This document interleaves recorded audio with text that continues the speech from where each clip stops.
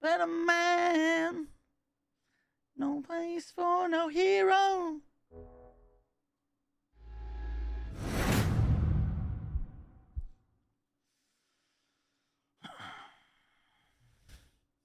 You got no audio in a club right now.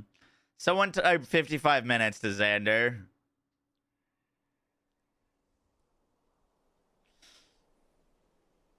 Should we just start the wish list or bingo? We could do that.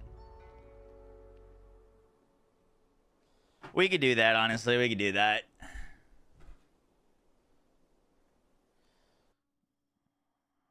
I gotta fix this game because it always boots. Honestly, I'm just gonna close it for now. I don't know why. Every time I boot up that game, it restarts in full screen, which I hate so much.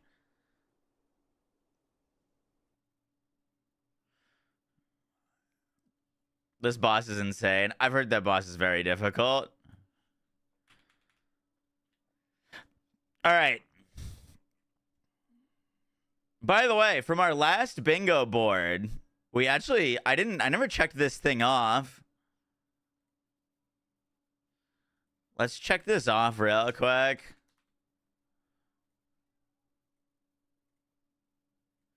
Okay, we got flying / hovering characters. That was a thing. New gun manufacturers. We got that. We did get more customizable vault hunters. Got that. We got no save quit farming. Got that from last time. We got more returning vault hunters. They showed off Amara. New endgame activities. I don't know if we could technically say this one because they haven't really talked about endgame.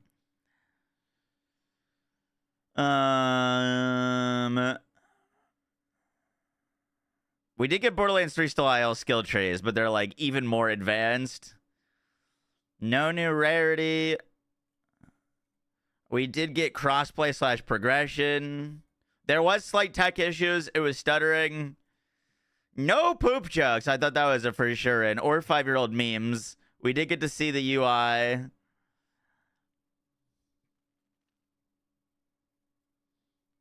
Yo, what's up, Dark? Anime Alex, how you doing? What time does it start? It starts in 50 minutes.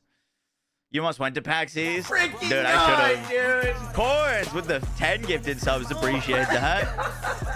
Thank you, Corns. Gifted subs to Mamba, Brag on Wild, Solid, It's Your Boy Calv, Gibbs, Prav, and El Domol.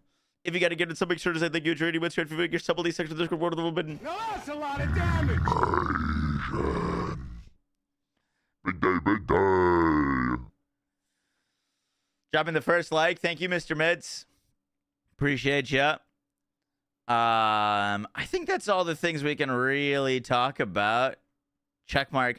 We could like kind of throw the new endgame activities because they said world bosses, which I'm assuming are going to be part of endgame, and that's new. But it's a bit of a stretch. With the dungeons. Oh yeah, the vaults, the new dungeons. Yeah. Okay, all right, that's a bingo. We'll take it. We haven't heard anything about dedicated drops. That's what we're hoping to hear today. The Tedior guy was dual wielding melee. Do we count that? I don't know if we count that. We can count that. I mean, we got our bingo. All right, we're going to make a new one of these for today. Since I played Borderlands, the movie had a bad taste in my mouth. What movie? We don't speak of any movies here. Don't know what you're talking about.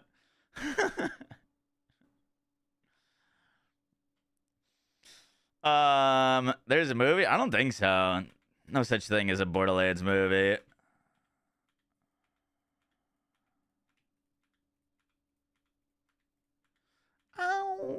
Oh, crap. We can keep Randy Magic Trick.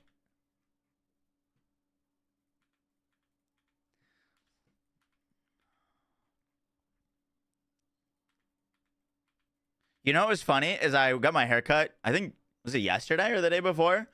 And my barber couldn't stop talking about the Minecraft movie. He asked like literally every person that came in to the shop if they had seen the Minecraft movie. He loved it. How long until it actually starts? Exactly 50 minutes, Moss. 50 minutes. Time for a new barber? No, I like this guy. We talk about he's actually big into like esports, Lawler. We talk about CS:GO.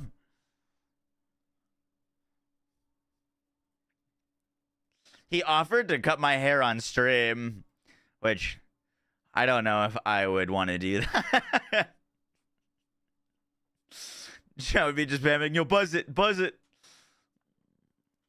All right, let's start the bingo board. We're going to put wish lists / like things we're hoping to see. So pre-order info is number 1. I want to know pre-order info. Put that in square one.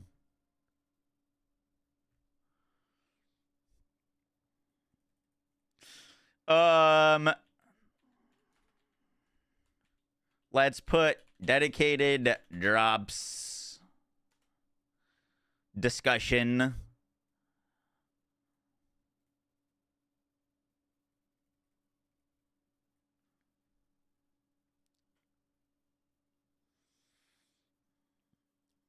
Butcher shotgun in the new trailer. We could. The crazy Jeff thing with the 23 months. A little abstract. We'll get to the more abstract ones once we get out of the main ones. Endgame discussion. Or endgame reveal, I guess.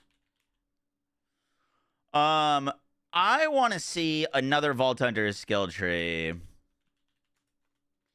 Another Vault Hunter's skill tree. I want to see Rafa's skill tree or, you know, honestly, any of them. Harlow, Aemon. True Vault Hunter mode. I could put that on there. TVHM or new game. I'm going to be honest. I don't think we see a True Vault Hunter mode in this game. We'll see, but the fact that you can just replay missions by clicking on them, like, I think you might be like replay the mission in True Vault Hunter mode, but I don't know if it's going to be like a whole fresh playthrough type thing. You know what I mean?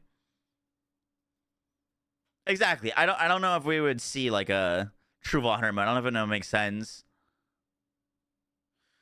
Oh yeah, let's put it in there. BL3 DLC Shadow Drop. Just cause we're feeling wacky. I would cry and shit at the same time if they shadow dropped a Borderlands 3 DLC. We got dedicated drops already on there. I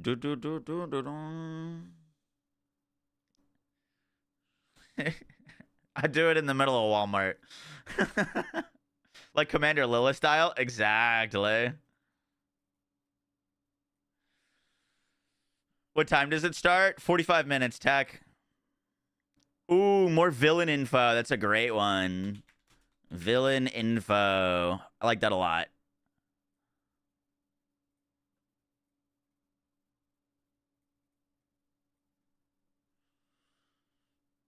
What's a shadow drop? Basically, if they put out like a DLC for Borderlands 3 today.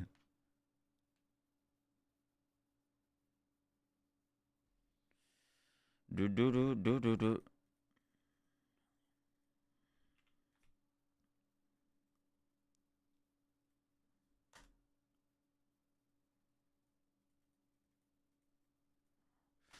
No new element.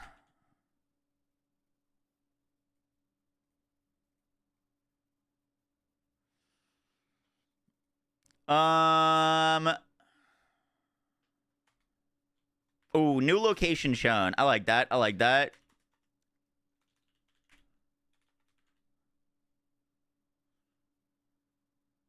Randy spoiling something. We could put it next to Randy Magic Trick when we get down there. Crafting system. Let's put reroll system. We can't use the word crafting. Seeing hub / town. I like that.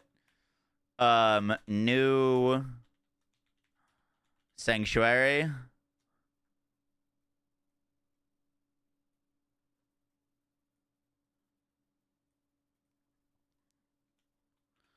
slash hub. Sean. I like that a lot.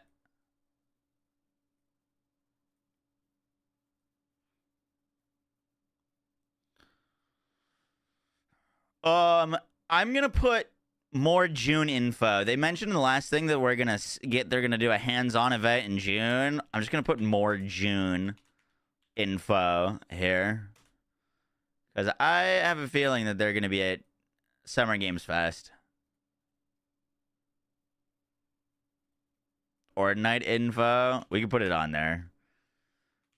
Ordinite. I mean, I don't know how it's spelled. I'd have to look at Randy's tweet. I think it's that. Ordinite.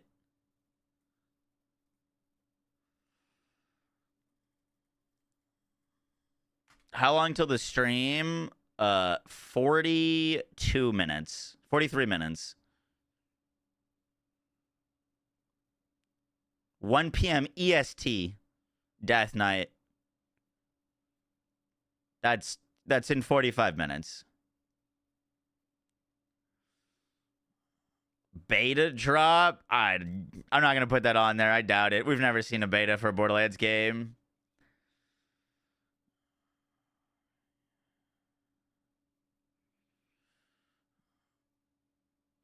New damage type. We got new element. I think that covers that. Oh, Vault Hunter intro videos. I like that. Yeah. I loved when they did that before. Yeah. We could throw that up there.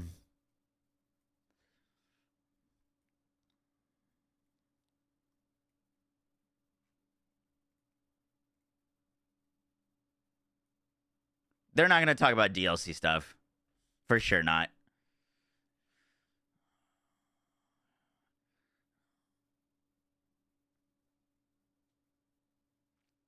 We believe that's Ordinite. I tweeted at Randy a screenshot of a weird thing popping up, and he made a riddle about Ordinite. So I think that's our new currency. You can see it in like almost every gameplay. Enemies are dropping this weird like orange crystal looking thing. I want to know more about the sets. More info about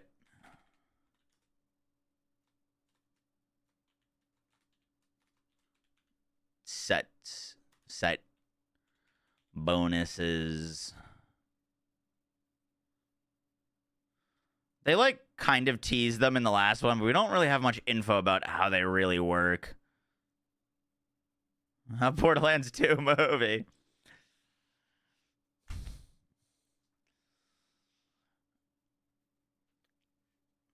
Lilith redesign. That's interesting. I don't think they'd spoil Lilith yet. Like, I think finding her is going to be like a big thing in the game. Oh, I like that. Level cap info. I like that a lot.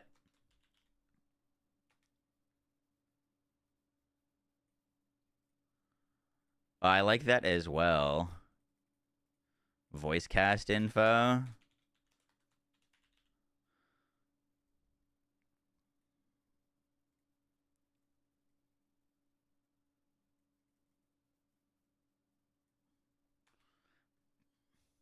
Guys, stop saying second Borderlands movie. We don't want it. Showing off some legendaries. I like that. New Legos shown.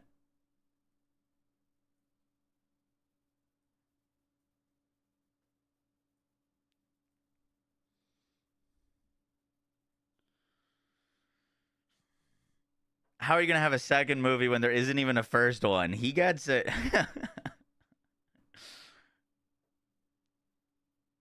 They have shown Claptrap off. Oh, yeah. I want to know about Guardian rank slash badass rank. Guardian rank slash badass rank. Yeah. Good call. They haven't shown anything about that yet.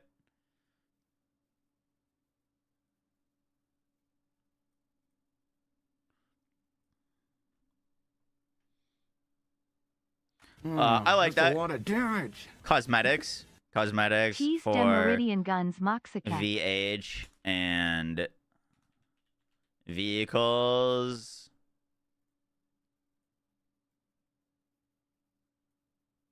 If it's coming out on the Switch too, I'm sure it'll be playable on Steam Deck. We've got, I'm kind of encompassing like raid bosses, takedowns, all that in endgame reveal. Takedowns on launch, raid bosses on launch, anything like that. That's a lot of damage. LFGBL4. Who was the most fun VH ever and why was it Krieg? Krieg was a very fun Vault Hunter.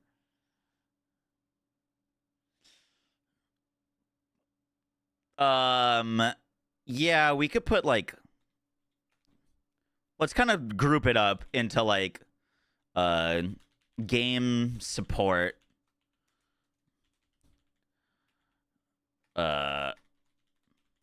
vault cards, roadmap, anything kind of like post-launchy.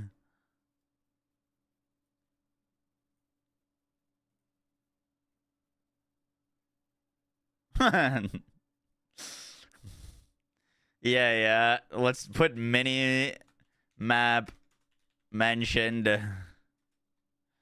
at K6.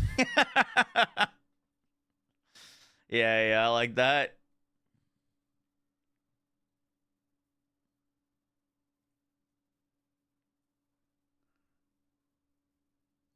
Post-launch support. Yeah. That's better wording.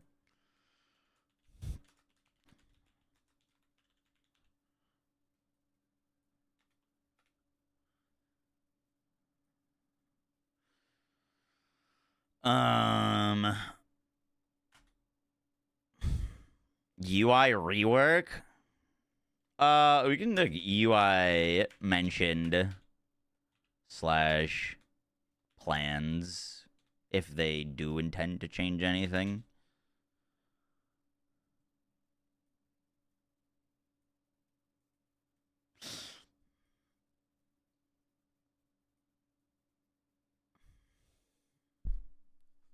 Randy in a strange outfit. Oh, come on now. Tech showcase settings graphics. Is that not kind of what we got before, though? You mean like now it'll probably be running on PC?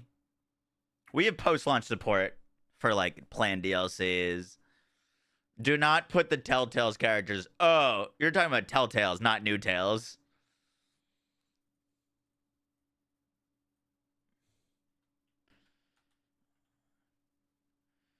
Well, we got level cap info.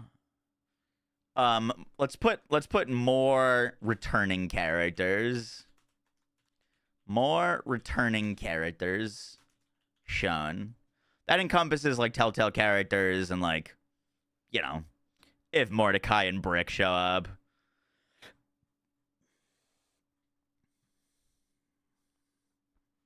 Skags. I don't think we're gonna see Skags on this planet. Would that make sense? Could we see Skags? I actually don't know. We have set info as well. All right, let's just go through. Let's go through what we have, and then we can even make another line if we want more stuff. All right, we've got pre-order info. That's very important. Dedicated drops, endgame reveal, another Vault Hunter skill tree. I just want to see like new skill tree action skills. True Vault Hunter mode or new game plus Borderlands 3 DLC shadow drop. Borderlands 4 is set in a very distant planet called Kairos. It's where Lilith crashed Elpis into, or the moon into. Villain info, new element, new location shown, reroll system. New Sanctuary / hub shown. More June info. This is like Gamescom, or not Gamescom, Summer Games Fest. Randy Magic Trick is in our middle box, because surely, right? Ordinite is the new currency that we are thinking. Because like we're not on Pandora anymore, right? We're nowhere near that galaxy. So we might not have iridium.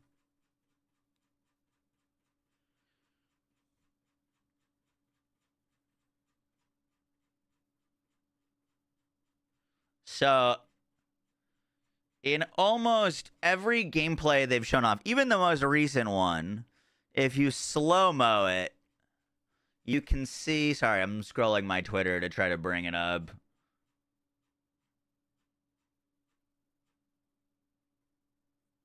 Here's my tweet about it.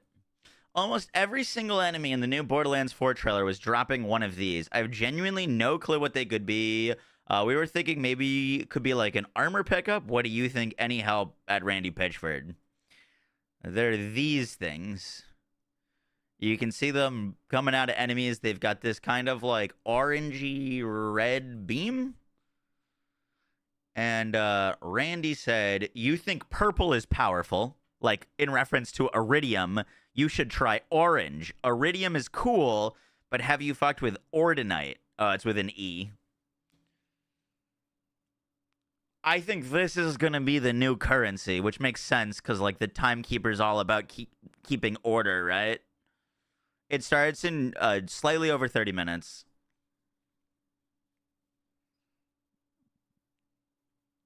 So I think this is going to be our iridium.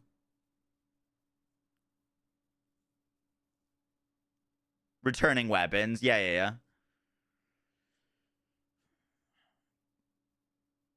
Online skill trees before launch is something that would be dope, but I doubt we get them now.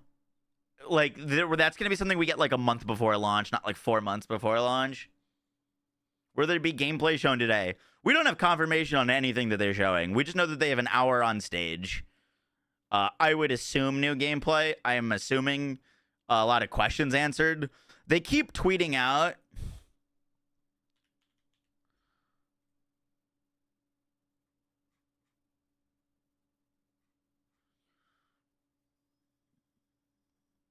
They keep tweeting out like this stuff. We'll be collecting questions asked online to answer during our show. So let her know our questions below.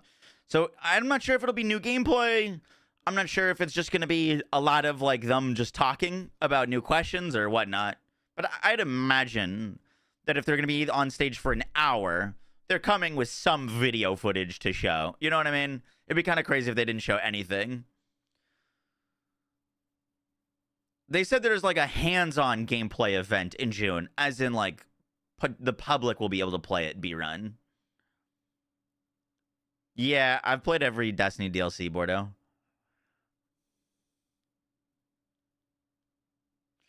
The whole presentation isn't Borderlands 4 either, is the Risk of Rain 2 stuff. Yes. I think they're going to be starting with Risk of Rain 2 stuff, and they'll probably have some more like Gearbox stuff. Oh, that's a lot of damage. Garrett with the tier 1 sub redeem, I got you. And Corn, Lord of Tea, thanks so much for the 2 months of Prime. It's for CZ, I got you.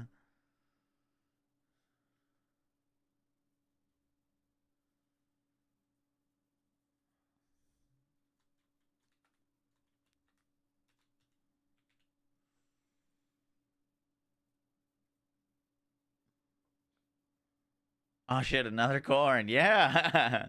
What is Risk of Rain? It's a game that Gearbox, well, I think they technically now develop it. But it's that's a lot of damage. It's a roguelike. It's really good. Kind of like a character-based roguelike where you can stack up items and make crazy builds.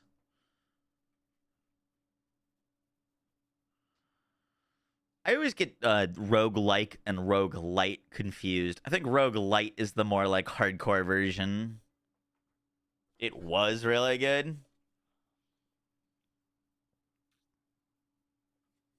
Oh, that's a lot of damage. Ba-da-ba-da-bum.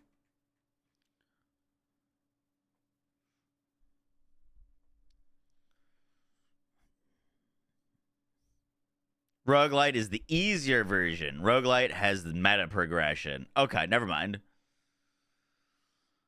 Like is no meta progression. Light is the opposite. Gotcha. Okay. Yeah, those I always get those two mixed up. All right, incoming flashbang.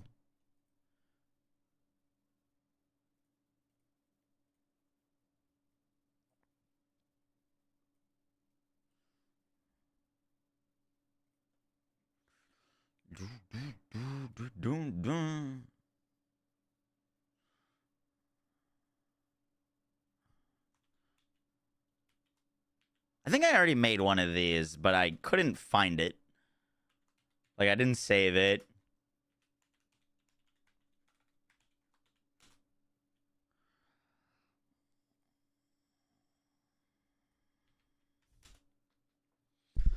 Boom, boom, boom, boom, boom. Light equals light, not as heavy. The bingo chart of disappointment. I hope there are 2 or 3 of those. We got bingo last time on our last bingo board. So hopefully get it again. You know what I would love to see in Borderlands 4? Is it'd honestly be so cool. You know, we've had like True Vault Hunter mode, Ultimate Vault Hunter mode. It'd be cool to see like different actual game modes. Like support for Allegiance runs or like support for One Life runs. That's a lot of Like you damage. could start a literal One Life character and when it dies it gets deleted by the game. You know what I mean? Like stuff like that would be cool. You can like set your playthrough to Jacob's Allegiance or something and then it'd only ever see Jacob's gear drop. Hey, well, thank you for the 49 months. Appreciate that. Boom, boom, boom. What are plans for endgame? Scaling. Takedowns. Raid bosses. What are the plans for Guardian rank? Will weapon proficiency return? Or perks? Borderlands kind of did away with the perks. Borderlands 2 had perks.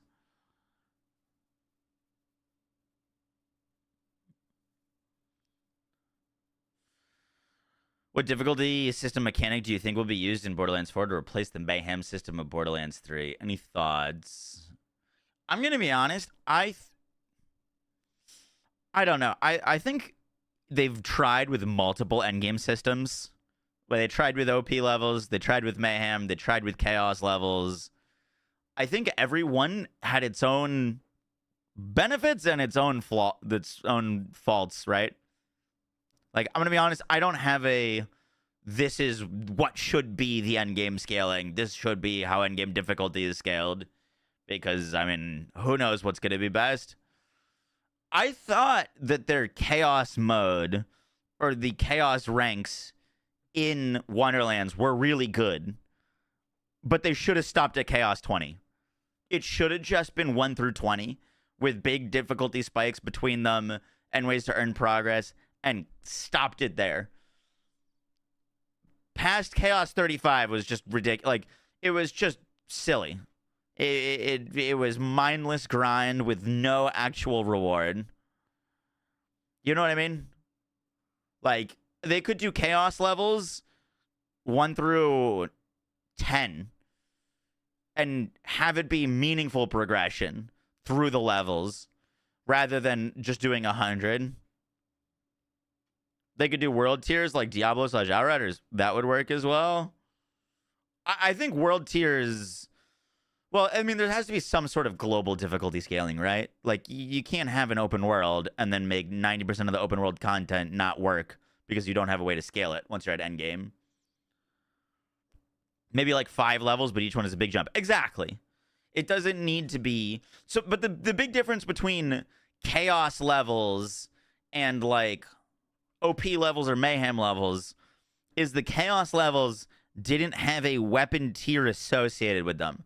It's not like you got to Chaos 5 and got a Chaos 5 weapon, which was scaled to Chaos 5 and then no longer made Chaos 5 difficult.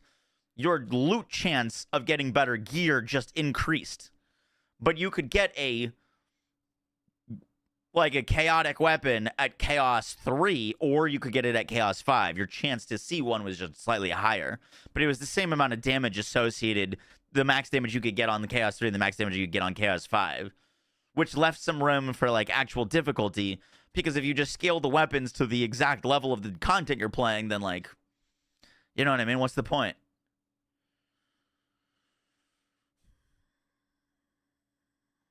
Outriders is great. Yeah. Outriders just needed more content.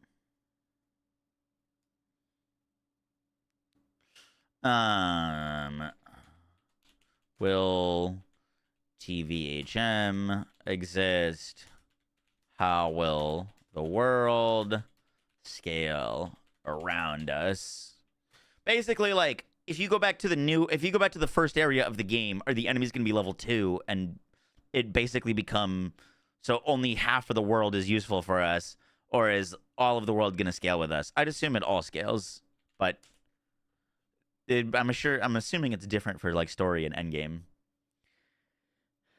When does the panel start? 23 minutes.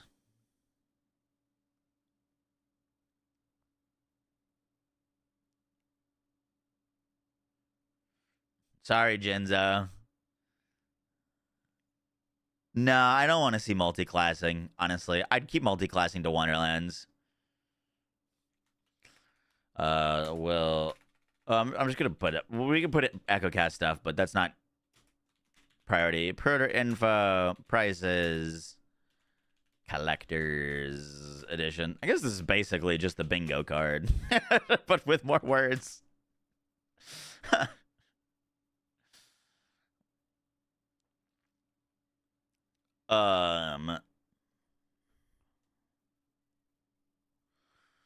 So wait, if Iridium is weaker than Ordinite, what happens when a Siren uses it? Great question. I don't know.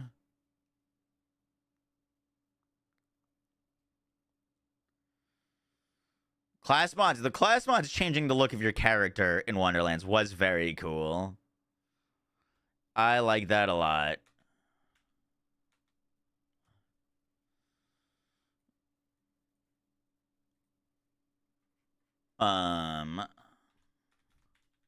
New loot beams explained.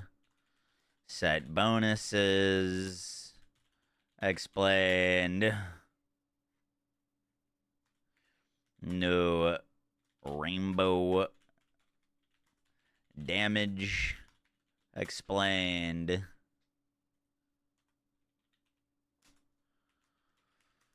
Level cap info and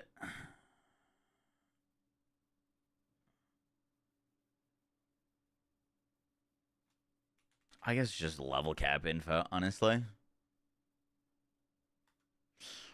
Level cap info. Oh, I like that. And loadouts for the crazy amount of builds we can make.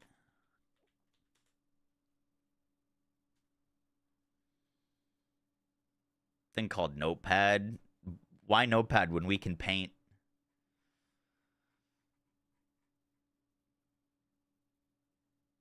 I want some more story info. Villain, how we arrive on Kairos. Is Ava dead?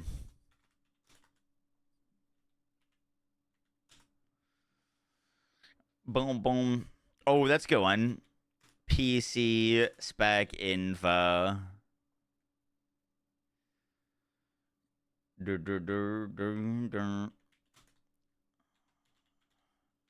EchoCast support. Launch plans. Thoughts on adding new rarities post-launch? I think it'd be great to see new rarities post-launch. Where is Lilith? Lilith is alive and on the planet. We saw in the new gameplay that they're literally, like, one of the story missions was find Lilith. Shut up, ADR.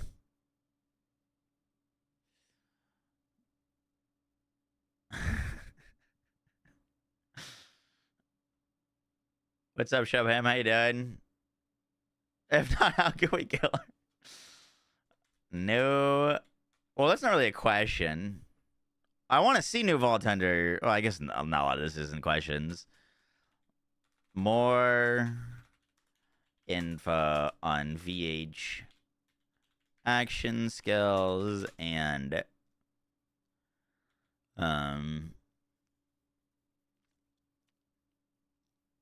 skill trees.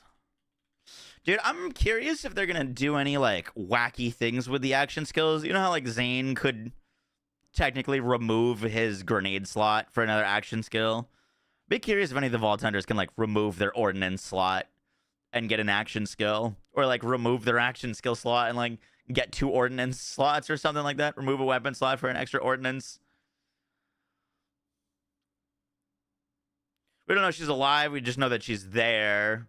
Fair enough. We're like on a mission to rescue her, but like she could be dead by the time that we get there. Type deal. Yeah, I'm gonna try to get a new intro, Jarrus. Probably same song though. Oh yeah. Will there be a dialogue skip? At least for second playthroughs.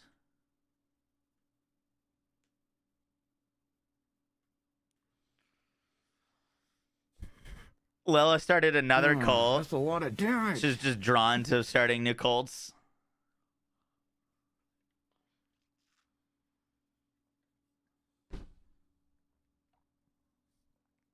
I think we had max level cap info here.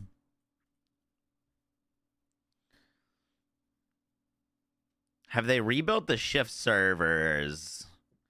Let's put... I'm gonna have to expand this.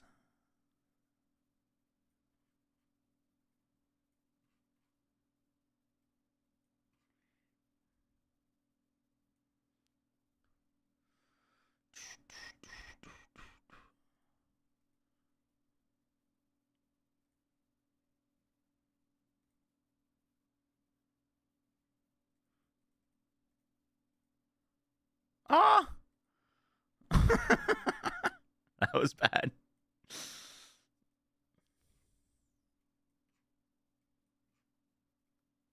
I see why Notepad would be easier now.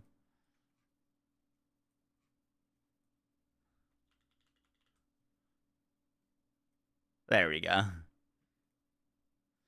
Much better.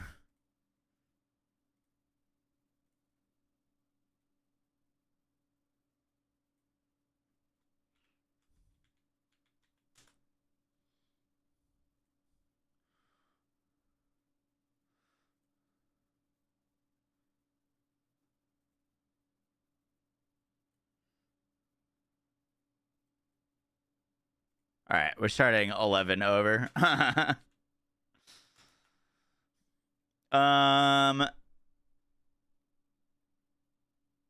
don't think we're ever going to see a seasonal reset in a Borderlands game. I'd be shocked.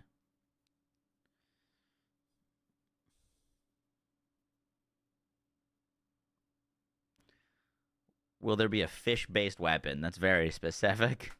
Let's put multiplayer info, matchmaking, server browser, etc.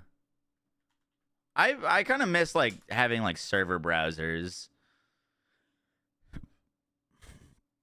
I don't think they're gonna do like a level 150. I mean, we'll see what the level cap is, but like they could also just give us skill points during the campaign.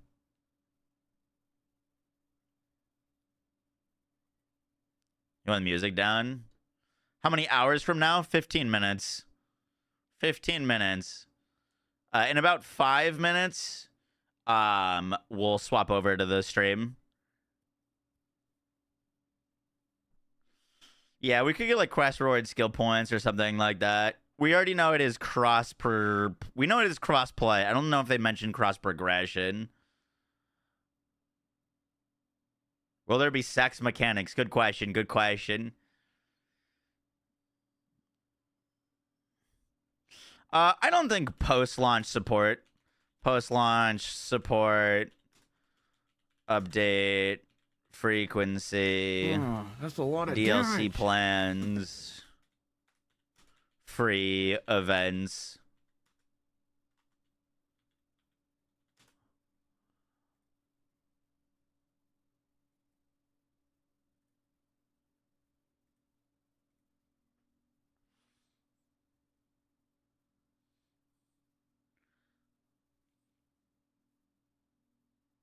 Pre-launch support.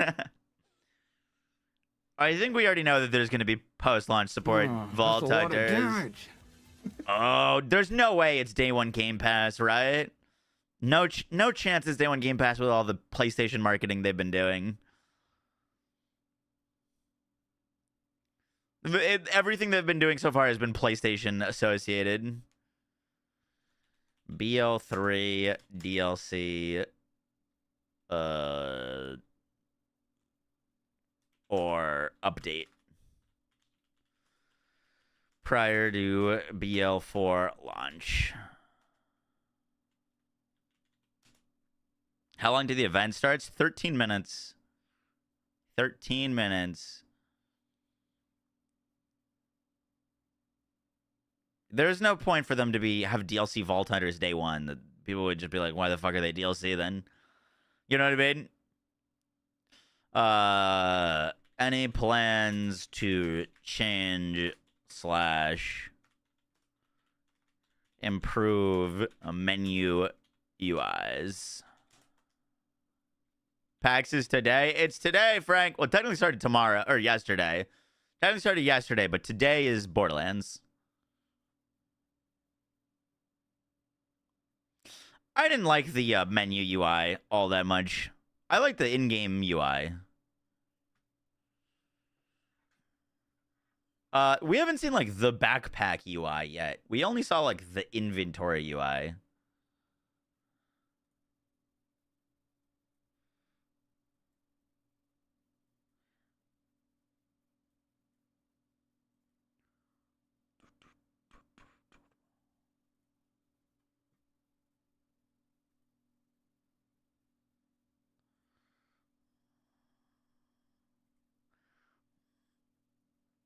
Shadow drop the game. Is this a breakdown to the gameplay trailer? No, these are questions or things that we want to see or hope are answered. How is the frame rate compared to PlayStation 4? I don't know if that's a question you want an answer to yet. Wait, it's not coming out on PlayStation 4. It's not available on PlayStation 4. It's next gen only. It's literally, they've announced it's next gen only. Yeah, it is not. It will not be available on PlayStation 4. It's next gen only.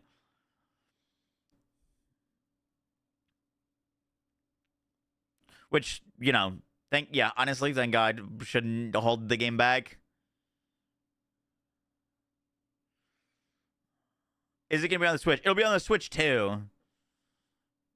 Current gen? Yeah, I guess current gen, technically. We already have level cap info. Just saw a man fall to his knees in Walmart. I don't think we're getting melee weapons now. We saw the inventory. There was no slot for melee or anything like that. But they do have melee action skills.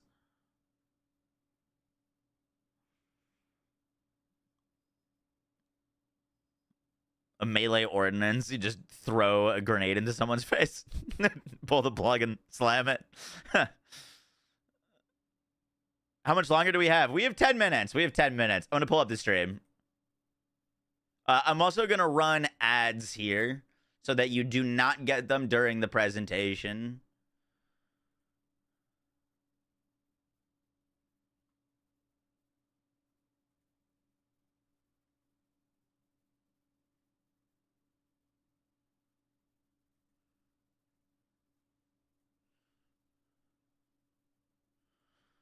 Boom, boom.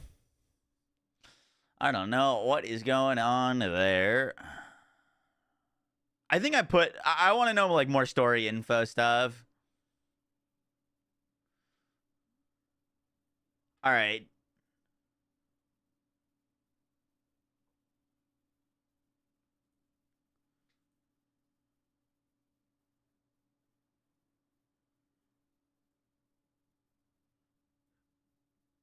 So currently ads would play in 10 minutes. So that would be basically as soon as the stream starts, which is not good. We don't want that. So I'm going to play ads now so that you guys do not get them during the show.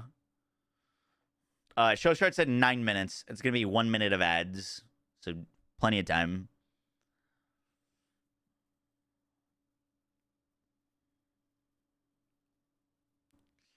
Boom, boom, boom.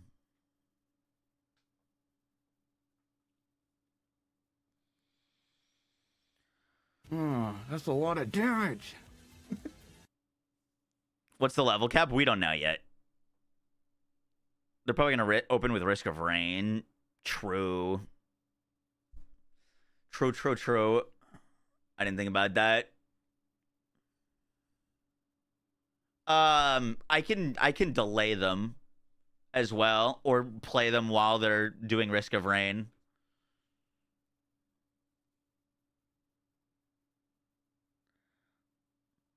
Don't tell me now.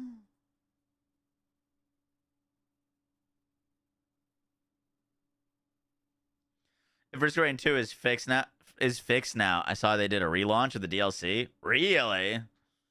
That's good news. Dude, it was not a good look. Not a good look for Gearbox with what happened with the Risk of Rain DLC stuff. It's in 7 minutes, Jordy George.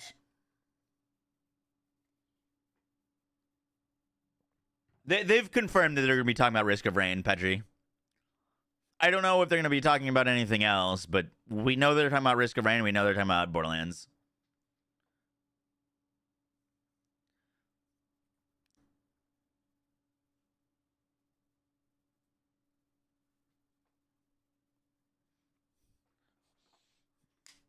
It's in a good state now. That's great to hear. I love that game.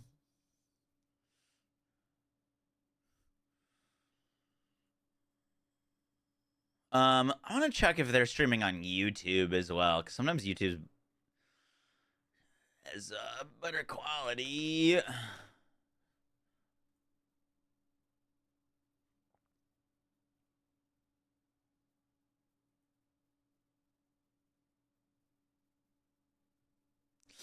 Gearbox has a YouTube stream up. We're gonna watch that.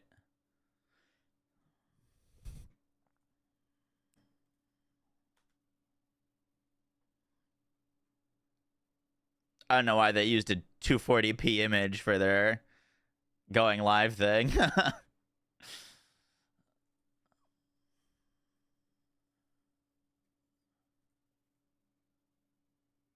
5 minutes. 5 minutes.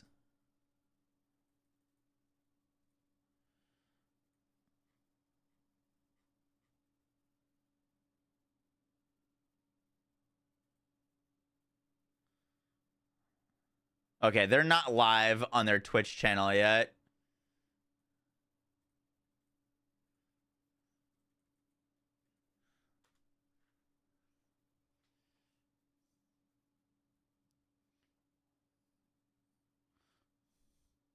That's long enough for 3 sexes. Okay, dude. Yeah, we really haven't seen Rafa yet. I mean, to be fair, there's still a lot more that they can show about Vex. Alien Colonial Marines 2. You did not just type that.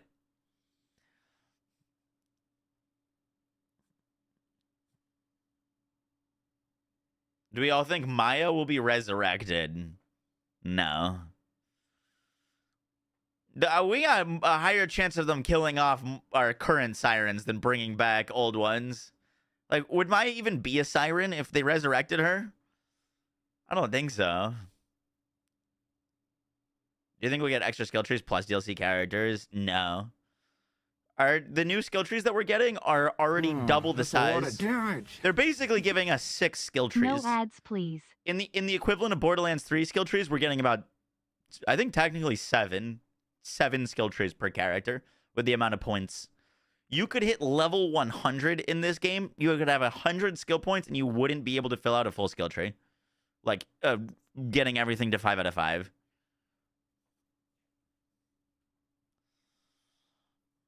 I doubt we get new skill trees because, like, good God, what would we do?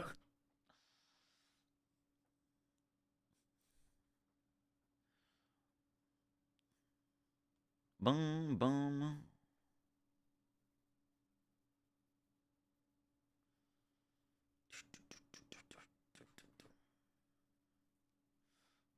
Four minutes.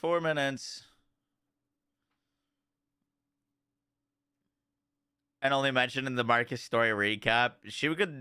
I was saying that we're gonna crash land onto this planet and Ava dies in the crash. That's just like a 2-minute thing. Crash happens, Ava dies, game starts.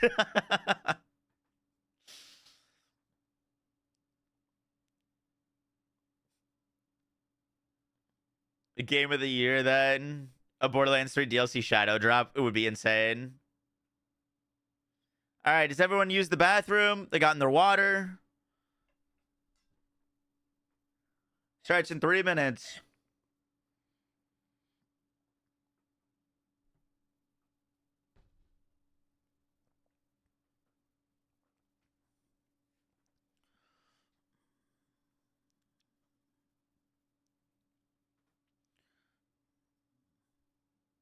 Captain Lopa for Borderlands 3. My hope was high originally for something like that, but now that we're getting so close to launch, I kind of doubt it. That's a lot of damage. Cobra, I think we get to sub to Judo. Appreciate that. Thank you.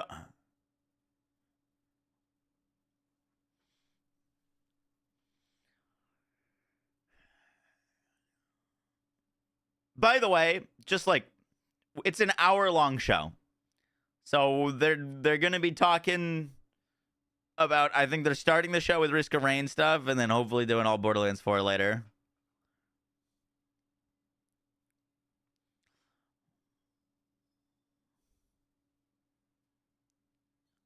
I think it feels a lot like Destiny 1 a little bit.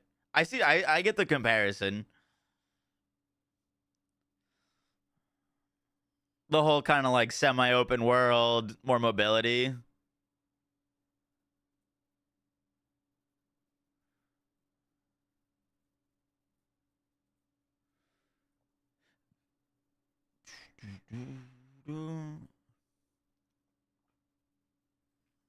Ads are disabled for 23 minutes currently.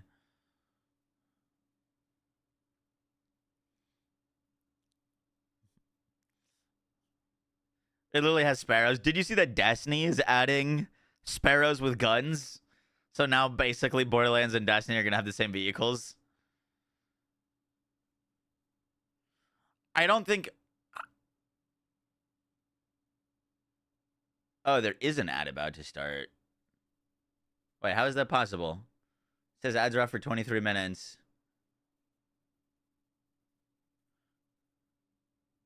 I snoozed it, Fadacious.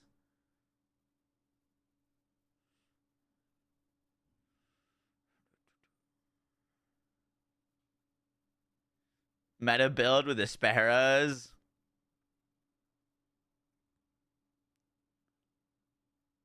All right, should be starting right now.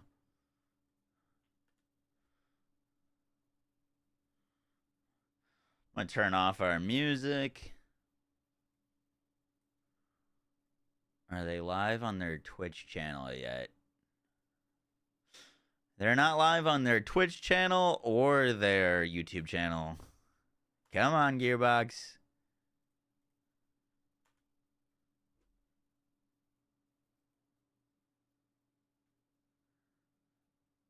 PAX is still on another panel. Those biscuits. The previous panel is still going. Let's see. PAX. Okay, they're transitioning.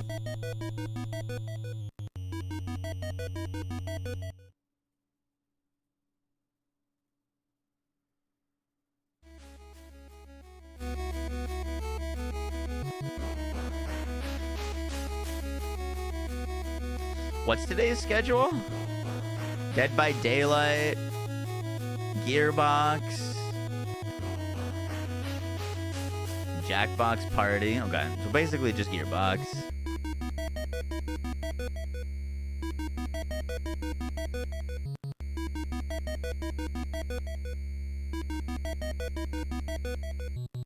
I hope they play Wonderwall.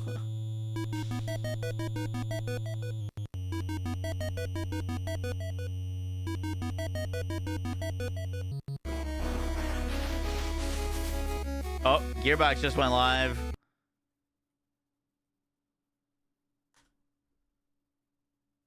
The YouTube stream is not live yet, though. But Gearbox's Twitch is live now.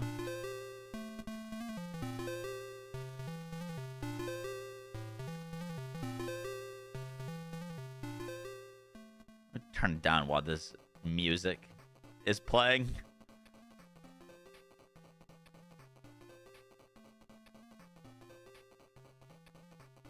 Tomorrow's Warframe, Sunday's TFD. Word.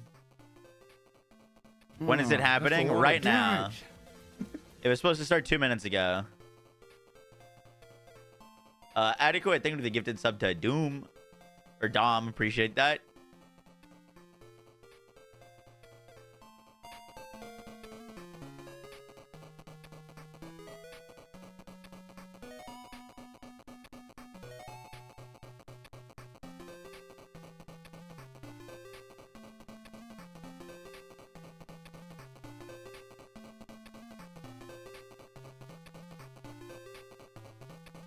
Oh, that's a lot of damage.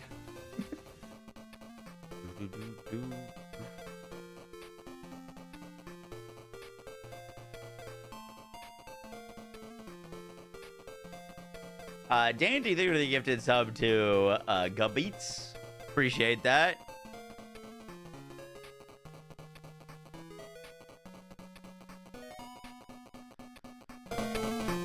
Oh. I think the YouTube stream just went live.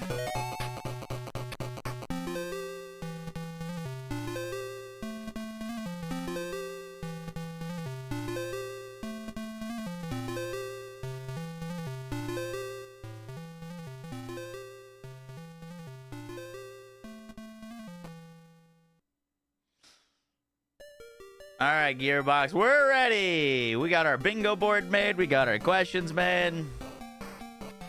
Hey, appreciate that, Ray. It's good to be back.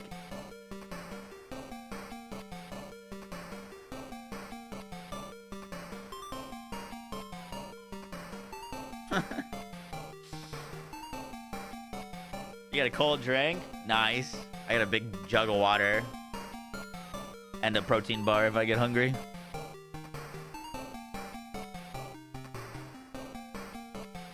It's going to start at 1:05. So, a minute from now.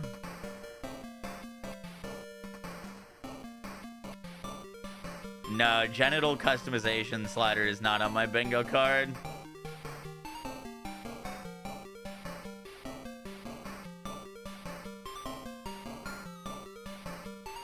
You're up at 3 a.m. in Australia for this? Let's go.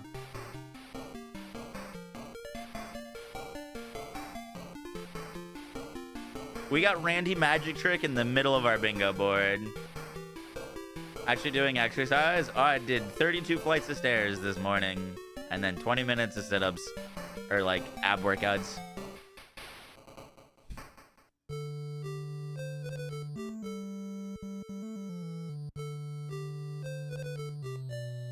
What are we thinking from Randy's outfit? Something wacky.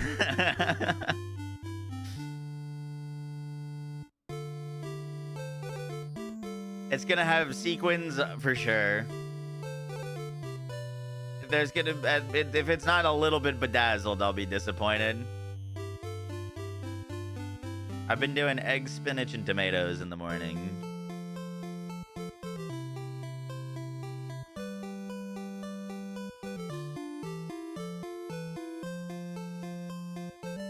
They're hitting us with the Pokemon music right now. Shouldn't it have started? Yep, they were late. As in, like, the show before them went over.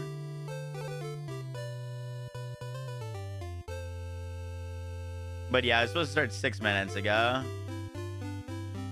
Cosmo, appreciate that.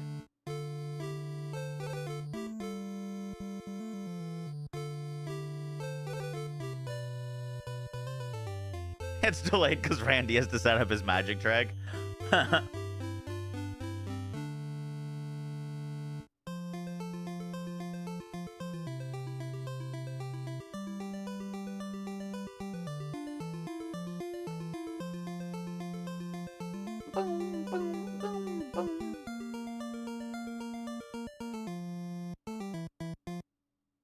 Oh.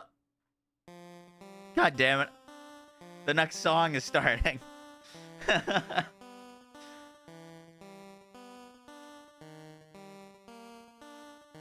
It paused for a second. I thought we were ready to go. They haven't mentioned... They mentioned that there's going to be an event, but they haven't, like, given any details yet.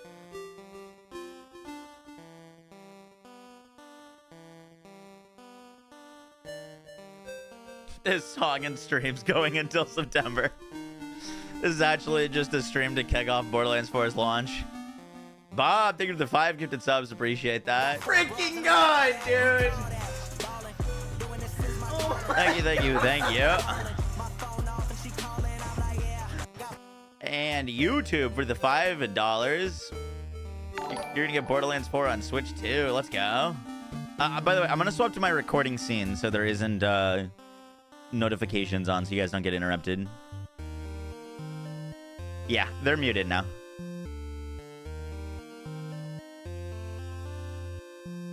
Stage Chief Communications Officer Oh, at shit. Gearbox Entertainment, Dan Hewitt.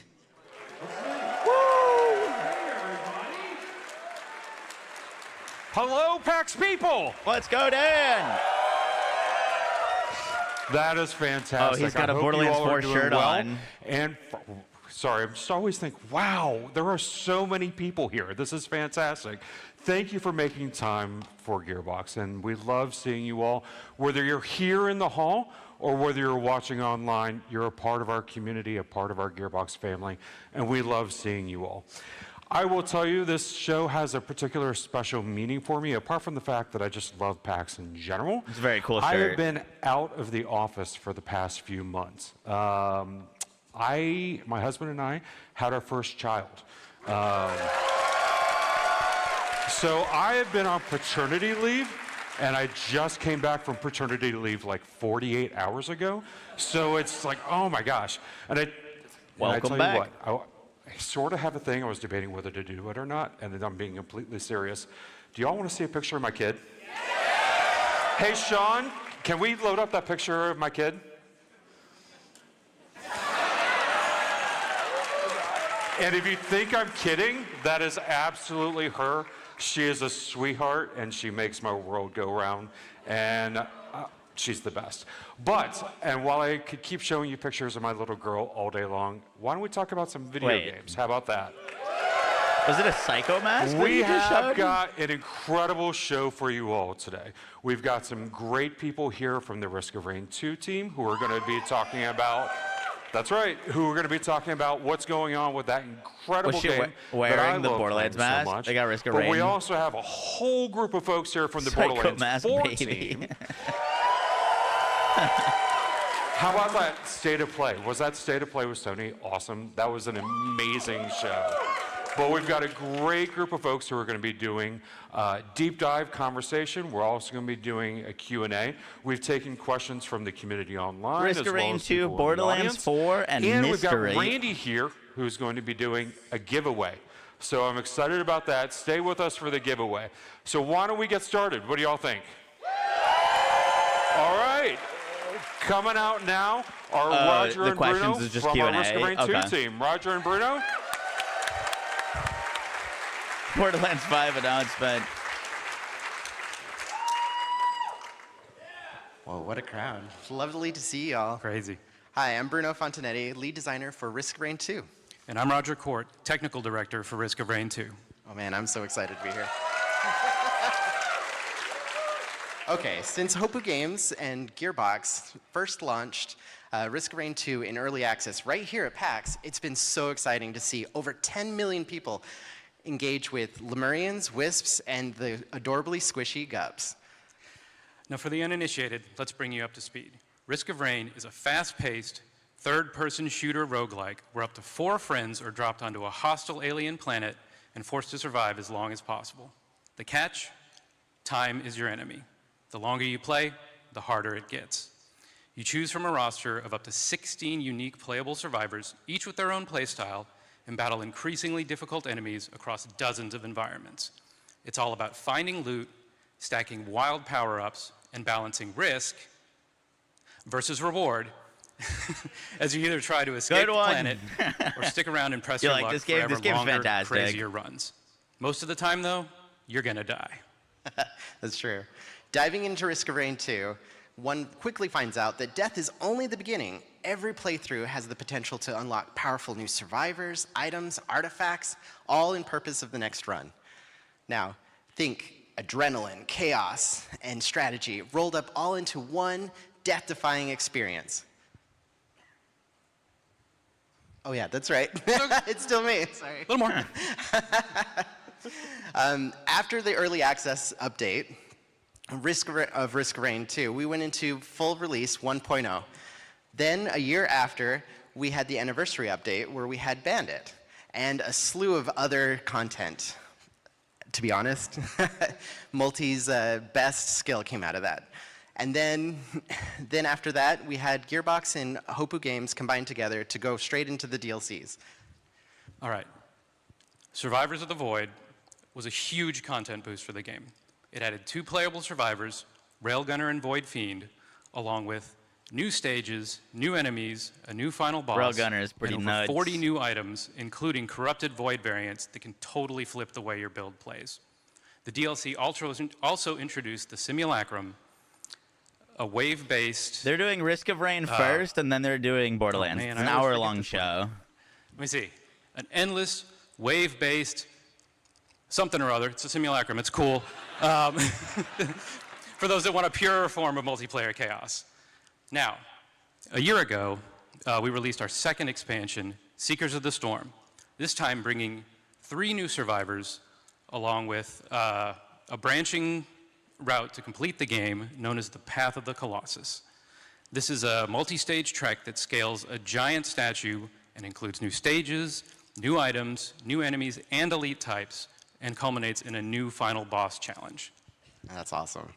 So earlier this week, we released Phase 3 of the improvement updates. Phase 1 being the items, where we overhauled all of them in conjunction with the community, ensuring that we increased the fun, improved the balance, and created new synergies between old and new items.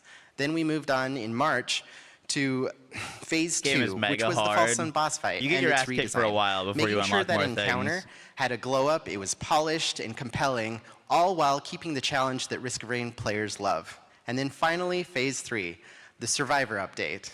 Seeker, False Sun, and Chef.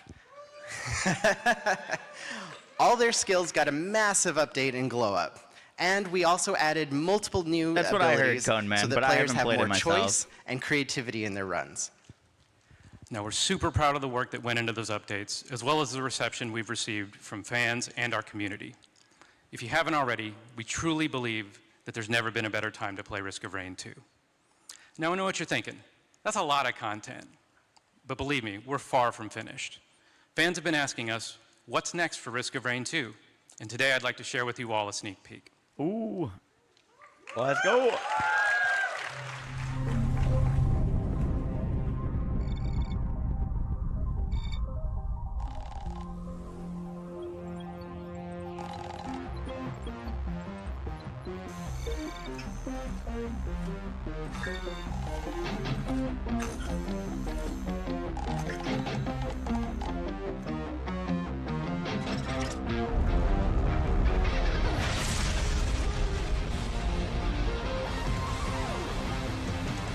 cool music.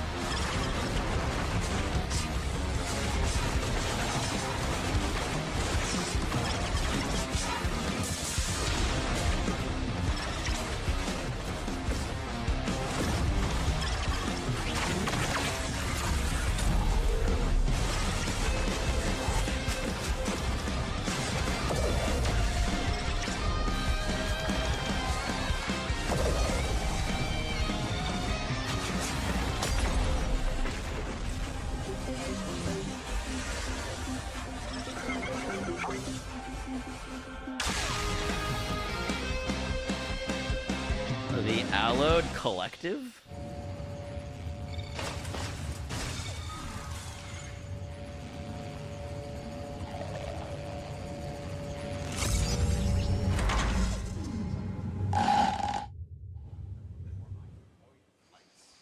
What? Wow. That looks so good. I cannot wait to get my hands on it. All right. So now, first off, thank you, Roger, Bruno. That was great. Now I want to bring so onto the confused. stage two of my best friends from Gearbox. Please put your hands together new for DLC Rainey in Fitchford, founder Survivor. of Gearbox Entertainment, and Andrew Reiner, our Global Chief Creative Officer. Was that gameplay? Really being like third Hello, person with the gents. drone? Hello. Big deal? Was there other characters? I Randy, don't know. how's your PAX going? Oh my God! You guys haven't? Oh, who's shit. played Risk? Has anybody Borderlands. played Risk of Rain 2? Wow, they're already on Borderlands. Holy shit! like the 10 game, minutes. like for a humble, dude, this is like they're $25, man. Gearbox, change the scene. It's freaking great. I'm addicted to this game. There it This is. humble little thing that and there's like 10 million people that have jumped on. If you haven't tried it yet, you owe it to yourself to check it out. It's freaking awesome. I freaking love it. And All right, I'm glad here we're not getting, like, right 10 now minutes of with you Borderlands. guys. We're here together. And I get Amazing. to talk about Borderlands 4. Let's go. Reiner, how's your PAX? Also, who I'm gets having an sparkly absolute shirt? blast. I love this show. PAX It's is the one of the best. best shows. I've been going to video game shows since 1995. Holy shit. And PAX is one of the best in embracing the community and bringing gamers together. It's so much fun to just sit and talk games with all of you and seeing all the cosplay. Look at this front row. I'll let you guys get to it. Have a great conversation. All right. Holy shit. Yeah. Okay. Are we doing We this? have most of the Vault All right, Hunters we're here. This good. is great. Yeah, holy shit. Yeah, it's Look okay. at that. Guys Oh my over God, you here. guys look amazing. This is Now we didn't trouble put over here. I technical want some difficulties photos on the from you guys bingo later. card. Is that cool? Awesome, awesome. Hell yeah, hell yeah. All right, should All we right, get to let's it? do it. Yeah. All right, cool. So Who just got- a little He's table got a setting 4 here. on his jacket. You know, we recently released the PlayStation State of Play Showcase. Deep dive, 20 minutes, giving you a primer of what the game is. Today, we're going to go a little deeper into the game and kind of show you some of the things you've been asking questions about. I actually have community questions that I got online that we'll be asking as we go about this. But it's not just going to be Randy and me talking today. We have developers from Gearbox here. The team's hard at work on the game right now, but they took some time to answer your questions and be here with you today. So please give a warm, loud welcome to April Johnson, our Associate Narrative Director. Nick Thurston, Lead Game Designer. And Grant Cow, Associate Creative Hey, Director. let's go, Grant. That's the guy that made the KOs in. You guys ready? Great gun. Super ready. Are you guys ready? Dude, how, like, okay, before, like, we moved the date up. Did you guys see that? Yes. When does that ever happen? Everybody was like, oh, yeah, GTA 6. Like, dude, we had no idea. We discovered when you guys did. We've got this, you guys. This game is in great shape. We're cooking. We are cooking. W. We are cooking. We are cooking. Yeah, baby. All right, sorry, Reiner, go ahead. Well, I'm going to ask you a question Okay, first, okay, Randy. So, yeah, stay on the edge of your seat here. This is an intense question. No, you've been involved with every Gearbox release so far. Yeah. That's every Borderlands game, of course. Brothers in Arms. Yeah. You even worked on like Half-Life game, Duke Nukem. All right, change the scene You've again. seen it all. You've done it all. How do you feel at this moment in time where we're at with Borderlands 4? It's pretty good. We're on offense, you guys. There it is. Like, look, sometimes we're like white knuckling to the landing, you know? And look, we got a lot of work to do. We're working our asses off, but the momentum is insane. The velocity is insane. I don't think we've ever been in a better spot this far from launch as we are right now with Borderlands 4. And I'm really, really stoked because I kind of need a game like this right now, you know? I kind of need this. So I'm stoked to play it. I just can't wait to get it done so we can all play together. You guys want to play together? Yeah. So let's go back to the end of Borderlands 3, kind of connect the dots for people. Just spend a few seconds before we get to the new stuff, setting the story, Randy. Lilith teleported Elpis away. Why did she do that? What was the purpose of this? Yeah, so like with the numbered sequels, we're on a continuum with a story, and at the end of Borderlands 3, everything that we knew was at stake. Pandora itself, the planet that everybody lived on, was a vault, and the moon of Elpis was the key. And if the key went into the vault, Lilith and all of her friends would die. So she effectively sacrificed herself to save everyone and bamfed Elpis away. But where did it go? Where did it go? And now we know. It went to this other place on the other side of the galaxy, a new place that we call Kairos. In April, this is a community question that I saw online. Where are the rest of the Crimson Raiders? So the rest of the Crimson Raiders, they just cannot give up on Lilith. There's always this hope for them. So they have split up trying to find her throughout the galaxy. So we haven't seen the end of them, but we're going to get to visit with some of them in Borderlands 4. Cool. And we know the Timekeeper is our big bad in Borderlands 4. Boy, howdy. And he rules Kairos with an iron fist, or a golden fist, but we don't know much about him, his motivations. Can you walk us through who the Timekeeper is? So the Timekeeper wants everything under control. He doesn't want anything to deviate from his vision of what Kairos needs to be. And to maintain that control, he does what, you're gonna do, which is planet-wide propaganda, outlawing vault hunting, doesn't want anything to do with vault hunters. And, if you're gonna do it, you might as well have a massive unyielding army, which is our Order army, and then, you could get a cybernetic implant, put that in everybody's back, and, just control them into submission. So yeah, he holds Kairos very tightly, and he is clever and he is calculating. But when Elpis comes in and is basically like knocking on the door of the Veil of Kairos, very rudely, rudely, we might see the Timekeeper struggling to maintain that control. And you get a couple of vault hunters involved. The dude's had it locked down for like thousands of years. Thousands. And suddenly, some punk ass vault hunters show up and wreck his shit. He's not cool with that. So what's happening on the surface now that Elpis is here? So now that Elpis is here, the people of Kairos didn't really have anything other than abject control in their lives. And so when Elpis comes in, these people see the stars, like the reality of the stars for the first time. And they start to go, what if there's more? And of course, there's always the first. So someone took the risk of ripping the bolt out of their spine and out of their neck and encouraged everyone to seek that same freedom. Now, the risk of that is you might have a little bit of a personality change, or you might just vomit and die. High risk, high reward, as we say in the biz.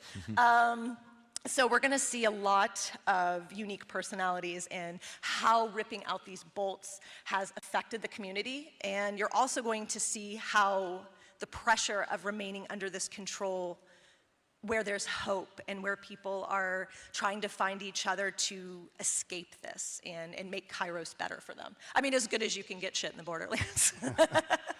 Let's dive into our Vault Hunters. We have 4 new ones in this game. And I'm gonna ask this to both April and Nick here. So April, talk about who they are, and Nick, maybe give us some new tidbits on gameplay. Yeah. Let's start with Vex the Siren. She's not your typical Siren. She's not. Vex is a bit newer to her Siren powers, and she didn't always have a lot of the best situations growing up, and she knows that a lot of bad things happen, even if you're a good person. And with this sort of awakening of her Siren powers, she can finally do something about it. And where that sort of manifests for her is a little spooky and a little cool. There it is. And if you're gonna, kick some bad guys in Dead the teeth, Ringer you might is as well the skill do it tree with a we bunch of haven't Reapers seen. and a Oh my god, she's big got like a kitty cat. digiclone. Yeah, She's got a like you Reaper already said, and like a she's definitely the digiclone. spookiest Siren we've ever had. She's the first siren that can physically manifest physical beings into existence, right? Like you saw her phase cat Trouble. She can summon Reapers and Specters, which is her third action skill that we'll talk about in a little bit. And man, she's also the first siren who focuses a lot on kinetic damage. She can actually switch between all the elements, but there's a heavy hook there for those of you who enjoy like lifesteal or draining the souls of your enemies. She's focused on kinetic. So that's pretty cool. AKA non-elemental. That's a big, from the first day I twist. saw our cat in the game, it was named Trouble. Like there wasn't a placeholder name. Nope. I wrote, I was like, that shouldn't change. That's amazing. Yeah. Where did that name come from? I don't know, Nick. Where did that name come from? So Graham, the creative director, kind of always told me that every good witch has a good cat by her side, a good cat familiar. And I have a good cat familiar at home too. His name is Trouble, and I just kind of put it in the game. I'm like, I'm gonna name him after my cat. So it just kind of stuck, and I'm pretty happy about it. Hey, Nick, let me ask you Real this. Trouble. Do you think we could get your other cat's name in a Borderlands game? My other cat's named Nisha. Okay, fair. So, already taken. All right, let's dive into Rafa. His backstory is really wild. Rafa, wow.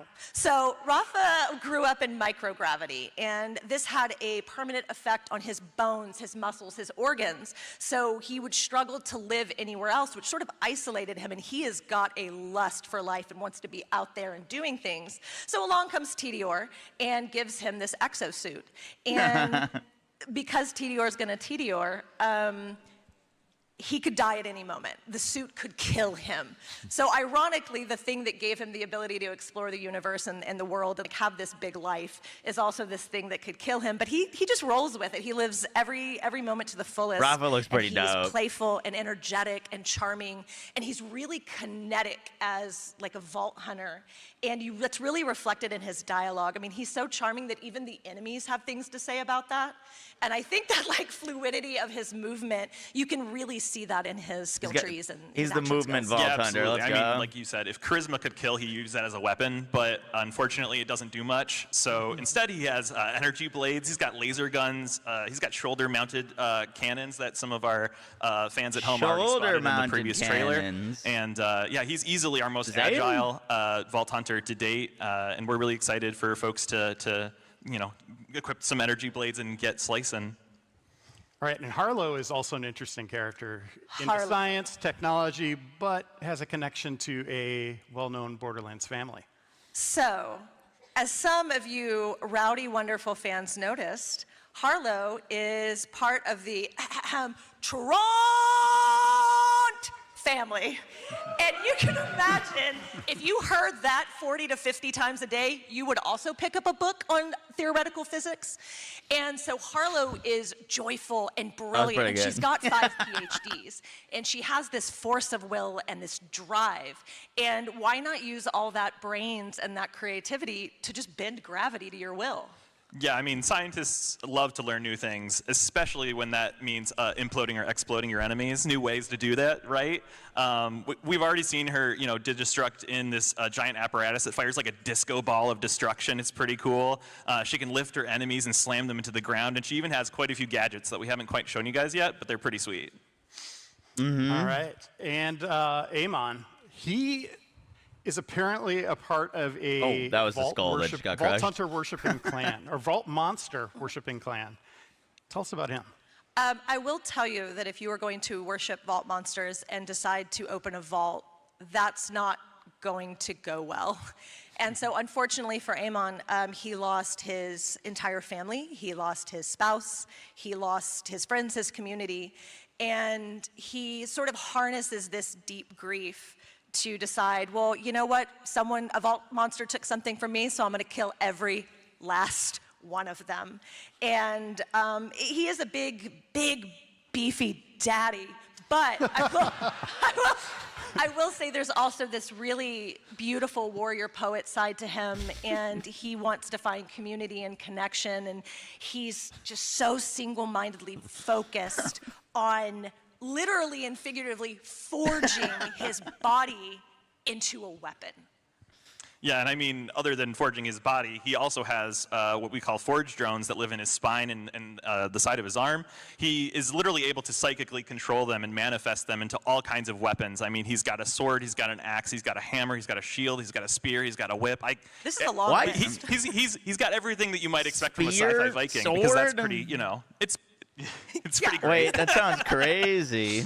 And Randy, let's focus on the planet Kairos a little bit. What can players expect as they're traversing this world? Oh, yeah. How many Well, action look, skills does that dude have? if you're like a human living on Earth and you want to like go someplace safe, Kairos sucks. Like, you're fucking dead. Like, everything will kill you out there. If you're a Vault Hunter, it's awesome because nobody gives a shit if you kill dudes and take their loot.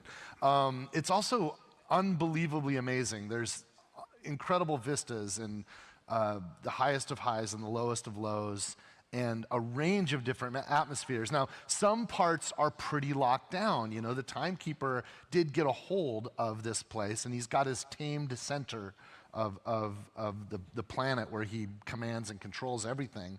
But out in the wilds, it's nuts. And also, even in that area, it's not safe unless you are. I'm so excited to you just know, like on the side of the explore, border. dude. So for a Vault Hunter, it's just everything's possible. And this is the biggest, by far, universe that we've built, and it's seamless. There's no load times. Just you see something anywhere on the screen, a mile away, up in the sky, you will be able to get there. Up in the sky? Yeah. Hey-oh. In Grant, we have dynamic weather systems. Walk us through what players can expect. Hey-yo. Yeah, and Kairos, there will be a myriad of different storms, from rain to thunder to snow and dust. They won't have a direct impact on gameplay, like your damage is going to increase or decrease because you're in rain, but you will have vision obscurity. You will see some things harder and some things that are easier to see. So just be prepared and go out and kick some butt. And Kairos is huge. You know, this is a fun place to explore. We're going to have story missions all over the place, but there's other things that you can do in the world. Grant, walk us through some of those as well. As players go through Kairos, they will have a myriad of things to kind of encounter, ranging from dynamic world bosses to NPCs that need help. All of these are just like loot chases, so anytime you do any of these, you'll be rewarded with good loot and like a loot chest and stuff. So be sure to stop and help the locals, be sure to kill the badasses that spawn, and try to fight the bosses that try to kill you.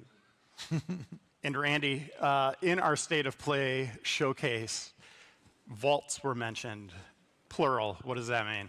I just snoozed ads, by the way. Yes, there are vaults. Yes. you want me to give it all up I right can now? snooze them two One more shoulder times. at a time, baby. I'm a former journalist. I got to do it. And as I just said, Kairos is huge. How are we getting around? Well, you know, you can do what you used to do, run and walk, and but there's a whole lot of new stuff. There's going to be multiple vaults, yep. And you could double jump, and you could climb, and you could glide. Oh, dude, the vehicles and you look could grapple. sick. And one of the, you know, we've had some big environments in the past, but we've always, when we've wanted to traverse longer distances, you know, you've gone to a vehicle station and gotten in your truck or your car or whatever you're into. We kind of came up with this idea, like, what if I can just use Digistruct technology to bring my personal vehicle to me at any time, anywhere. And it's awesome. Like, I can just get on a bike and cook. And there's so many cool chassis and tons of customizations that you'll collect and loot. And it's freaking fun to just grab that. And if that's not cool enough for you, then you can grapple too and go. And that's fun. Yeah. It's a lot of ways to get around. And I've spent a lot of time reading feedback from the State of Play. And one thing people are honing in on is the compass. And there's also, you know, this legacy of a mini map. Why do you think the compass is the way to go here for Borderlands 4? And you're looking at me like you're going to throw the hard shit at me. I'm giving you the hard one. Yeah. All right. Well, look. Here's the deal. You guys haven't played the game yet. You know, obviously, when we did Borderlands 1, we didn't have a mini map, and we added it in Borderlands 2. And we noticed that there's some people online going like, wait, we haven't seen a mini map in what you've shown so far. What's going on there? I'll tell you the deal, and I'll just be straight with you. We made a big frickin' world, and a lot of the things you do can be local space, but a lot of the things you do or want to do are out there. And a local space map is not a good way to navigate when you're thinking about objectives and opportunities, several at the same time that might be miles away. And a compass really helps us do that. The other thing that the team really wanted to commit to, these guys are awesome, and they want to push the boundaries of design and environment. Instead of just a single flat plane, they embraced a lot of verticality. You're going to have more verticality in Borderlands 4 than you've ever seen before in a Borderlands game, by far. And when you have a layered environment, a top-down two-dimensional view is extremely confusing.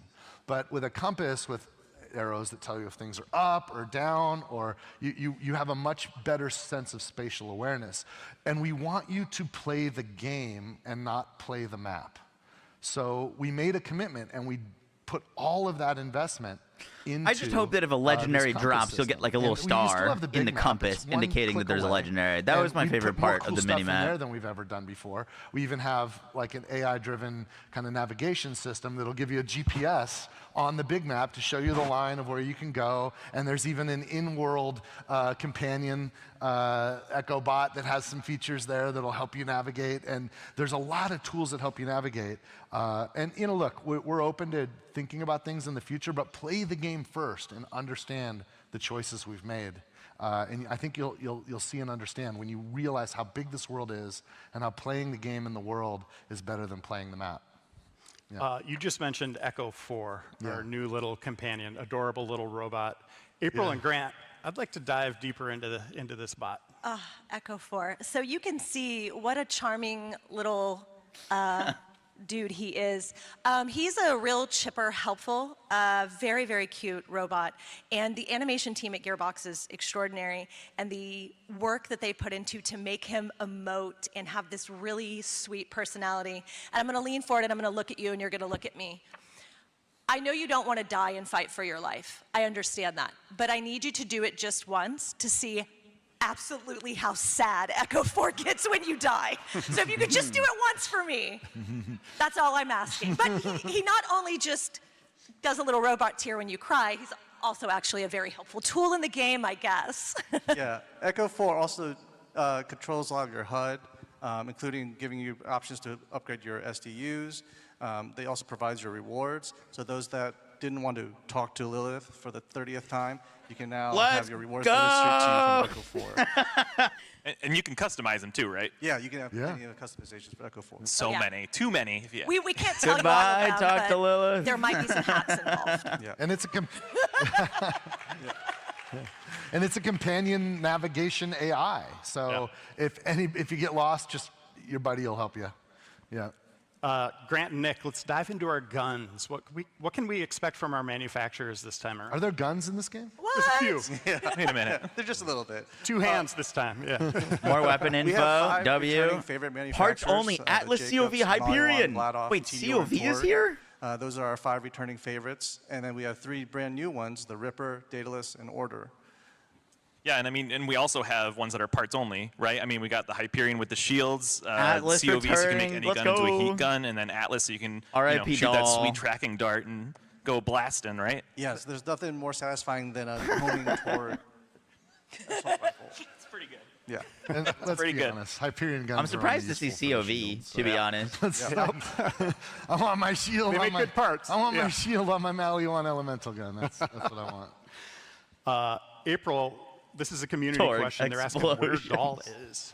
So Kairos has been locked off for like thousands and thousands and thousands of like Earth years, right? So nothing really gets in and out with ease.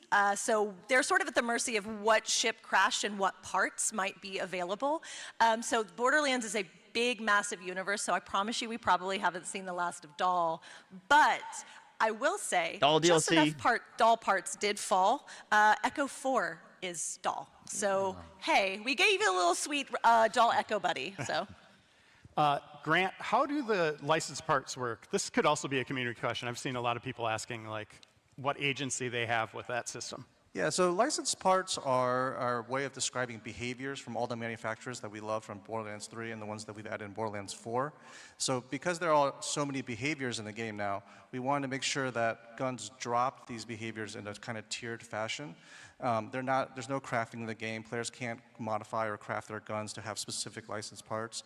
They're just drops in the world, and the way they drop is on a tiered system. So from common all the way to legendary, there's different sets of behaviors you can get. Epics having the most behaviors, and legendaries having one less behavior, but having their own unique behavior. And can every gun have a TDR part that lets you throw it? Every gun can have a TDR part that could be thrown. Nice. Wait, so, did he say that most guns have the something parts called have an rarities to underbarrel? them, or This just the is gun has rarity? Not something new to the series, but we're leaning into it pretty heavily in this game. Yeah, Can you give us some examples? Yeah, one of the favorite things from Borderlands 3 was adding underbarrels to a lot of our manufacturers.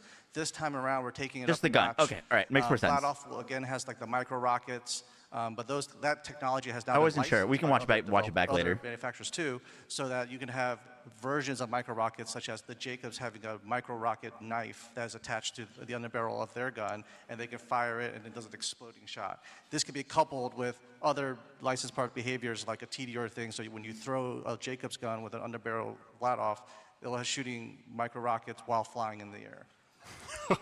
Brother, what? This is going to be just crazy.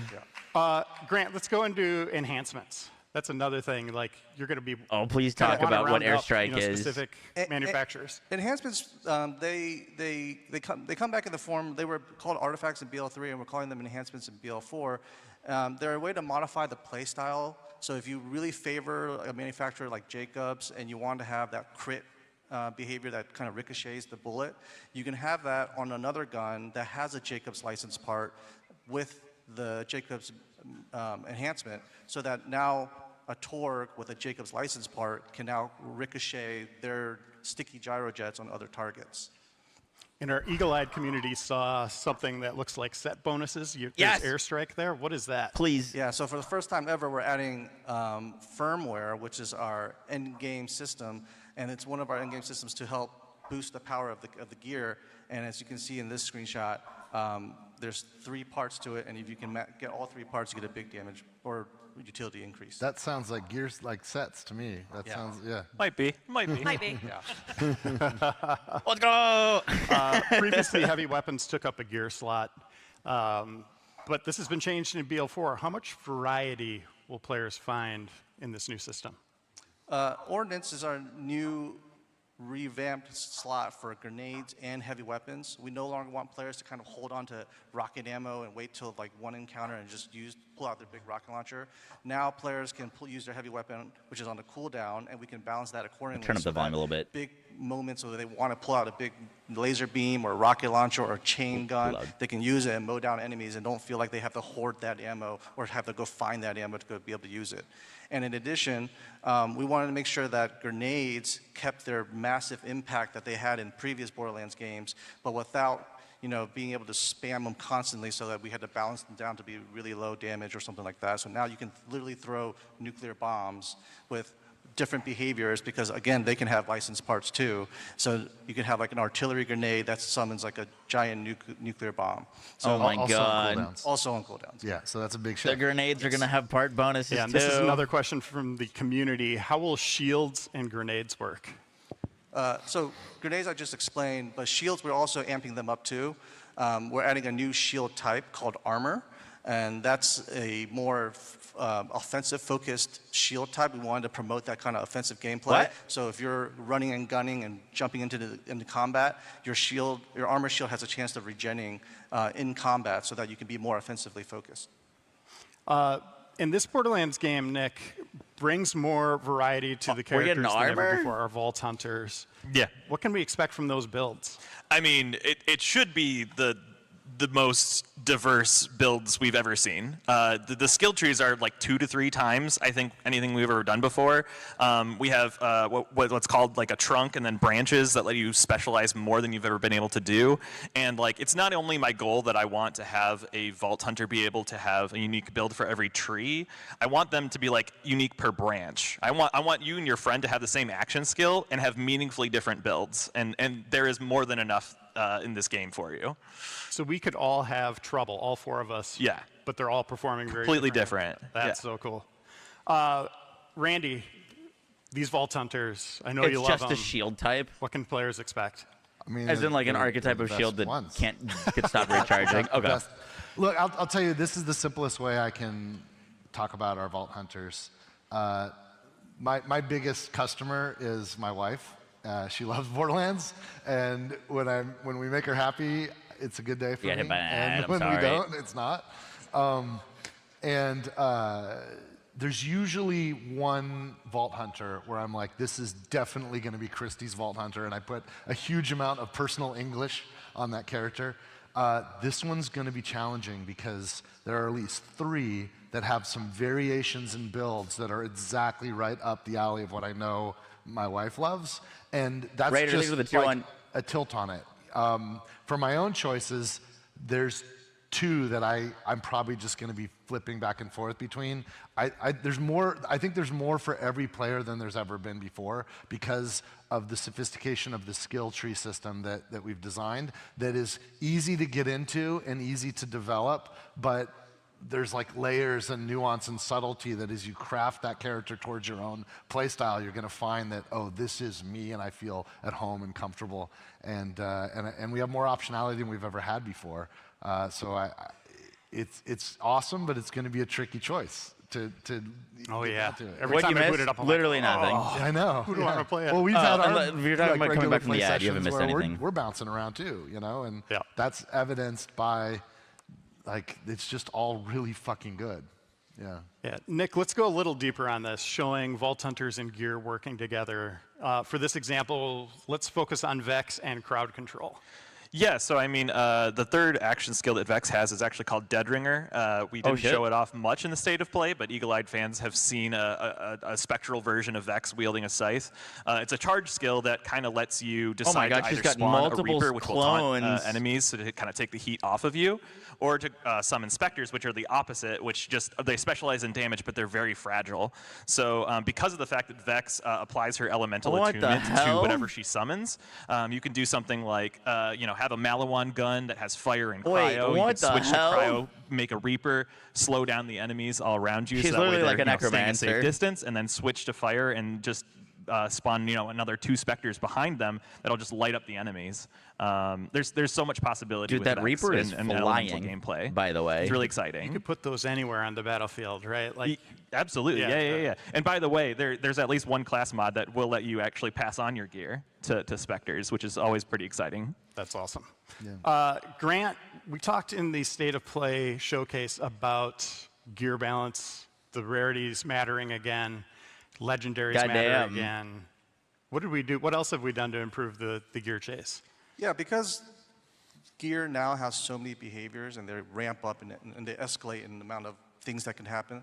We want to make sure that we adjust the complexity so that players aren't bombarded with so many behaviors right off the bat.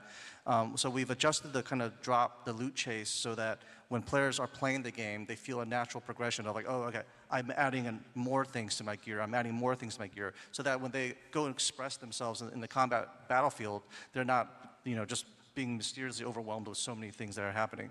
And because of that, legendaries now have legendary power. They feel super strong. They come at moments, rare moments that when you open like a red loot chest or you kill a super rare boss.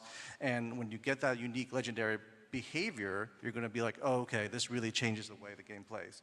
So we're reducing the amount of legendaries, but you're going to feel every single legendary when it drops. Yeah, legendaries are legendary. Let's in spoil every one. sense. Cool. Let's spoil one. Let's give the community one of them. What can we expect? One of the legendaries that drops from one of the major bosses in the game is called Ruby's Grasp. And Ruby's Grasp is, if you've seen the State of Play showcase, there's a boss with lots of hands, and Ruby's Grasp is just one that just won't let enemies get away. So, by the way, did you clock the little subtlety there? It dropped from that boss. Does that mean dedicated drops from bosses? What? Yes. Please. Yes. The answer is yes. Yes. The game will ship with dedicated drops across the whole game. Every boss, every mini boss will have dedicated drops. Every boss, every mini boss, dedicated Randy, I'm drops. gonna throw you the last question here about co-op. Let's Because I play with my wife. Yes. We're so back. Yeah. What does it mean to Borderlands 4? What have we done that's a little different this time? Co-op is a religion to us.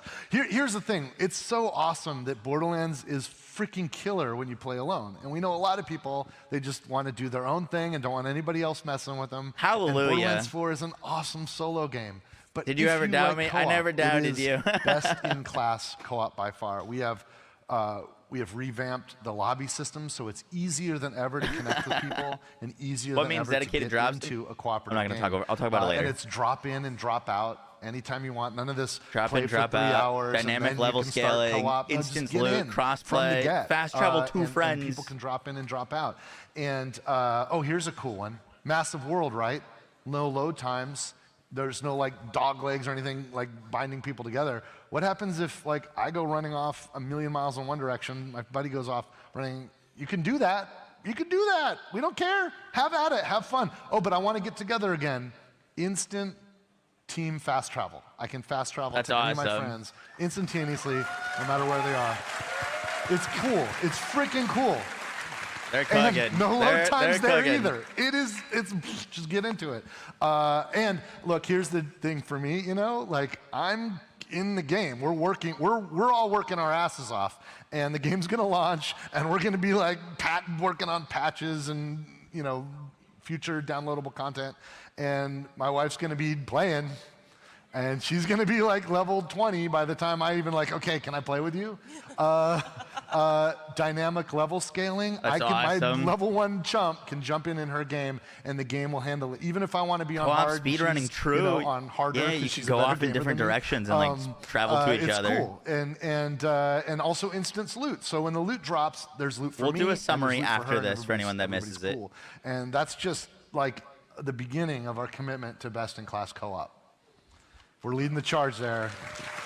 Other game developers, do it, man. I love your games too, but frick, man, why are you promising co-op and then gimping out? Give it to us. You can do it. Co-op. Well, that's Calling it out. for Yeah, our okay. Q&A. Here's the thing, you guys. I'm looking at the clock. I want to give some stuff away. Do you mind if we switch modes for a minute? Okay. Yeah.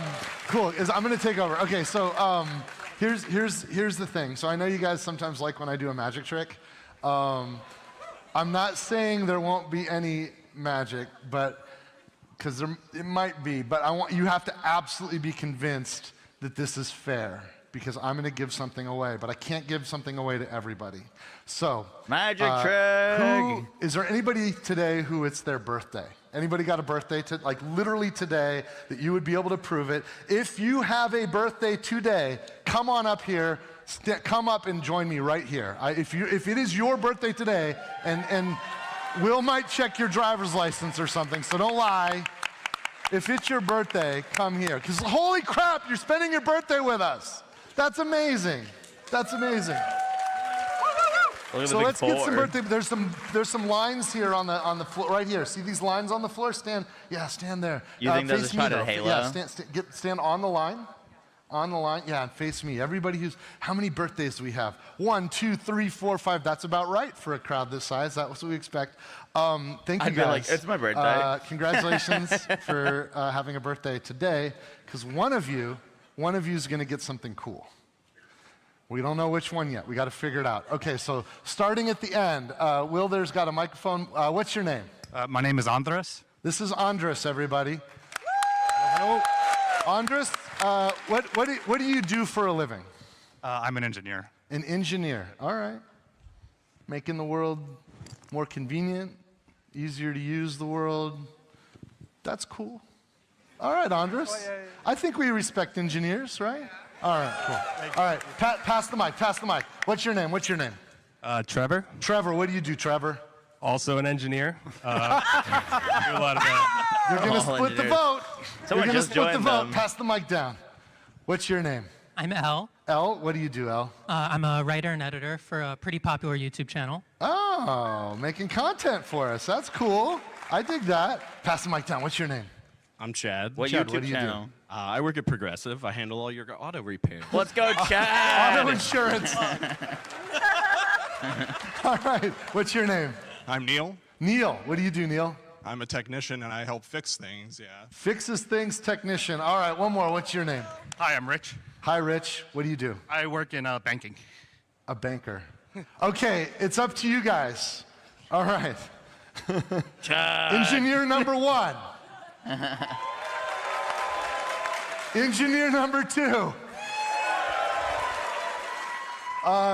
Streamer, creator, content person from YouTube, doing YouTube stuff.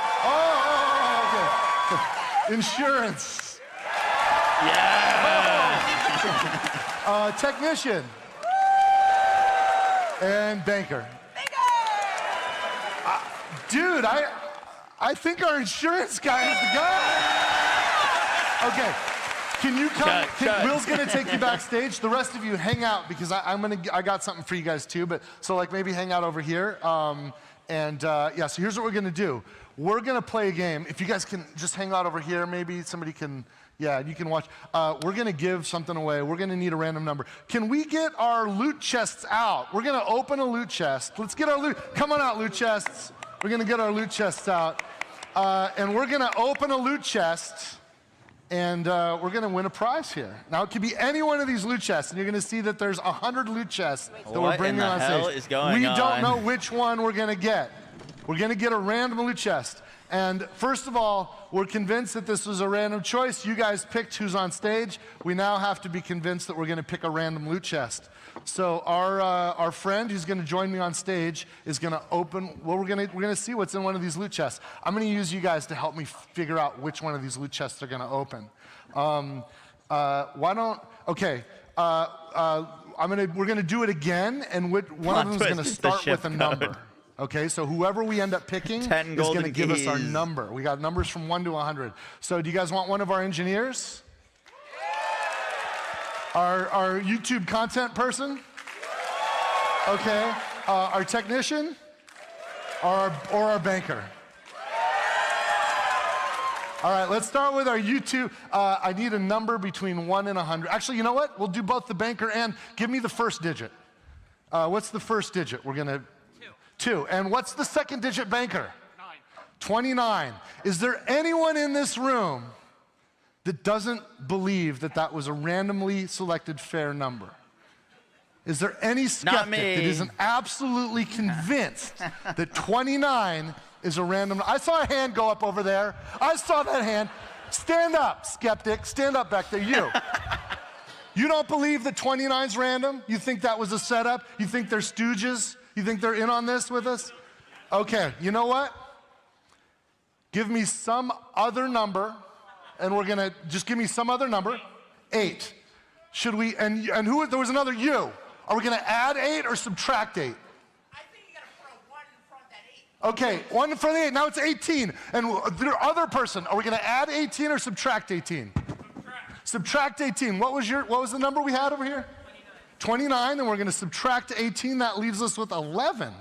It's a really low number, but we got it up where it's right over here. Does anyone believe that number is not random? That number is freaking random. How random is that? Okay, we're going to go with 11. Where's our friend? Where's our friend? Who's our contestant? Bring him up. Bring him up.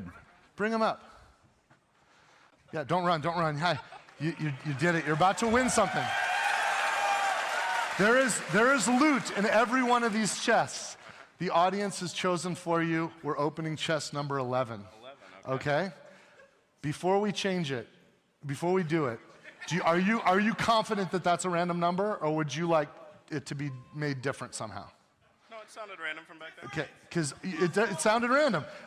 We're all convinced, right? We're gonna go to number 11. Okay. Are you ready? Let's see what you get. You guys are keeping this honest? 2 shift code keys. We're going to see what number 11 is. Let me see here. This is really cool. This is $20. a Stay Cool custom shirt that has been customized by the artists of the Borderlands 4 team. It has been This is really cool. A custom shirt. Do we have it? Can we get it from backstage? We're going to give him his gift. This is one of one. This is a really cool. Look at Stay cool. Here, hold that up. Show everybody.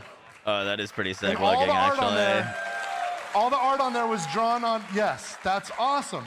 Now I know what you're wondering. I know what you're wondering. You're wondering what could I have won? What would all the other prizes be? Do you guys want to see what the other ones could have been? Go ahead. Let's don't turn do them all that to around. Let's turn them Chad. around. What could you have won? Nah. That's all copies Bro. of Borderlands 4. They're all Borderlands 4.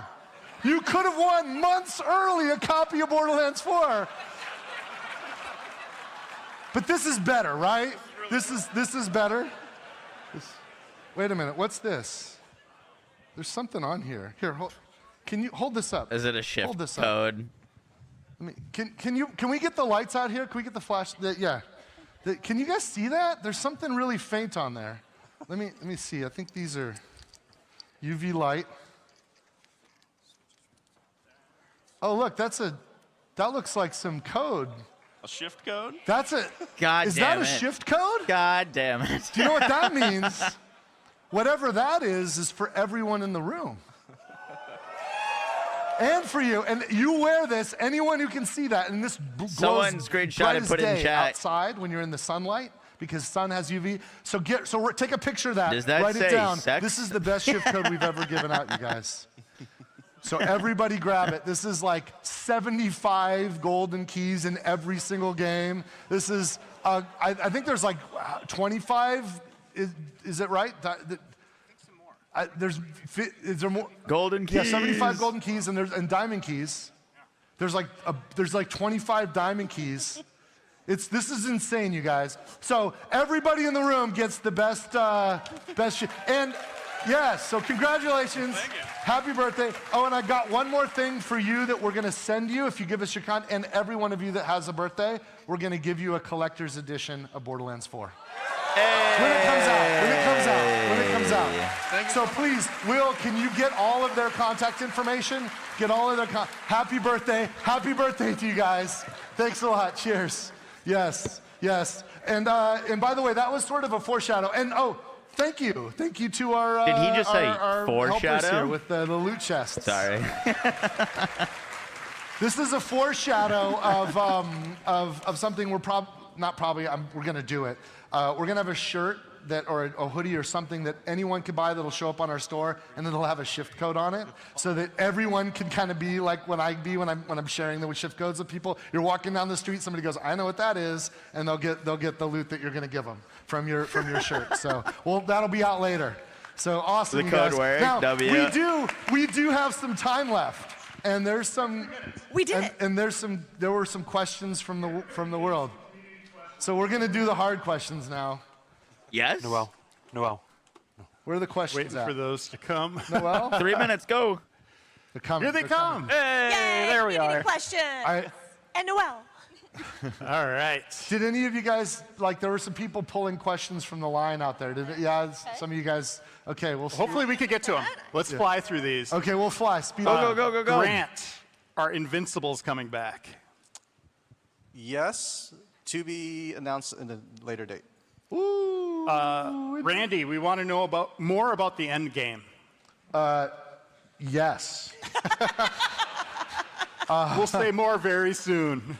Listen, we're going to talk more about Endgame soon, but and in fact, some of us are going on a press tour, and we're going to be showing some of that stuff.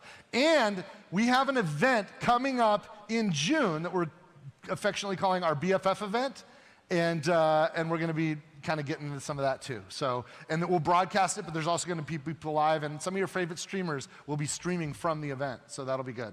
And that's coming up in June. Grant, do overworld enemies respawn without save quitting? Yes, overworld enemies do respawn, just like in previous games. No It's on the comment. timer. There will be a machine to respawn bosses and mini-bosses, though, based on how fast the player kills them. Yeah, there's like a literal machine you could use to just make the boss reset so that you can grind him again if you want to get that dedicated loot drop. Nick, will Badass Guardian rank make a return? Yeah, there is an endgame specialization system that it's going to be very similar to the Badass system in the past games, but it's actually going to have meaningful choices. It won't just be like put points into this, that, and the other thing, like a flat bonus. There will actually be behaviors, and you will have to make some hard choices. But we'll talk about that a little bit more. Turns out we're talking about a lot of endgame. Randy, I got a tough one for you here. Oh, you got a spicy one for me? I don't know the answer. I don't know. Why is it always me that has to do the spicy ones? All right. What will the game's price be? That's an interesting one. I don't know this. The price, really, now? I'll tell you the truth. I don't know. And that is the truth. I'll hit it. I'll hit it straight on. And it's an interesting time, right? We've got on one level, we've got a competitive marketplace where people want to, or the people that make those choices want to sell as many units as possible, and they want to be careful about people that are price sensitive. So there's some folks that don't want to see prices go up, even the ones deciding what the prices are. There's other folks accepting the reality that game budgets are increasing, and there's tariffs for the retail packaging, and like, it's getting gnarly out there, you guys. Borderlands 4 has more than twice the development budget than Borderlands 3. More than twice. So the truth is, I don't know what the price is going to be. I do know that we will be opening That's a good sign. soon, TM, and that will be when the price is set. Dude, they got some money from Embracer / 2K or Take-Two. Here's the philosophy we have. Whatever the price is, we're entertainers. Yes, we want to get more resources so we can make bigger and better games. There's a reason why Borderlands 4 is so awesome. It's because you guys showed up and supported Borderlands 3. And we had the budget, so we could more than double the budget and feel confident in that. And that's awesome when the revenue They're on comes such in, a roll. Don't price it at 80. Bigger games and better games. You know what I mean? As artists, we want everybody to have it. You know, we want you think it's going to be 80 after this rant? For everybody to enjoy what we're creating. So it's a weird thing, but the fundamental philosophy is we want people to I'm hoping buy for 70. It so we have the resources to make more, but we want everyone I'm hoping who buys and $69.99 plays exactly. a Gearbox game to feel certain that they got the better end of the bargain. Whatever the price is. They have brought up the best Endgame. value. And that's the philosophy that we live by. And so we're going to have a price set soon, and it might be the new price that like Nintendo and Microsoft have led with. It might be that we stay back. It's going to be the people at the publishing house that decide that.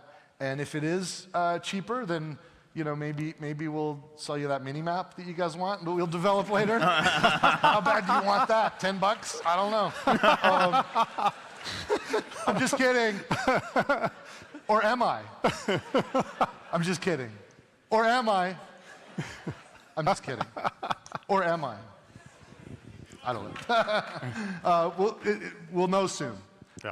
I think it's going to be fine, whatever it ends up being. I think it's going to be amazing, whatever it is. Borderlands is fucking amazing, and it's worth it. It's worth it. Yeah.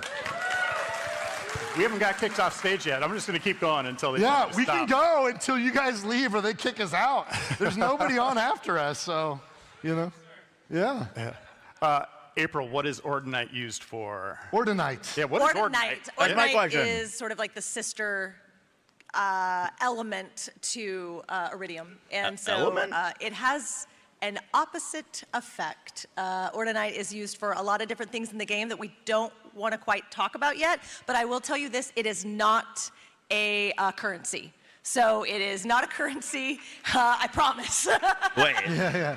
But it will explode shit. One of the goals when we were in the room, it's not an element. I think I'm the one that actually named or it. Not a currency. How cute is that? The Ordinite. The idea is that the Borderlands universe is much bigger. No, what is it for? It's bigger than just the Iridians, and Ordinite is a part of that new larger puzzle that you didn't even know you were looking at. You think weapon enhancement? And we're excited to start peeling back those layers for everyone. Get ordnance faster? Oh, you think it might Nick, it drops what you get your will split cooldown back? screen look like, and how does it work? Yeah, I mean it's split screen. It's Is it hot dog or hamburger? Horizontal. What did you say? Hot dog, hamburger? Hot dog or hamburger style? It's the That's the That's horizontal for the uninitiated. It's horizontal. But couch split co-op screen. out of the gate, or remote co-op, or couch plus remote. Like, however you want to do it. It's who does that anymore? We do that, MFers. We do that. And Grant, what will the rarity levels be? Ooh, rarity levels will go from common to legendary.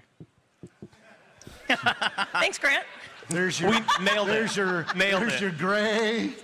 There's your green. There's your blue. I don't like how you're saying that. There's No your pearlescence purple. confirmed. And then there's orange. There's your No more orange. speculation. No There's your pearlescence. What? Hold on. Wait, Randy! I'm such a fucking troll. Randy. I'm such a troll.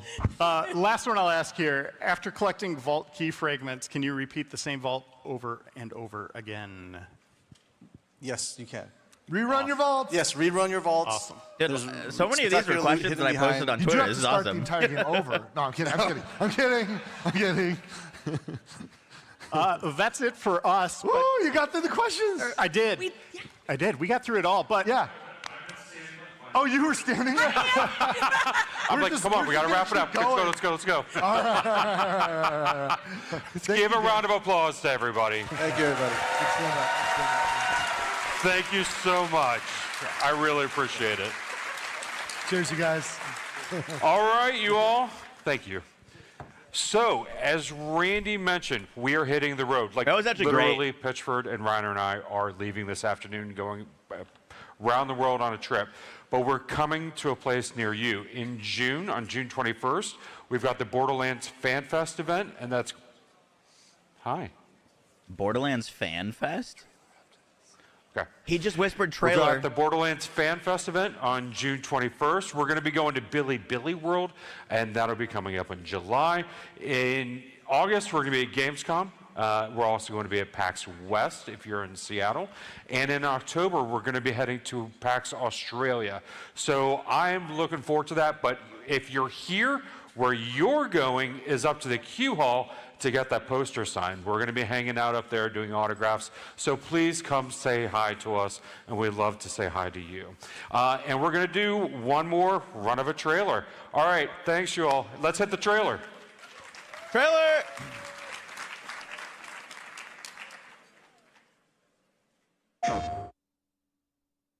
More PS5 Pro footage.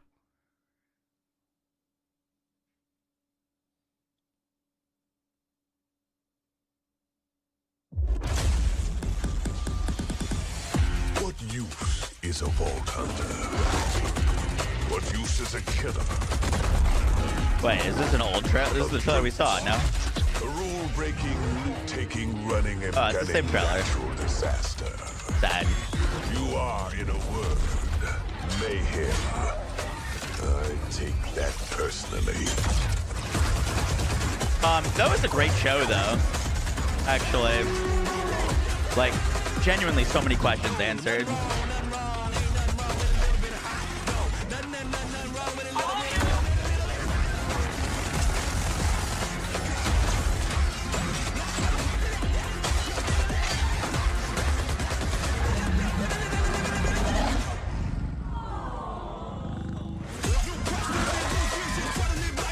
Literally, Ordinite just dropped in that image, in that little clip. It was the orange thing that popped out. By the way, we didn't get pre-order info, but we did get confirmed that there's going to be a collector's edition because Randy's going to give it to those guys with birthdays. So that's good to know.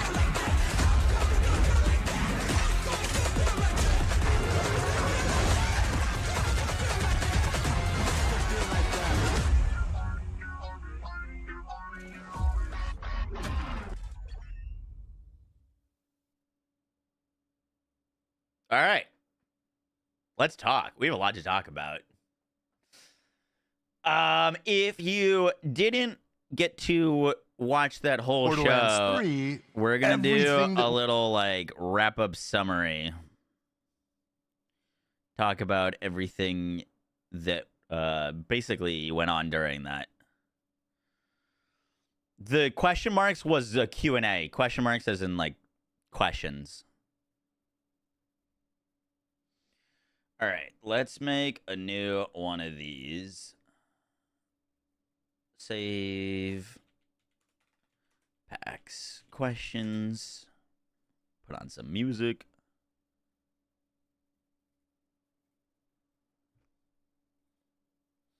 Yeah, we'll do the bingo card in a second. I want to do like a summary. I might just make this in a Google Doc.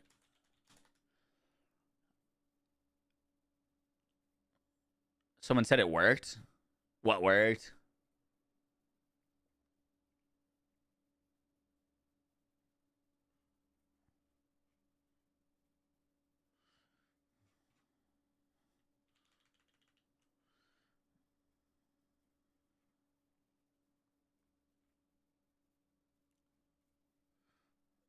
That was a great show, actually. It started out a little rough, but that was great.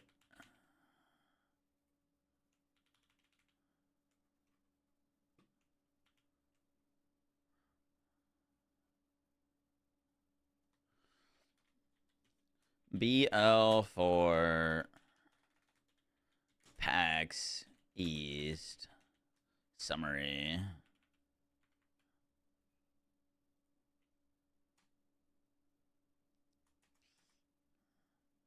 All right. Let's talk about it. Number 1, dedicated drops confirmed for launch. Both mini bosses and major bosses.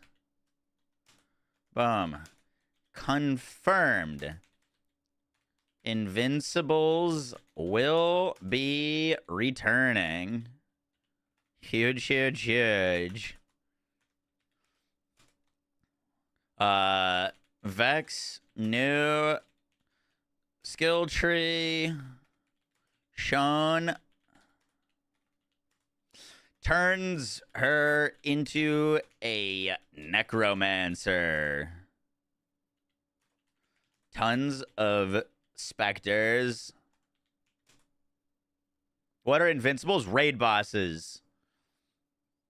Raid bosses.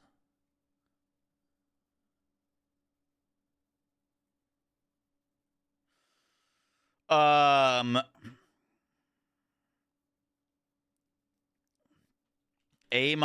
has spears, swords, whips, shields, axes. Anything I'm missing? We can go back and... Oh, hammer. Thank you. Hammer. I got whip.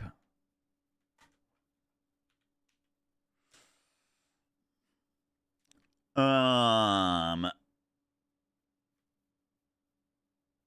will be your first Vault Hunter. Hell yeah. Didn't he have drones? No. Rafa confirmed to have blades, shoulder-mounted cannon,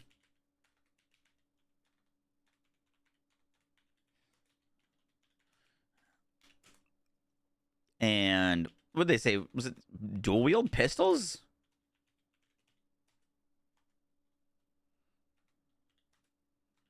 Most agile Vault Hunter.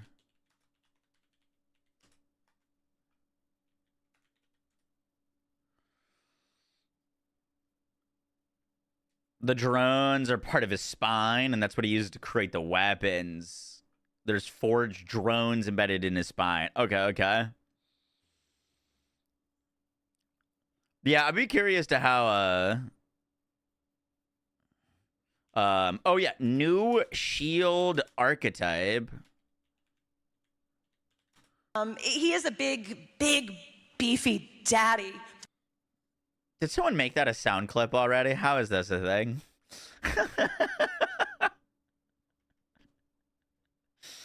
That's crazy. New shield archetype. Sorry. Armor recharges in combat without stopping for aggressive playstyles.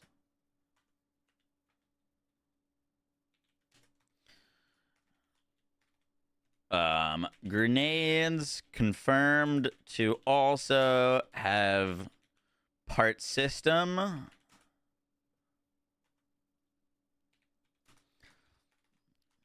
Returning part manufacturers are Hyperion, COV, and Atlas.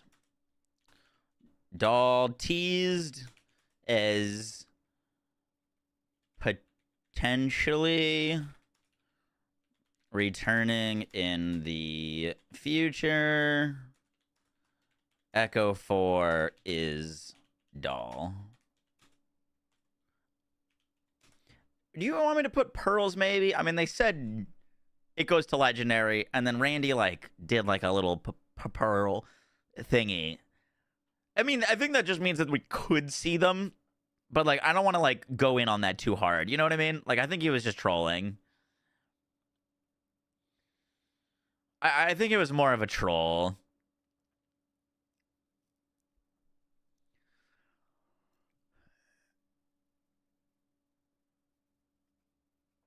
Clone and Drone 2.0. Yup.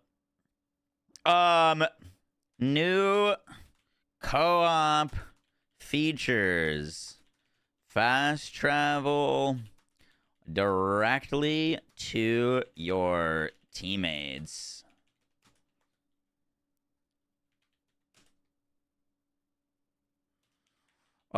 Confirmed no crafting system. I'd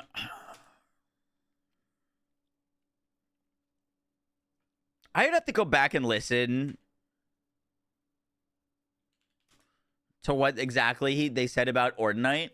They said it was, I don't know if I spelled that right, is like Iridium, but it is not a form of currency.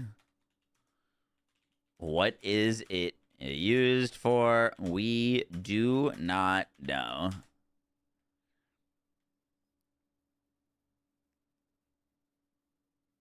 They said it's the opposite of Iridium.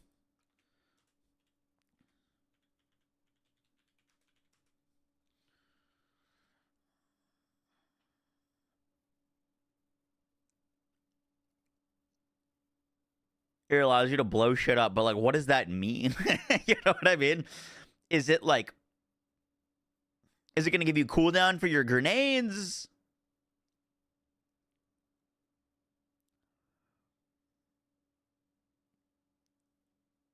It's opposite to Iridium, but it's more form of currency.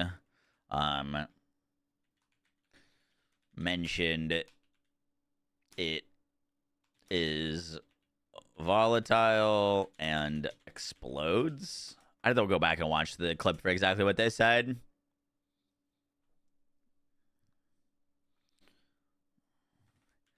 And helps blow stuff up. We already knew this skill trees were 3 times bigger, which is kind of the points on their last reveal. Minimap discussion. Minimap discussed. Brought up reasons why they are doing a compass.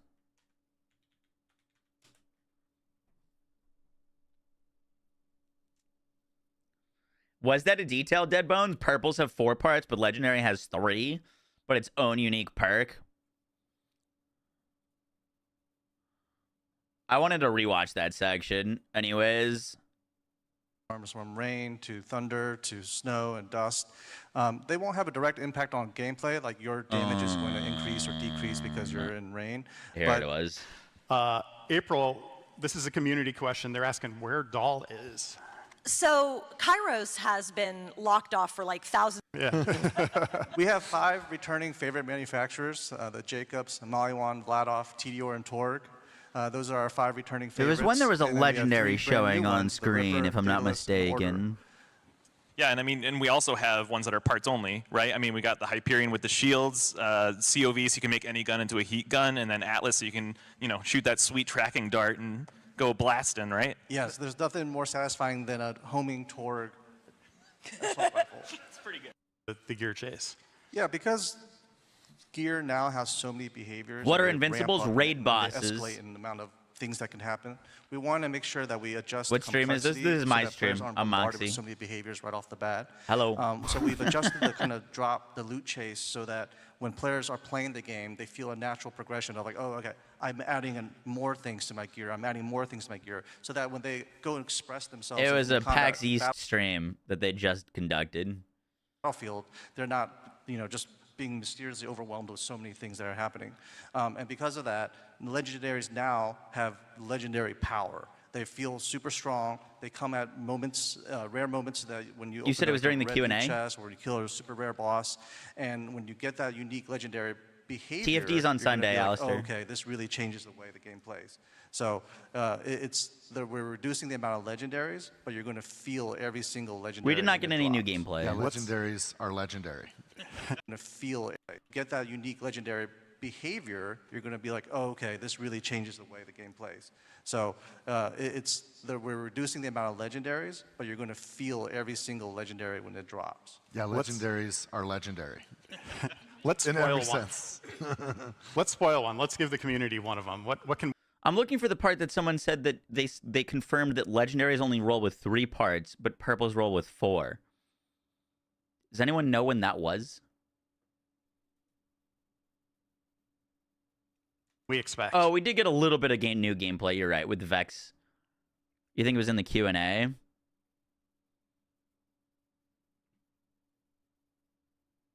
It was in the parts system? All right, everyone's saying a different thing. Let's watch this real drops in quick. the world, and the way they drop is on a tiered system. So from common all the way to legendary, there's different sets of behaviors you can get. Epics having the most behaviors, and legendaries having one less behavior, but have. There it is. So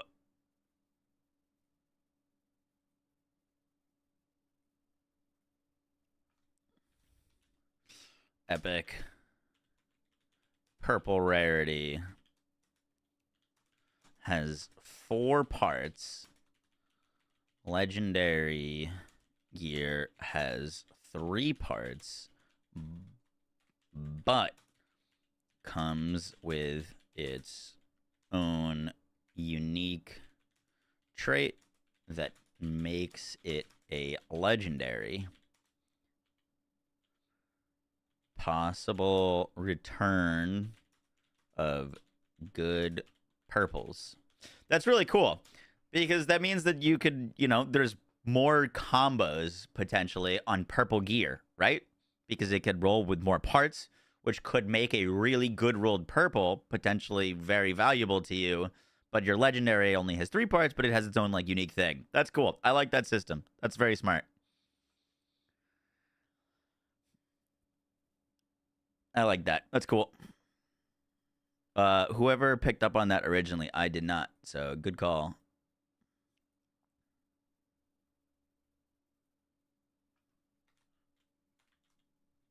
PL PAX summary. Sorry, I just wanted to grab it. Make sure that's saved. Boom, boom, boom, boom, boom, boom, boom.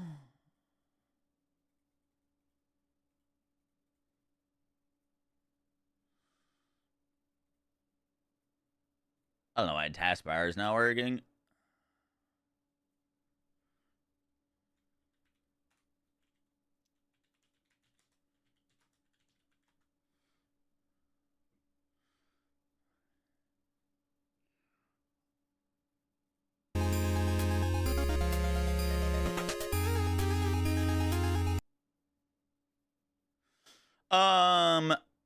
All right. Anything else that we need to include in this?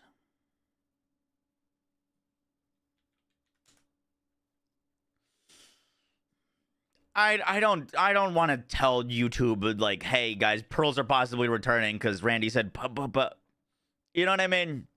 I could mention that it happened, but I don't know. I don't think that's hard confirmation. Oh, confirmed set bonuses. Confirmed set bonuses. Mentioned they are more of an endgame aspect, and when you get 3 out of 3, you receive a powerful bonus. Didn't mention how many or what the bonus is.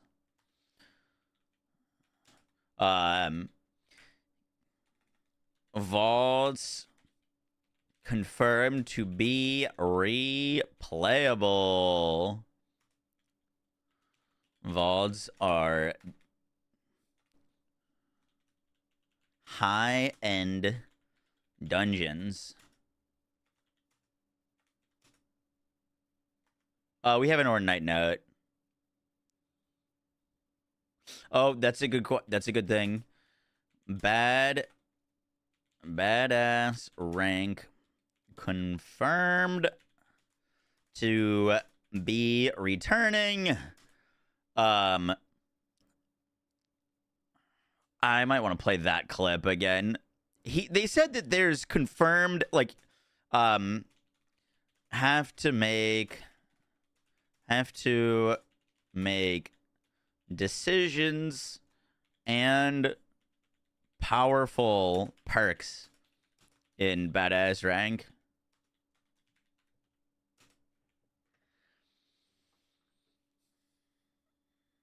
More impactful badass ranks. Yeah, there's supposed to be meaningful choices. So it's not going to be like Wonderlands where it was just like, you get 25% gun damage and 25% reload speed and, like, you know what I mean? You just get all of the stats, basically. It sounds like it's going to be more of a actual, like, skill tree or something that's branching where you're going to have to make choices on what you want, but it's supposed to be powerful. And I think he said that there's going to be perks in it. I don't want to replay the clip, but I think he said perks. Like, you know, Groundbreaker is like a perk. We're entertainers. Yes, we want to get more resources so we can make bigger and better games. There's a reason why Borderlands 4 is so feel certain that they got the better end of the bargain. Whatever the price is, that is out. There's nobody on after us, so, you know. Yeah. ARPGs for inspiration. April, what is Ordinite used for? Ordinite. Oh, I'll listen to this anyways. Ordinite is sort of like the sister element to Iridium. And so it has an opposite effect. Ordinite is used for a lot of different things in the game that we don't want to quite talk about yet, but I will tell you this, it is not a currency. So it is not a currency, I promise. Yeah. But it will explode shit. One of the goals when we were in the room, it's not a currency, but it will explode shit. How cute is that?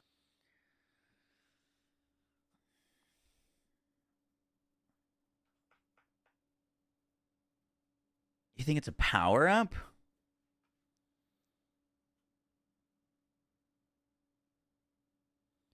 My like first guess with that is like, I mean, because this is just taken to mind, like almost every enemy was dropping this. Like in the gameplay, there was so much of this dropping from everything, but it's not a currency. The explode shit, the only thing I can think of is that it's for ordnance. Like maybe it gives you like 5 seconds off of your cooldown on your ordnance or something like that.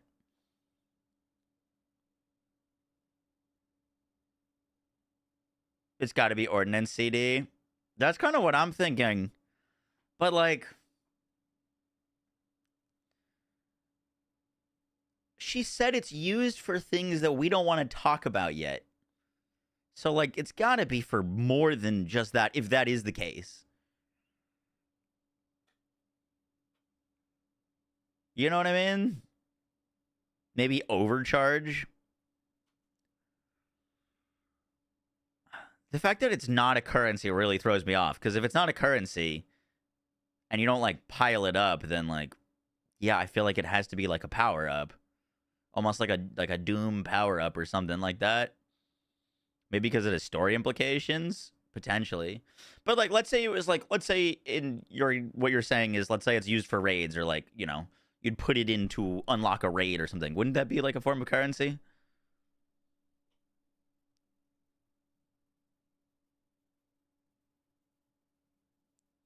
So like the whole not a currency throws me off. Ordinite.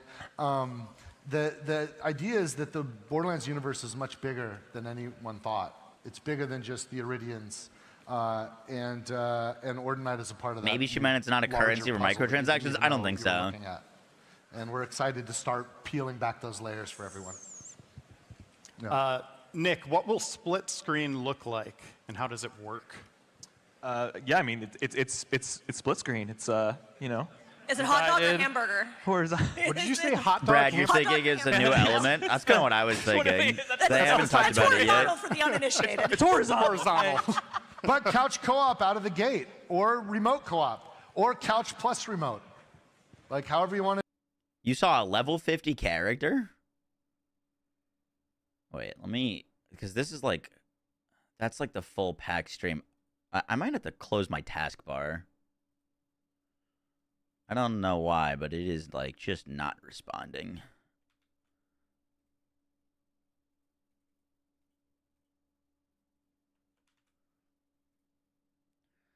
Bum bum bum.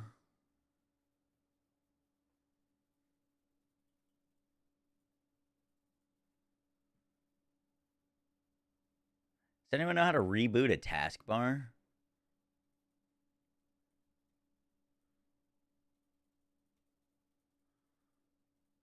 Yeah, nothing down there is working. All right, let me just open up a new tab then.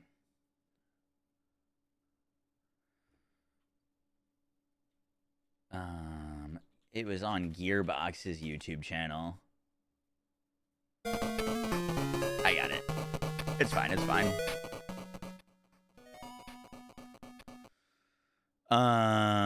Restart Explorer.exe, gotcha.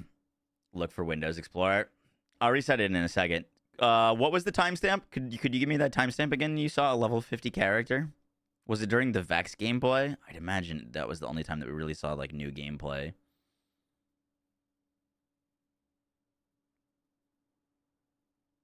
Yes, confirmed dedicated drops.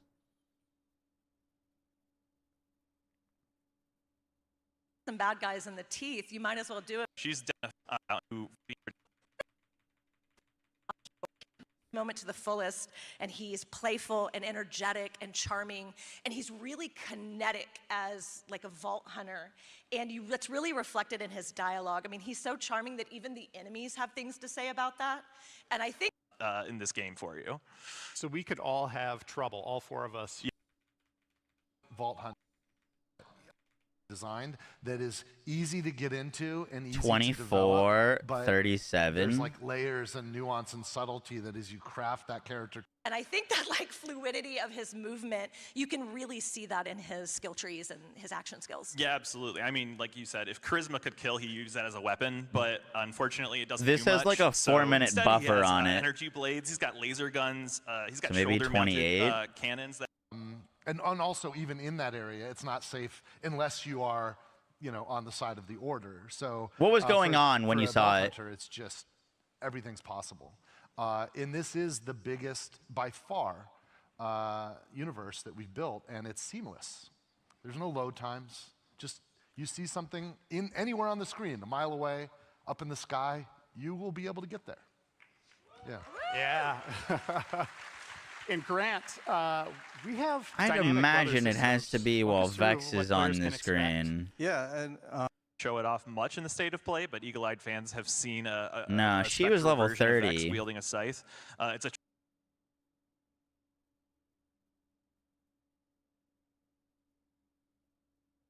24 minutes in is like at the very start, but there was no gameplay there. physical beings into existence, right? Like you saw her face. 22, 33. Oh, shit. Oh, I see it. I see it. Wow, dude, that's an eagle eye catch. Holy. Into existence, right? Like you saw You're her nuts. face cat trouble. She can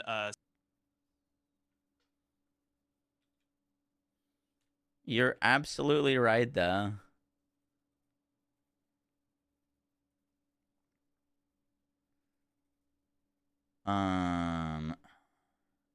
This task manager is gonna kill me. I can't pull up my snipping tool to take a screenshot. All right, what did you say you needed to do to force close a task manager?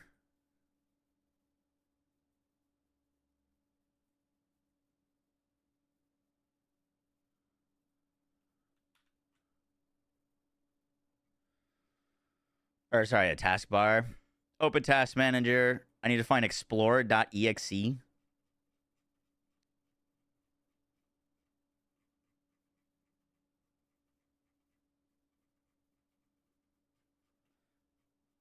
Creative.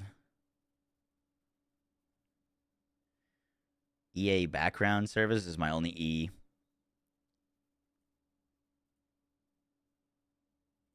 Details.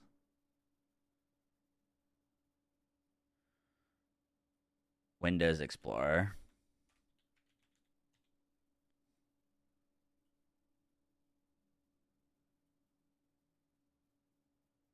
Restart.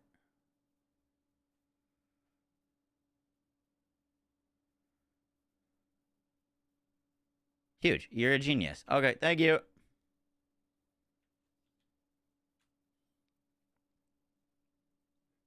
I don't know what I would do without y'all.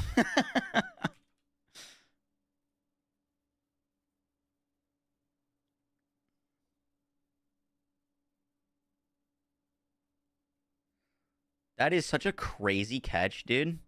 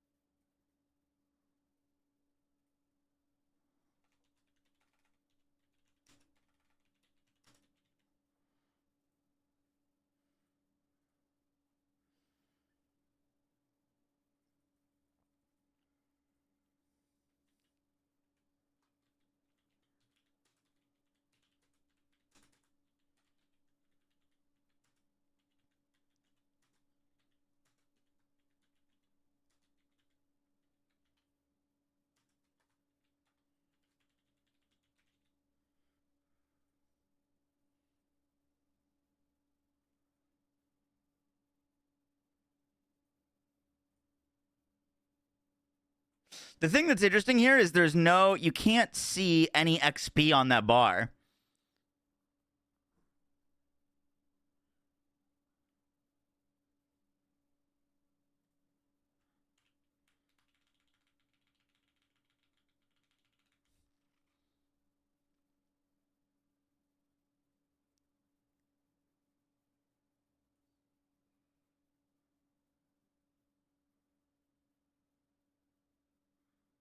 It could be too little.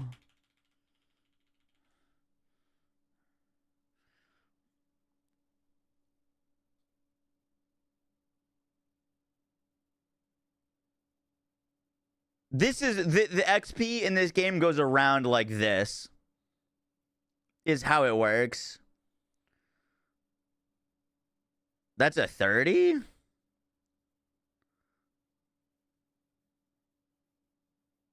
Nah, it's definitely not a 30. Is it a 30? It looks like a 5 to me.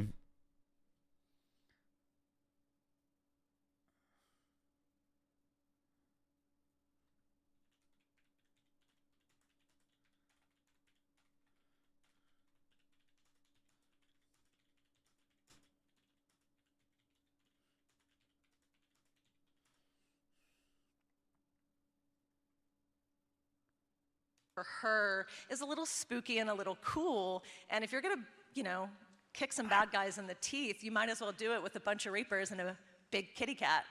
Yeah, I mean, like you already said, she's definitely the spookiest siren we've ever had. She's the first siren that can physically manifest.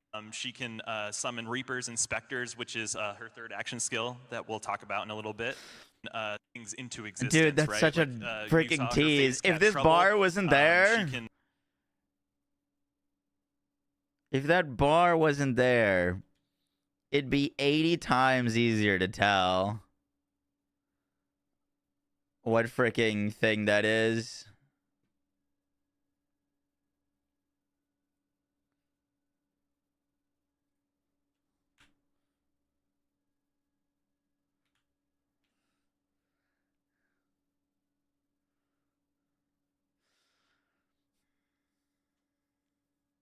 Well, in the other clips, she's level 30. You see a 72. It's... Dude, I don't know. I think we're gaslighting ourselves. I think possibly.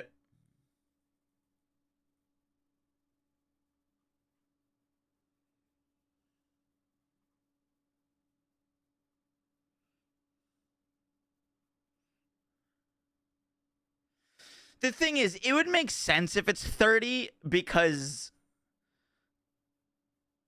like, in the other clip, the character was 30. Like, in the actual gameplay we saw... Wait, we're going to do a little experiment. We can actually figure this out right now. We're going to take a screenshot of the level 30 and blur out the bottom and see if it looks the same.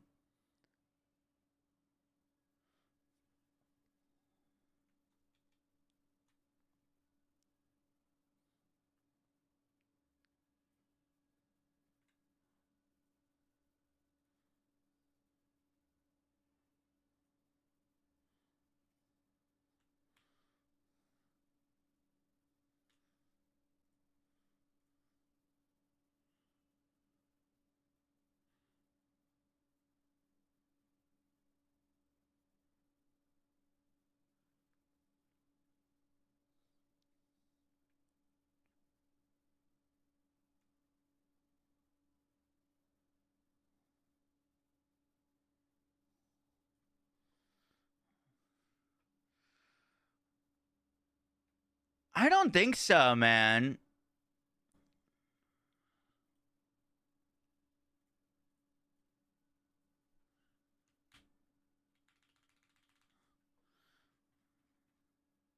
Like, look how flat that is, right?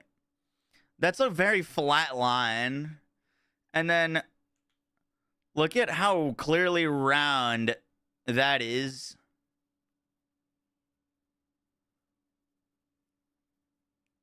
I think that's a 0.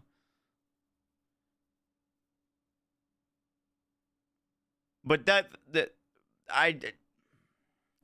mean, you could, like, make the case that, like, it goes like this a little bit. Like, it looks like it's a bit out of an angle, but I think they look different.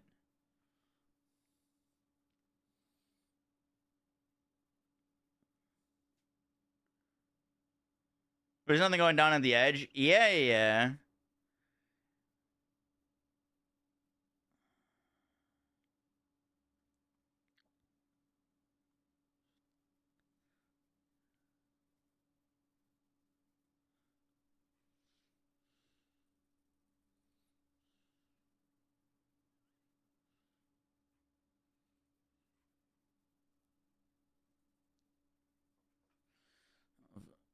Take only what you need from it.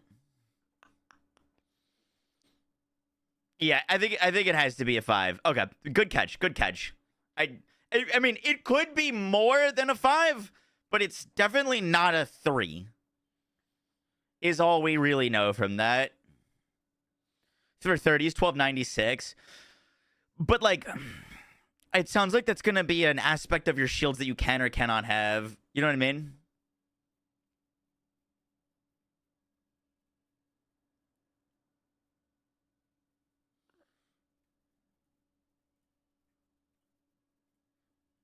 You said put it in Photoshop? Guys, we're in deep.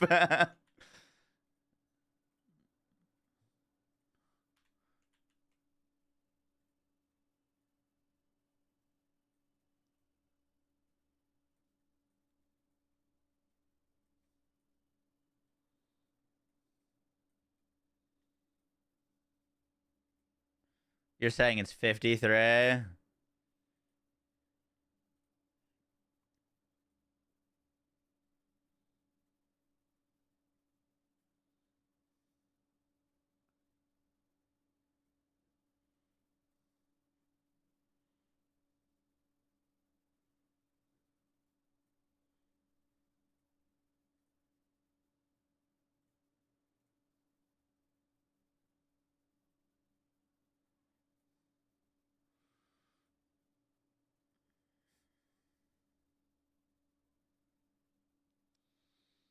Can't be a 7. You see the slanty thing coming down? I think so too.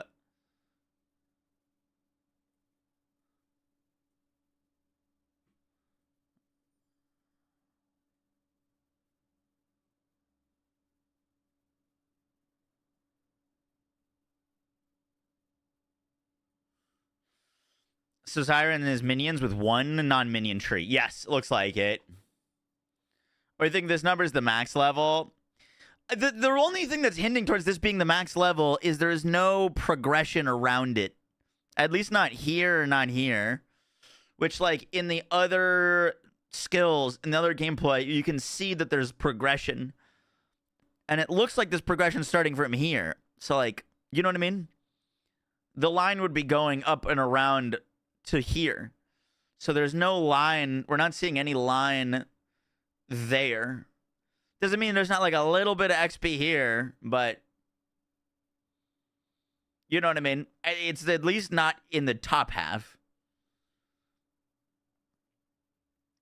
Yeah, I saw that. The little icon. This is a yellow icon here, but it's like blue, purple here.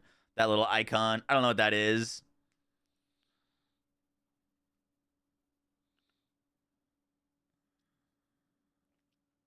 Yeah, I mean, if it is level 50, like, that's been notoriously the level cap in many Borderlands games.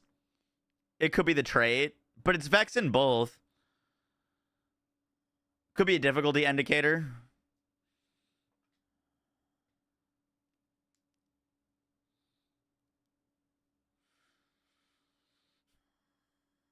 Fifty gives like so few skill points given the size of the trees. It's 25 skill points to get down to a capstone. So like it is few, but it only takes 25 points to get to a capstone.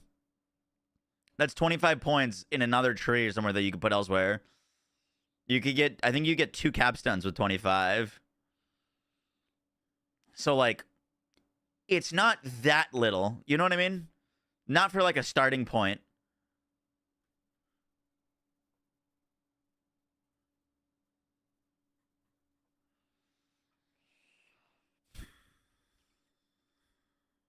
No, they said you can swap between capstones in battle. You get 1 point from level 2, exactly.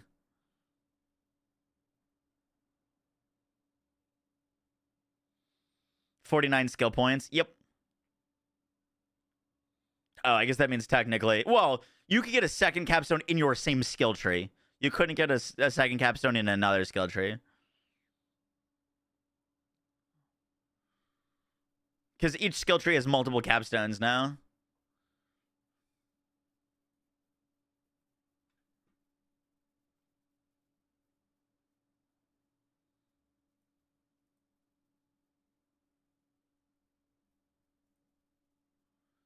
Boom, boom, boom, boom. All right. Dedicated drops confirmed. Confirmed Invincibles. Vex new skill tree turns her into a necromancer with the specters. Amen has spears, swords, whips, shields, axes, hammers. Rafa confirmed to have blades, shoulder-mounted cannon, and dual pistols. Most agile vault hunter. New shield archetype. Armor recharges in combat without stopping for aggressive playstyles. Grenades to confirm to also have a part system. Returning part manufacturers Hyperion CV Atlas. Doll Tease is potentially returning. New co-op features fast travel directly to your teammates. Confirmed no crafting system. Ordinite is the opposite to Iridium, but it is not a form of currency. Mentioned it's volatile and helps blow stuff up. Minimap discussed, brought up reasons why they're doing a compass. Epic Purple Rarity is 4 parts. Legendary has 3 parts, but it comes with its own unique trait that makes it legendary. Confirmed set bonuses. Mentioned that they're more of an endgame aspect. When you get 3 out of 3, you receive a powerful bonus. They didn't mention how or how many or what the bonus is. Vaults confirmed to be replayable. Vaults are high-end dungeons. Badass rank confirmed to be returning. Have to make decisions and powerful perks in badass rank. Oh, that's what we were looking for, was the perk clip. Having their own unique behavior. And can every gun have a TDR part that lets you throw it? Every gun can. More about the end game. Yes. We'll say more very soon. I have not. Listen, we're going to talk more about Endgame soon, but and in fact, some of us are going on a press tour, and we're going to be showing some of that stuff. Showing Nick, Endgame on will press badass tour. Guardian rank make a return? There it is. Yeah, there is an end game specialization system that it's going to be very similar to the badass system in the past games, but it's actually going to have meaningful choices. It won't just be like put points into this, that, and the other thing to get like a flat bonus. There will actually be behaviors, and you will have to make some hard choices. But we'll talk about that a little bit more later. Turns out we're talking about a lot of Endgame. He said there will be behaviors, which is not what I put in my notes. I said perks. It won't just be like put points into this, that, and the other thing to get like a flat bonus. There will actually be behaviors, and you will have to make some hard choices. But we'll talk about that a little bit more later. Turns out we're talking about a lot of Endgame. Randy, I got a tough one for you here. Oh, you got a spicy one for me? I don't know. He used the word specialization when he was starting that. Answer, I don't know. Choices, but into games, but it's actually going to have meaningful choices. It won't just be specialization. Return. Yeah, there is an end game specialization system specialization. That, it's going to be very similar to the badass system in the past games, but it's actually going to have meaningful choices. It won't just be like put I don't even know points what that is, into this, Hexus. that, and the other thing to get like a flat bonus. There will actually be behaviors, and you will have to make some hard choices. But we'll talk about that a little bit more later. Turns out we're talking about a lot of Endgame.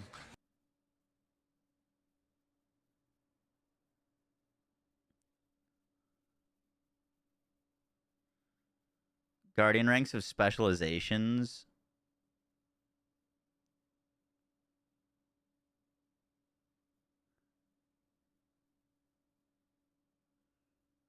I'm kind of picturing like you're kind of picking a bit of your like the way that your character plays, right? Like if you want to be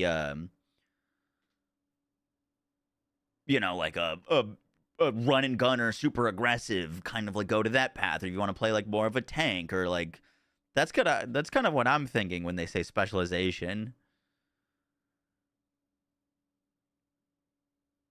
That you can like really, you know, tune your character to the way that you want it to be.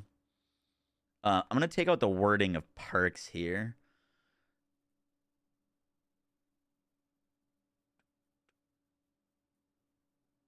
I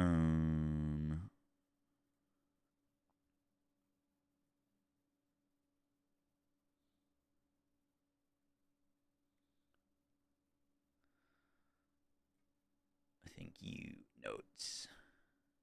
Powerful behaviors. It's okay. It's not neat. I don't know how to use this program.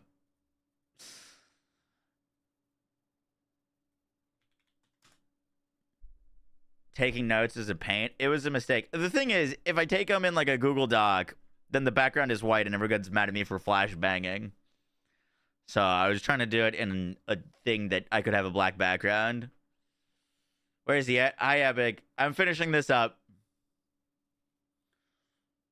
Specialize in like snipers.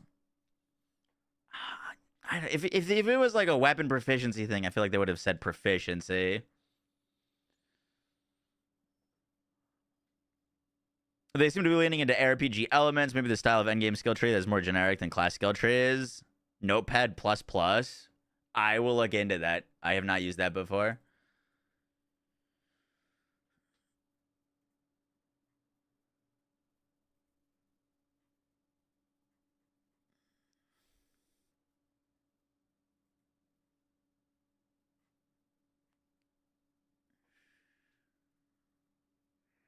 Bro, ain't no way you're in pain. Is that CZ? CZ, run. He's spotted you. It's a better notepad with dark mode. Word. I think that's... Is there anything that we missed? They don't know the price for the game yet. Oh, until you guys leave or they kick us out. Absolutely convinced. He did a magic trick. That's another thing. Like, Gets in and out with ease. All right, let's Hyperion And COV. He's pretty locked down. You know, the timekeeper. Dynamic weather. Dynamic weather systems in the game.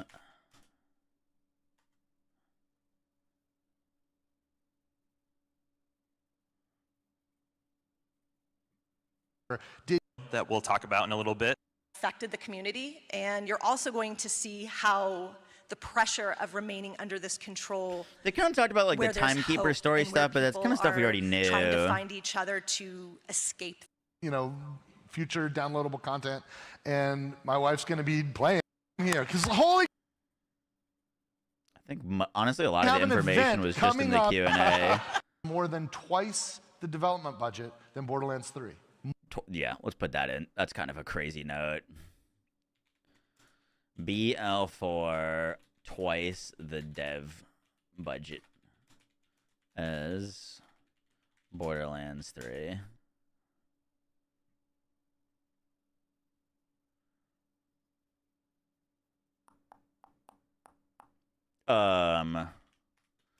No prize for the game. Hinted it could follow Nintendo / Microsoft's trend of price hikes.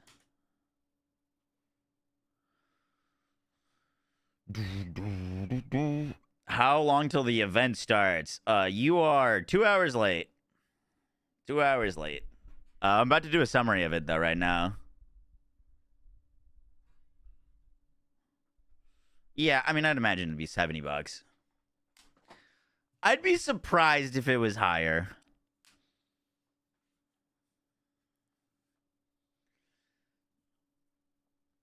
The thing that I would be worried about is like if Borderlands 4 is like, hey, we're gonna be $80, Microsoft's increases to games I don't think even takes place then, right? So it would literally just be Borderlands 4 being like the only available game for $80 and everything else would be like 70. You know what I mean? Like, does the Switch 2 even come out then? Like, they would be in a very risky spot of being one of the only games available for $80 if they go to the $80, which seems like a terrible idea. Switch 2 is out next month. Okay, so they wouldn't be the only game that's out at 80. Will be 10%. I fucking hope not, Joe. I hope if there's multiple drops per boss that it is higher dedicated chance to even out to like a 15 to 20% dedicated drop chance. It's like 40% for dedicateds. But there's 2 different dedicateds type deal.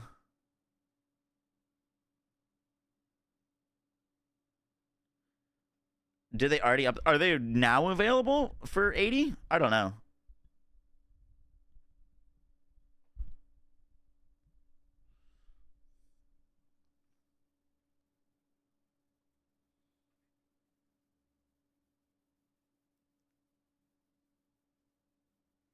All right, I'm gonna try recording this video, and you guys let me know if it is stuttering, because whenever I try to record on YouTube, it starts stuttering. So if not, I'll just do it via the VOD.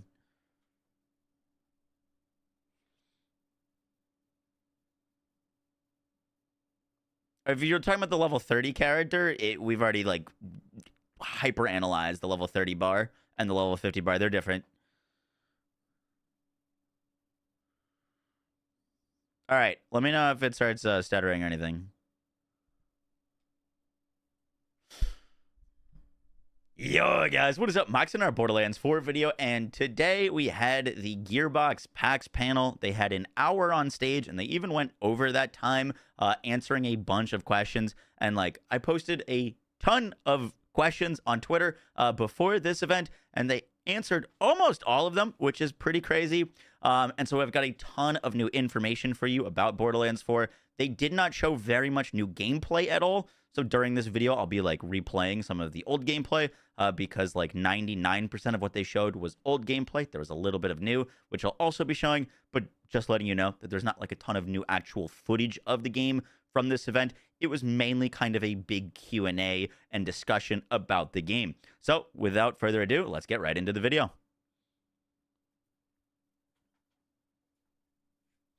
All right, so starting off with the biggest one, dedicated drops have been confirmed for launch. They're going to be on mini bosses, major bosses, whatever. Dedicated drops are in the game on launch. They have listened, and that is one of the biggest W's. If you aren't familiar with the term dedicated drops, basically it means that when you want to get a piece of loot, let's say you want a infinity pistol, you can go to the source of the infinity pistol and kill it until it drops. It basically means that you can go out and target the loot you want rather than killing stuff randomly out in the world and hoping you get what you want. It is such a massive W for farming, and it's great that they're coming out now and saying that they are there, which means that I hope it's a great system. I don't think they're going to see the paint page. It's like a video script. It's just going to be gameplay over me. Next up, raid bosses / invincibles will be returning confirmed. Now, they didn't say if they're going to be here on launch or whatnot, but they said that they'll be talking about them in the future. But we will be getting raid bosses. This is obviously a big deal. If you're a Borderlands 3 fan, you know that raid bosses took, like, I think 2 years to technically get added, or like invincibles. And so the fact that they're already on the gun with that is also great news.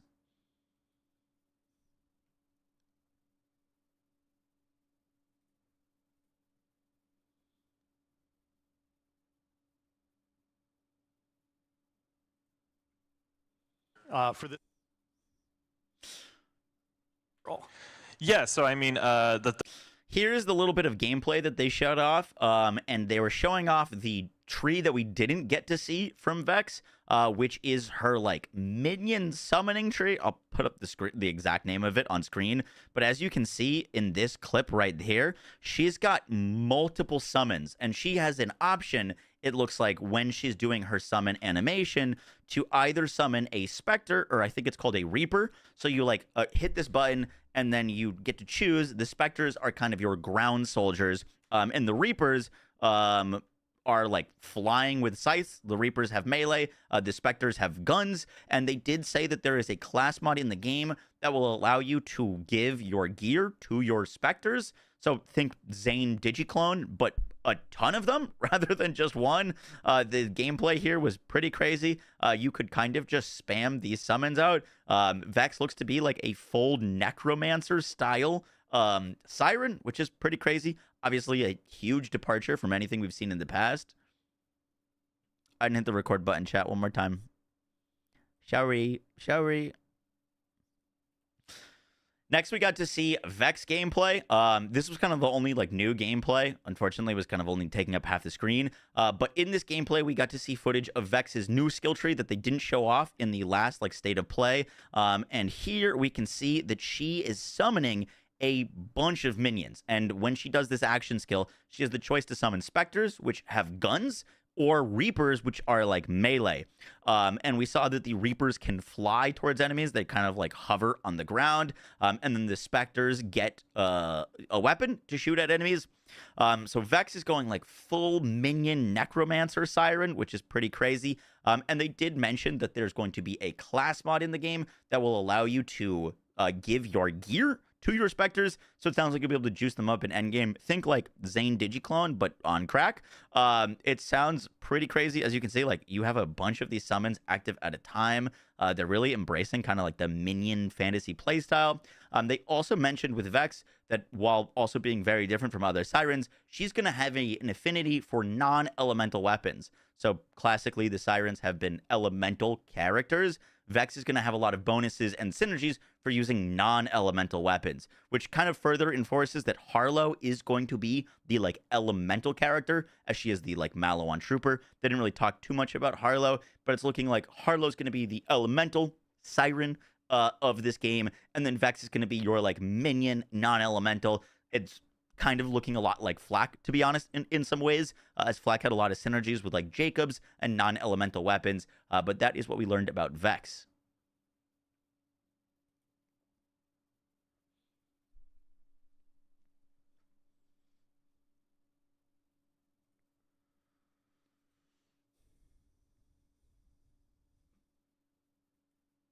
Now we didn't get any actual new gameplay about Amon, but we learned that Amon is the Forge Knight, and to his name, he is able to summon the entire arsenal of weapons. AKA Amon, we've seen him summon swords, we've seen him summon axes and hammers. He's confirmed he's going to be having spears that he can summon, swords, whips, shields, axes, and hammers. He is going to be the Forge Knight in all the terms of the word, and sounds like he's going to be pretty crazy. Now, the big thing that is kind of like what we don't know is how his skill trees are going to be divided, if there's going to be like a skill tree for axes and a skill tree for hammers, or if all of these different weapons are augments of the same thing.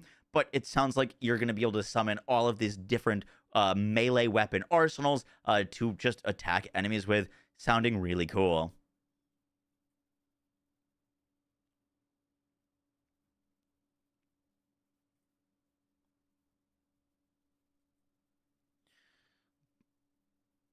I'm going to pull up the Rafa part real quick. So ironically, the thing that gave him the ability to explore the universe and the world and like have this big life is also this thing that could kill him. But he just rolls with it. He lives really kinetic as like a vault hunter. Things to say about that, and his action skills. Yeah, absolutely. I mean, like you said, if charisma could kill, he used that as a weapon. Guns, he's got shoulder mounted too much, so instead he has energy blades. He's got laser guns. He's got shoulder mounted cannons. That's energy blades, laser guns, and shoulder mounted cannons. Okay.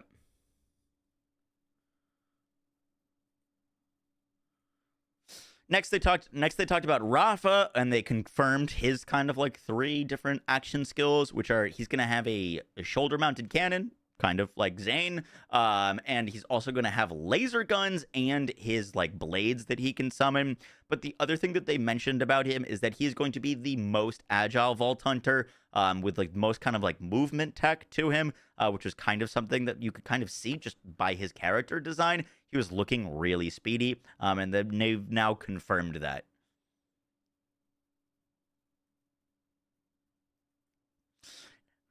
They also mentioned that we're going to be getting a new shield archetype. They also mentioned that we're going to be getting a new shield archetype called Armor, which, you know, is something that we've been kind of like, would be cool if there was like an armor system. People were talking about like, what if Flak had armor because he's a robot? Armor is not exactly what you think it's going to be. Basically, it's a new archetype of shield that is going to give you a bar, your shield bar, that always regens. And so it cannot be interrupted in combat, meaning while you're taking damage, it's just constantly going to be recharging. I'm assuming these armor variants of shields are probably going to have less capacity as a like downside, or as a like what is the word? Trade-off. That's what I was looking for. Next we learned about a new shield archetype that's going to be coming into the game. That is Armor. Now, we don't know all of the details of it. There's been speculation about how cool like Armor would be like for Flak in Borderlands 3, but Armor is going to be a new shield archetype. And they said that this archetype of shield is going to constantly recharge while you're in combat. So previously, if your shield is recharging and you take damage, it stops. It's got a shield recharge delay and then regens again. Armor is going to be constantly regenning. And so you can, what they said is this is going to be an archetype of shield to allow you to play more aggressive. And they also mentioned that they're really kind of like amping up shields in this game, and giving kind of like new shield things. So it seems like there's going to be more ways to play aggressive. And it seems like that armor shields are going to be one of them. You're sick of violent momentum. everything is violent momentum. What's YouTube arguing about?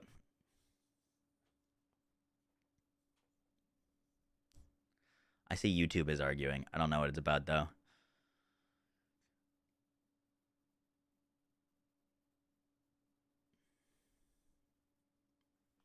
Next, they confirmed that the part system. Next, they mentioned the part system. Now, there's a few things to kind of talk about with that. One of the first really cool details of the part system is actually a thing that I didn't expect or see coming, but they're doing something really interesting with it, which, you know, I've talked about the part system in previous videos, but they confirm now that purple rarity or epic rarity gear is going to be dropping with 4 weapon parts, and legendary gear is going to have less parts. So in the previous video, they kind of said that you get more parts the rarer it is. Legendary gear is going to have less parts than purple gear, but legendary gear is going to come with its own unique trait that makes it legendary. So what the system's going to look like is a super like well-rolled purple could be very valuable to you because it's going to roll with more parts, so it's got more possible crazy combinations. Legendaries are going to have 3 parts, so they're going to be like, you know, legendaries are rare, but now there's less variance on legendaries because there's only going to be coming with 3 parts, so there's less possible rolls that it could come with, which I think is great news. And then the legendaries, what's going to make them special is that they're going to have that unique trait. They didn't really mention what that unique trait is, but like there's going to be something that sets them apart, which is really cool. And they also mentioned that there isn't any sort of like part lock. So it's not like a Torg pistol, let's say the Unkempt Herald, can't roll with a Jacob's part. They said basically, well, not basically, every single weapon in the game can roll with a TDR part and be thrown. And so there isn't sort of like restrictions on possible gear combinations. It is literally anything is possible. You can do anything with your gear build.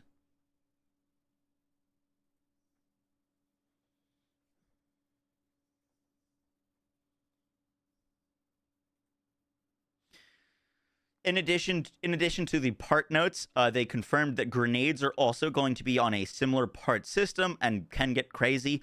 They mentioned that now that the grenades are on cooldowns, they can balance them for doing a ton of damage, but not being used often versus like, you know, being able to spam 12 at a time. And they mentioned that you can like throw a grenade that's a nuke, and then you can get parts on it to make it like rain artillery. So it's like a nuke artillery thing. I think grenades are going to be crazy, which is great because, you know, now you're having to make a decision if you use grenades or like rocket launchers or miniguns.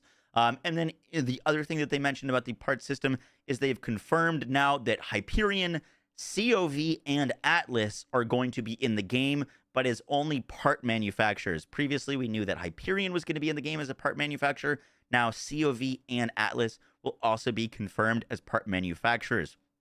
Now, they addressed that Doll is missing here. Obviously, a lot of people love Doll, and they mentioned that we haven't seen the end of Doll, that they could be potentially returning in the future, and that our little Echo 4 bot is a Doll robot.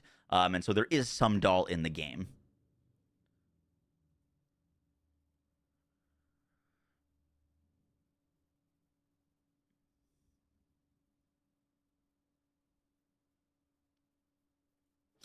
They also brought up that there's going to be new co-op features. All of the quality of life features of Borderlands 3 co-op are going to be in the game, like coopetition or cooperation, the ability to kind of get your game scaled specifically for you. So like I could join on a level 50 character, my friend could be playing level 12, and he'll be fighting level 12 enemies. I'll be fighting level 50 enemies. But the big new like multiplayer feature that's going to be in the game is you can fast travel directly to your teammates. And with this new world being seamless and like open world style, you can just travel around to wherever you need to go to your teammates directly to them, which is just a great system. Huge quality of life there.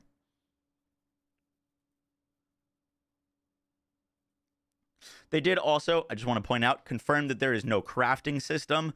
So like what you get is what you get when it drops. I have been tweeting, and I was going to post a video about it. I recorded it. I'm not sure if I want to post it or not. Basically talking about the ability to potentially re-roll stuff in Borderlands 4 just because of the amount of part variance.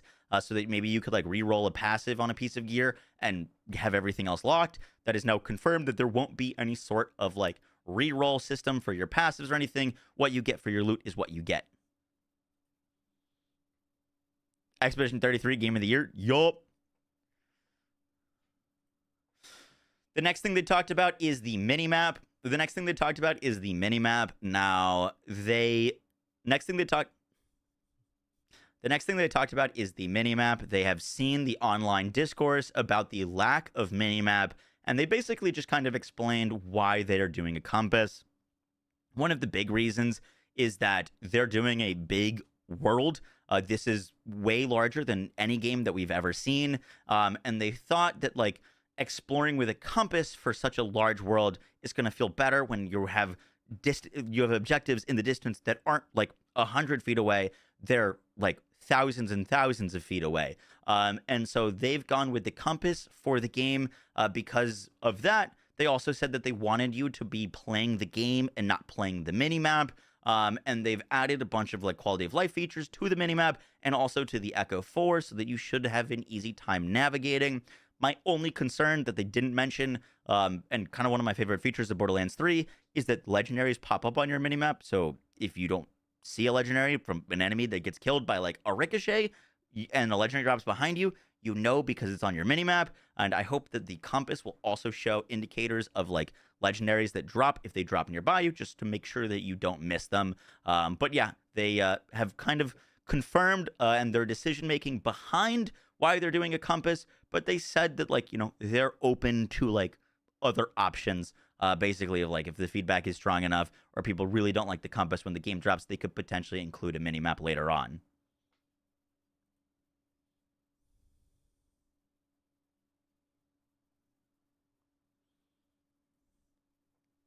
Next they confirmed set bonuses. I've looked at these for a while. We've had a few videos talking about them. Basically, the like airstrike bonus that is rolling on these new enhancements. They confirmed that they are set bonuses, but they mentioned that getting them like 3 out of 3 is a little bit more of an end game aspect. So you're probably not going to be worrying about trying to get a full set while you're leveling, which makes sense because while you're leveling, you know, you're constantly replacing gear. But when you do get that 3 out of 3 set bonus, you're going to receive a powerful bonus and a meaningful one, but they didn't mention like what the bonus is actually going to do for you. They didn't mention how many set bonuses there are, but we now have confirmation that these set bonuses are going to exist and just be another layer of build crafting.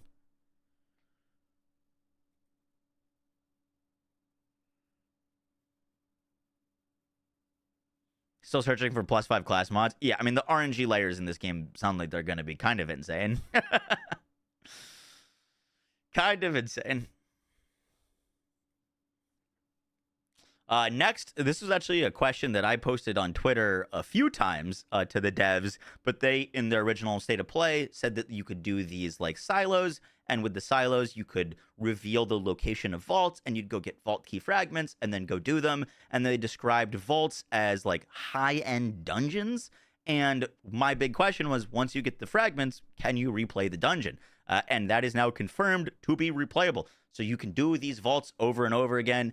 So it sounds like they're going to be, you know, like a form of endgame or a form of thing, that of an activity that you're doing while you're just playing the game. But the fact that they're replayable is fantastic. It means that you can do that content early, you can do it later, and you don't have to worry about when you're going to do it to like, oh, like I don't want to do this vault until I'm max level because what if I get good gear from it and then it's irrelevant. You can do them as much as you want, which is awesome.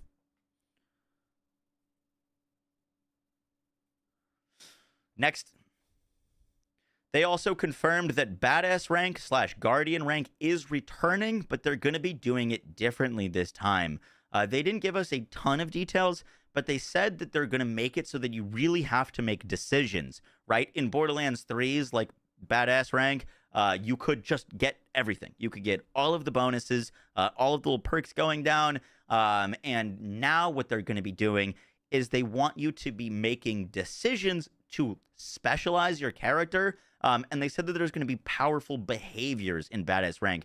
We didn't get much more than that, but a lot of this game seems to have been inspired by ARPGs, and so I wouldn't be shocked if we see an ARPG-inspired kind of system for this. might look like a second skill tree. It might look, who knows? But I think this is awesome. It sounds like another way to craft for your character and make their build. And instead of just getting all of the bonuses, everything maxed, you're actually going to have to make decisions on how your character wants to play. And I'm sure we'll find out more about that later.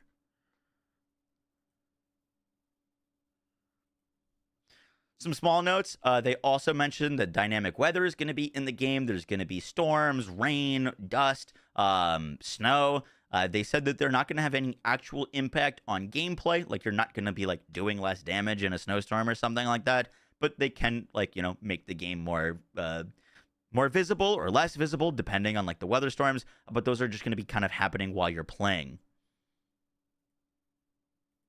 Some other notes. They said that Borderlands 4 has twice the development budget as Borderlands 3. He technically said at least twice. And so, you know, Gearbox has been getting passed around a bit, with them getting bought by Embracer and then them getting rebought by Take-Two. They've definitely received a lot of money, and it sounds like they are getting a lot of money and putting that money into Borderlands 4, which is great news. Honestly, one of my biggest issues with Wonderlands is it felt like there was zero budget for the post-launch support. We didn't get a single, like, actual DLC for Wonderlands. So the fact that Borderlands 4 has twice the development budget as Borderlands 3 means that they're allocating a lot of resources to it. And Borderlands 3 got like 2 years of content post-launch. So I'm expecting the post-launch for this game to also be really strong.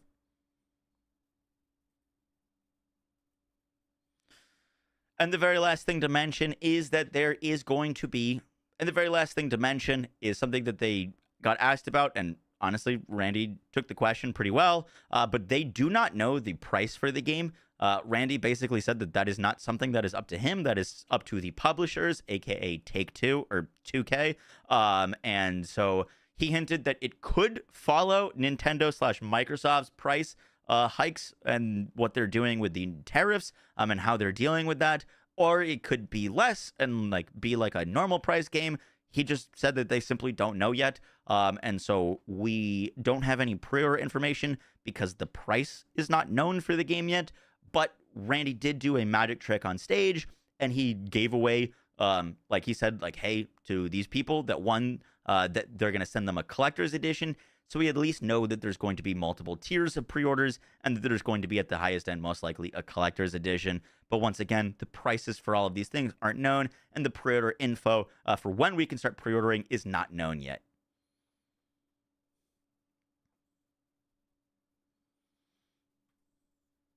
Guys, that is going to do it for the video. Just a short wrap-up. Guys, that's going to do it for the video. I hope you enjoyed. We got a lot out of this PAX East. I was hoping for more gameplay, but I'm so glad that we got so many questions answered. And they are going to be back literally in a month from now, basically. They said they're going to be doing a Borderlands Friends event where they're going to have people live streaming the game and stuff. So, could be pretty cool. But yeah, we'll surely get more information about that in the future. I will catch y'all in the next one, guys. Take care. Peace.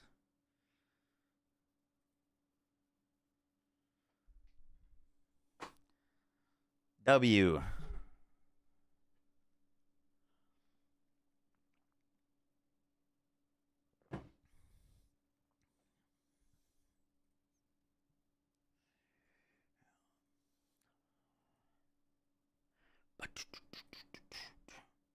How long until that's on YouTube? Probably an hour.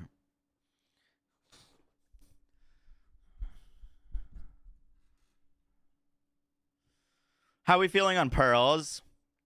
So, here's my official take on Pearls. I don't think we need them on launch. There's already so many things going on with, like, legendaries, set bonuses, skill trees, everything. I'd love to see them return later, but I'm actually not worried at all about them not being there on launch. Like, we're going to have our hands full with Loot Chase on just getting good legendaries. I think it would be a mistake to introduce Pearls on launch, honestly. With the amount of min-maxing that is going to be available in this game, there's going to be like the RNG in my head is it's going to be nuts. You got to get the right enhancement with the right legendary bonus, with the right passives, with the right set bonus. You know what I mean? Like, we're going to have like some ridiculous levels of grind. If they're not in the game and we focus more on getting the core loot, I think that's actually better. If they introduce them later, W. But like, I'm not stressing about it. If the loot system was the same as like Borderlands 3, I might be stressing about it. You know what I mean? But like, any gun in the game can roll a Jacob's part. You know what I mean? Like, it's gonna be nuts. What are pearls? They're just a higher tier of gear, rarer than legendary.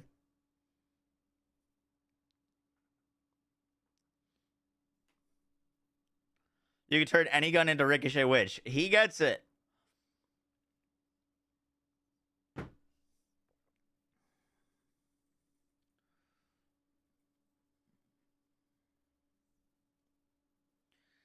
Boom, boom, there goes my hero.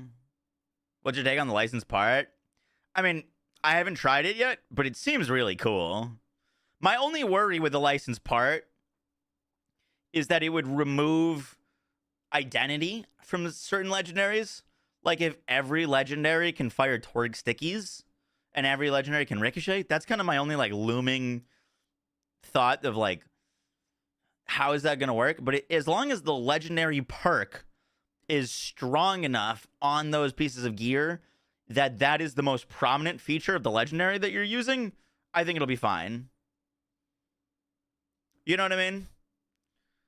But like, that's my only worry about the license part system. The Dark Siren, yep.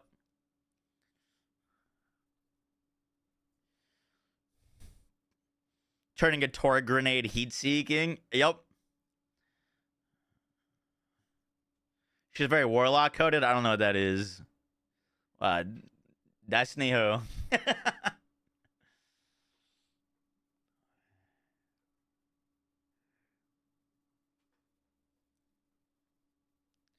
A siren with kinetic synergy. I know, dude. I mean, like, I think Vex looks dope, but I'm gonna be honest, like, this stream basically confirmed that I'm not starting her. I'm sorry.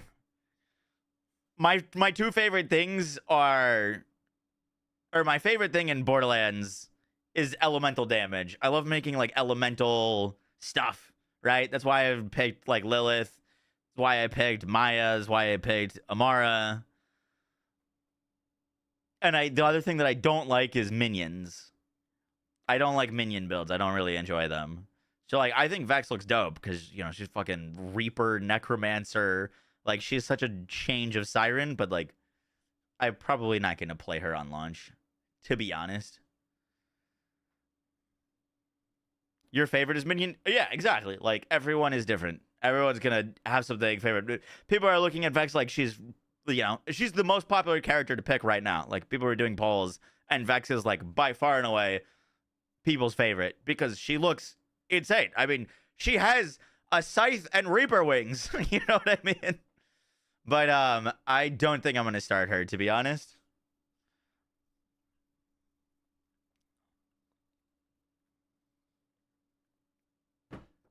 That's fair, Joe. I mean, she has a cat you can pet. Yes, and specters and reapers that she can summon. Dude, imagine if you could double action skill on her, if there's a way, so that you could have the cat up and the reapers and the...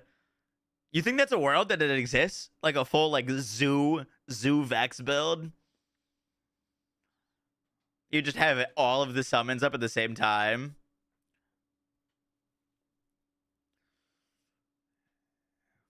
Zoomancer, yup. Legion Vex. What was the shield that summoned a bunch of drones for you?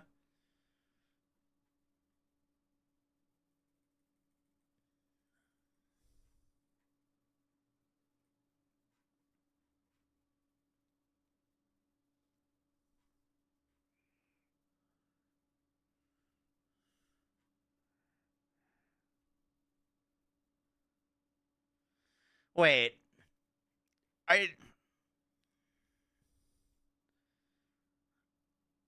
From Randy's clip, did you guys get that he was trolling or that he was teasing that they're coming back? Because I took it as trolling, but Twitter seems to disagree.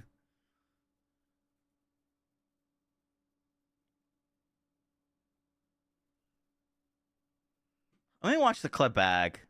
Jolt's just tweeted out pearlescents are likely coming back in Borderlands 4. I did not take it that way at all. So it's a weird thing, but the fundamental philosophy is we want people to buy it so we have the resource. Stage yet. I'm just going to keep going until the... Yeah. And we're excited to start peeling back those layers for everyone. It was during the Q&A, right? Nick, what will split screen look like? Place where people want questions from the line out there. Yes. Talk more. We're gonna. It was when Grant was talking. Respawn, just like in previous games, it's on a timer. There will be a machine to respawn bosses and mini bosses, though. On the machine you could use to just make the. Yeah, there is an end game special like put hard. It's always me. And people want to, or the people that are price sensitive. I think we could spend it every just to make this. Used for Ordinite. Yeah. Oh shit. Didn't even know you were. Yeah, I mean it's split screen. It's Couch plus remote. There's your gray. There's your green. There's your blue. I don't like how you're saying there's that, by the way. There's your purple. And then there's orange. There's your orange. There's your Hold on. Such a fucking troll. Randy! He literally called him out for trolling, too. Like, he knows that there's not pearls on launch, because he answered the question saying it's legendary. This is the highest rarity.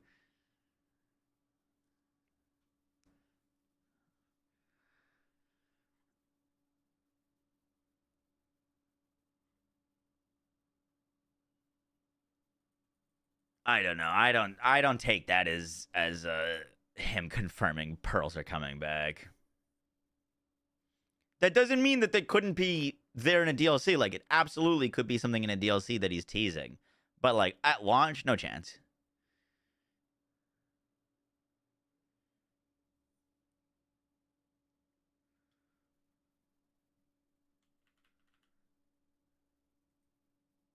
Gray. Ooh, rarity levels will go from common to legendary. Like, this was the answer right before. Ooh, rarity levels will go from common to legendary. Like, he answered that, and then Randy was like, purples, orange.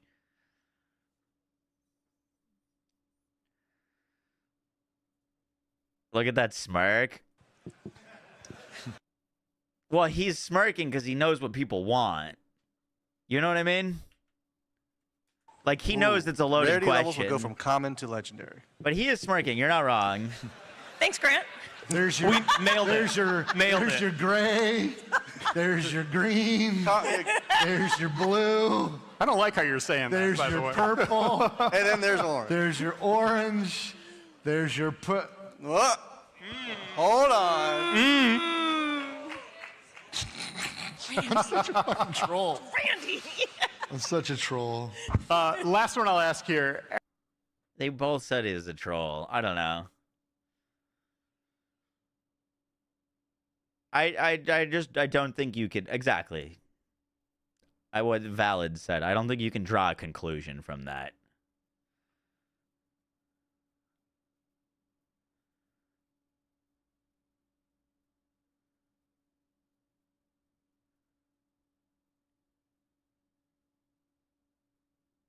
I think Grant said you're a troll, and then Randy said I'm a troll.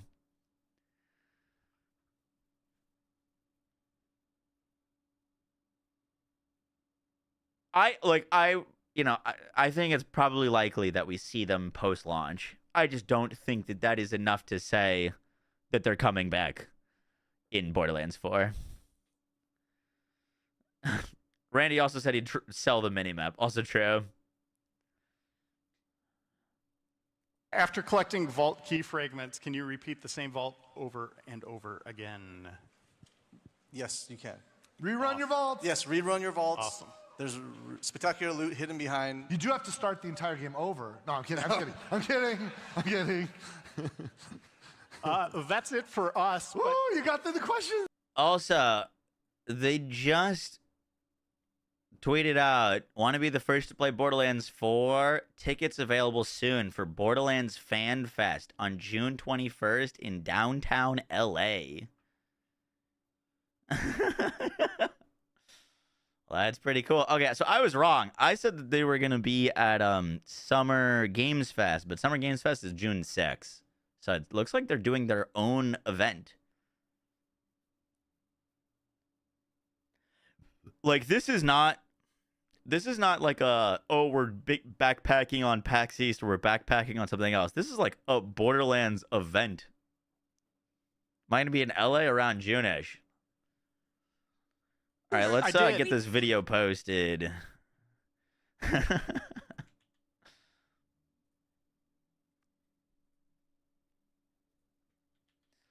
Got some videos to post. He knows that the community wants pearls. Why don't they just put them in the game? Once again, I just realistically don't think we need pearls on launch. I don't know if that's a hot take, but like, pearls are like a super rare loot chase, right? For like currently kind of nothing. Like, they're just kind of rare loot, right? They're cool, they're rare, doesn't mean they're necessarily good, right? We don't know how they'd be balance wise, but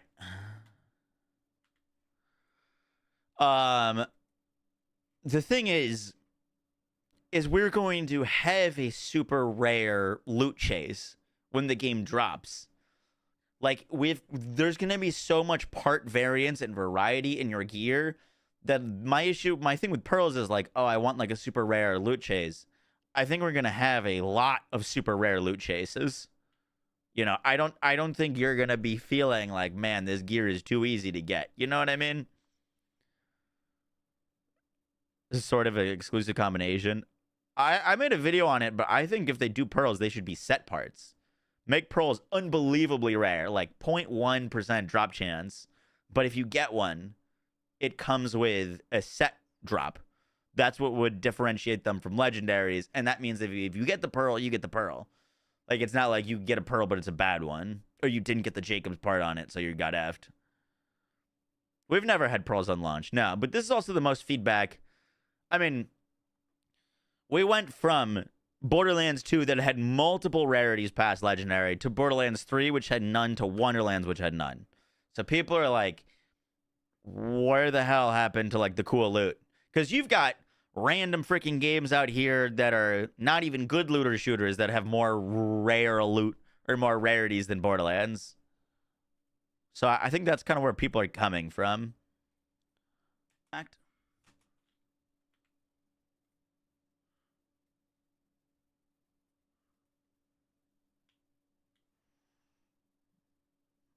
All right, I'm going to play some of this while I edit.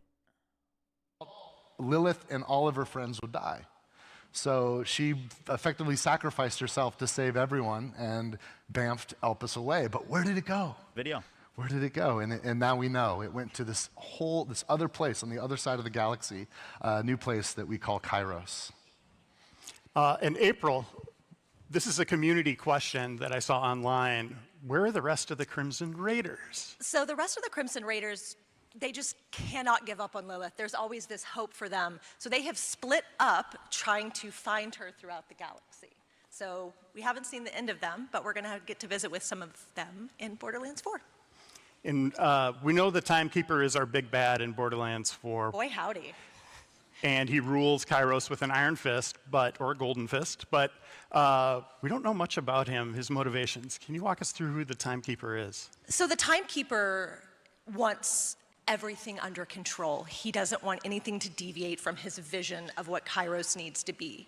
And to maintain that control, he does what, you're going to do, which is planet-wide propaganda, outlawing vault hunting, doesn't want anything to do with vault hunters. And, you know, I mean, if you're going to do it, you might as well have a massive unyielding army, which is our Order army, and then, you know, you could get a cybernetic implant, put that in everybody's back, and, you know, just control them into submission. So yeah, he holds Kairos very tightly, and he is clever and he is calculating. But when Elpis comes in and is basically like knocking on the door of the Veil of Kairos, very rudely, very rudely, we might see the Timekeeper struggling to maintain that control. And you know, you get a couple of Vault Hunters involved. The dude's had it locked down for like thousands of years. Thousands. And suddenly, you know, some punk-ass Vault Hunters show up and wreck his shit. He's not cool with that. So what's happening on the surface now that Elpis is here? So now that Elpis is here,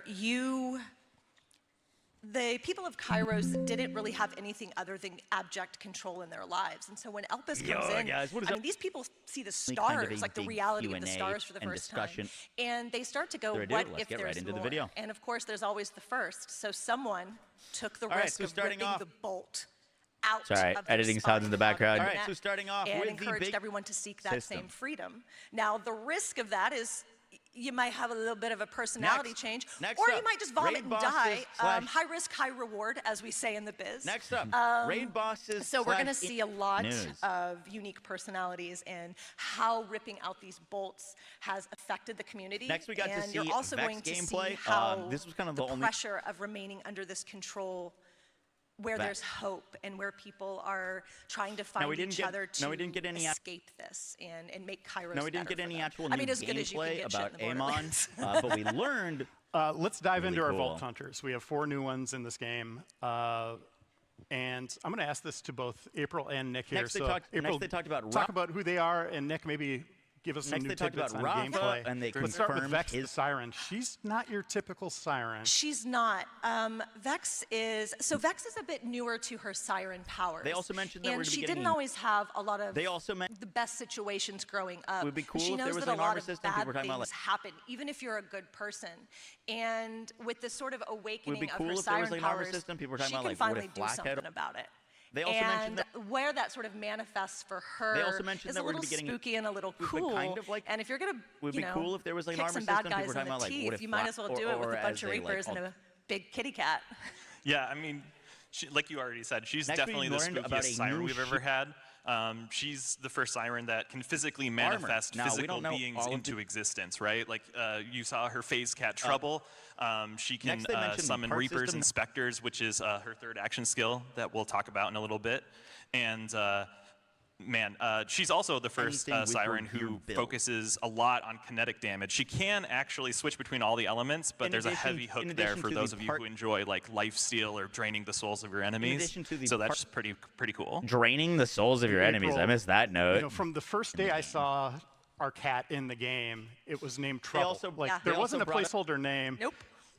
I wrote, you know, I was like, brought up that shouldn't change. That's amazing. Features, Where did that name come from? I don't know, Nick. Where did that name come from? So Graham, the creative director, kind of always told me that every good witch has a good cat by her side, a good cat familiar. And I have a good cat familiar at home too. His name is Trouble, and I just kind of put it in the game. I'm like, I'm going to name him after my cat. So it just kind of stuck, and I'm pretty happy about it. Hey, Nick, let me ask you. Real Trouble. Minimap. They have. Do you think we could get your other cat's name in a Borderlands game? My other cat's named Nisha. Okay, fair. So. Include a minimap later on. Already taken. That's definitely where the name Nisha came from, right? All right, let's dive into Rafa. His backstory is really wild. Next, they confirmed set bonuses. So Rafa grew up in microgravity, and this had a permanent effect on his bones, his muscles, his organs. So he would struggle to live anywhere else, which sort of isolated him, and he has got a lust for life and wants to be out there and doing things. So along comes Tedior and gives him this exosuit. That I posted on Twitter. And awesome. because Tedior is going to Tedior, he could die at any moment. The suit could kill him. So ironically, the thing that gave him the ability to explore the universe and the world and like have this big life is also this thing that could kill him. But he just rolls with it. He lives every moment to the fullest. And he's playful and energetic and charming. And he's really kinetic as like a vault hunter, and that's really reflected in his dialogue. I mean, he's so charming that even the enemies have things to say about that. And I think that like fluidity of his movement, you can really see that in his skill trees. That'd be an and old his cat. action Cats skills. live a long absolutely. time. I mean, like you said, if charisma could kill, he used that as a weapon, but unfortunately it doesn't do much. So instead he has energy blades, he's got laser guns, he's got shoulder-mounted cannons that some of our other notes, fans at home they already said that spotted in the Borderlands previous 4 trailer. has twice And the yeah, he's development easily budget. our most agile Vault Hunter to date, and we're really excited for folks to equip some energy blades and get slicing. Is that there is going Right, to and be Harlow is also and the an very last interesting thing to character. mention. Into science, technology, The but very last has a thing to connection mention to is something a that they well-known got Borderlands asked about, family. and honestly, So, Randy took the as question some pretty well. of you but they rowdy, do wonderful not know fans the noticed, Harlow is part of the guys that is going to do guys that can do it for the- family. And you can imagine, Guys that can do it for if the you video, heard I hope that you 40 to enjoyed. 50 times a day, We got a you would lot out also of this pick up a PAX book East. on theoretical physics. I, and so was Harlow is joyful Nice. and brilliant, and she's got 5 PhDs, and she has this force of will and this drive. Boom, boom, and boom, boom, why not boom. use all that brains and that creativity to just bend gravity to your will? Who am I Yeah, mean, in LA? scientists love to learn new things, You booking a flight? especially when that means imploding or exploding your enemies. New ways to do that, right? We've already seen her, destruct in this giant apparatus that fires like a disco ball of destruction. It's pretty cool. She can lift her enemies and slam them into the ground, and she even has quite a few gadgets that we haven't quite shown you guys yet, but they're pretty sweet. All right, and Amon, he is apparently a part of a Vault Hunter worshiping clan, or Vault Monster worshiping clan. Tell us about him. I will tell you that if you are going to worship vault monsters and decide to open a vault, that's not going to go well. And so unfortunately for Amon, he lost his entire family, he lost his spouse, he lost his friends, his community, and he sort of harnesses this deep grief to decide, well, you know what, a vault monster took something from me, so I'm gonna kill every last one of them. And he is a big, beefy daddy. Mainly kind of a Q&A and discussion I will say about there's the game. also this So, really without further beautiful ado, let's get right warrior into the poet video. side to him. All right, so and starting off he with wants the to find biggest one, community and dedicated connection, drops. and he's just so single-mindedly focused on literally and figuratively forging his body into a weapon.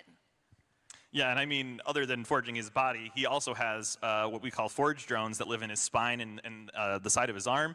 He With the is literally biggest able one, to psychically dedicated control drop. them and manifest them into all kinds of weapons. I mean, he's got a randomly out in sword, the he's got world an and axe, he's got a hoping you get hammer, what he's got you a want. shield, he's got a It is spear, he's such got a a whip. massive This is a long list. He's got everything that you might expect from a sci-fi Viking. Beefy because that's daddy. pretty, Yeah, she did say that. It's a great system. It's already Randy, a let's sound focus clip the on our planet stream, Kairos a little apparently. bit. What can players expect as they're traversing this world? Oh yeah. Well, look, it's if you're like a human living on Earth Next and you up, want to like raid bosses. go someplace safe, Kairos sucks. Like you're fucking dead. Like everything will kill you out there. If you're a Vault Hunter, it's awesome because nobody gives a shit if you kill dudes and take their loot. It's also unbelievably amazing. There's incredible vistas and the highest of highs and the lowest of lows, and with a that is range of also different great atmospheres. news. Now, some parts are pretty locked down. You know, the Timekeeper did get a hold of this place, and he's got his tamed center of the planet got where to he see commands Vex and controls everything. Kind of but looking a out lot in like the Flak, wilds, to be honest, it's in nuts. some ways, and Flak had a lot of synergies with and, like and also Jacobs even in and that area, non-elemental it's not weapons, safe but that unless is you what we learned are, about Vex. you know, on the side of the Order. So for a Vault Hunter, it's just everything's possible. And this is the biggest, by far, universe Gameplay that we about built, Amon, and it's seamless. but we learned there's no load that times. Just you see something in anywhere on the screen, a mile away, up in the sky, you will be able to get there. Yeah. Yeah. In Grant, we have dynamic weather systems. Walk us through what players can expect. Yeah, and Kairos, there will be a myriad of different storms, from rain to thunder to snow and dust. They won't have a direct impact on gameplay. You take care, your damage is Ghost. going to increase or decrease because you're in rain, but you will have vision obscurity. You will see some things harder and some things that are easier to see. So just be prepared and go out and kick some butt. And Kairos is huge. You know, this is a fun place to explore. We're going to have story missions all over the place, but there's other things that you can do in the world. Grant, walk us through some of those as well. As players go through Kairos, they'll have a myriad of things to kind of encounter, ranging from dynamic world bosses to NPCs that need help. Dude, I'm kind of hyped for all of these are dynamic just, world like, bosses. loot chases, That so sounds anytime you do any insane. of these, you'll be rewarded with good loot and like a loot chest and stuff. So be sure to stop and help Dynamic world locals, bosses be sure to in a kill the Borderlands dragons game, that spawn, dude, try to and fight non-elemental bosses that weapons. try to kill you. But that is what we learned about Vex. And Randy, no, we didn't get any in actual our new state of gameplay play about showcase, Amon. All of these vaults different were weapons or mentioned. augments of Plural. What does that mean? to just attack enemies Plural with, is plural. sounding really cool. Yes, there are vaults. Next, they talked about Rafa. you want me to give it all up right now? No. Yeah. One shoulder at a time, baby. I'm a former Come on. journalist. I got to do it. And as I just said, Kairos is huge. How are we getting around? Well, you know, you can do what you used to and do, they run confirmed and his walk, kind but there's a whole lot of new stuff. You could jump, of course. And you could double jump, Now and you could confirmed climb, that. and Next, you could we learned glide, about a new and you could shield grapple. archetype that's gonna and be one coming of the, into the game we've had that some is big environments armor. in the past. Now, we don't know but, all of the details. We've always, when we've wanted to traverse longer distances, you know, you've gone to a By his vehicle character station design, and he gotten was in looking your really your truck or speedy, your car, and whatever you're they've into. now confirmed that. Next, we kinda learned came about up a with this new idea, like, shield what if I archetype could that's going to be just coming into the use game that Digistruct is technology armor. Now, we don't know to bring all of my the details personal of it. vehicle to There's me been speculation. at any time, anywhere. I've And been it's given kind of awesome. like Like, I can just things. get on a bike and cook. And there's so many cool chassis and They also tons of mentioned that they're really customizations kind of like that you'll amping up collect shields and loot. in this game and giving and kind it's of like new freaking shield fun things. to just grab that. Armor And shields if are going to that's be one of not them. cool enough for you, then you can grapple too and go. Next, they mentioned the part system. That's Now, fun. there's a It's a lot of ways to get around. A lot of ways to get around. And I've spent a lot of time reading feedback from the state of play. And one thing people are honing in on is the compass. And there's also, you know, this legacy of a community question. They're asking where Doll is.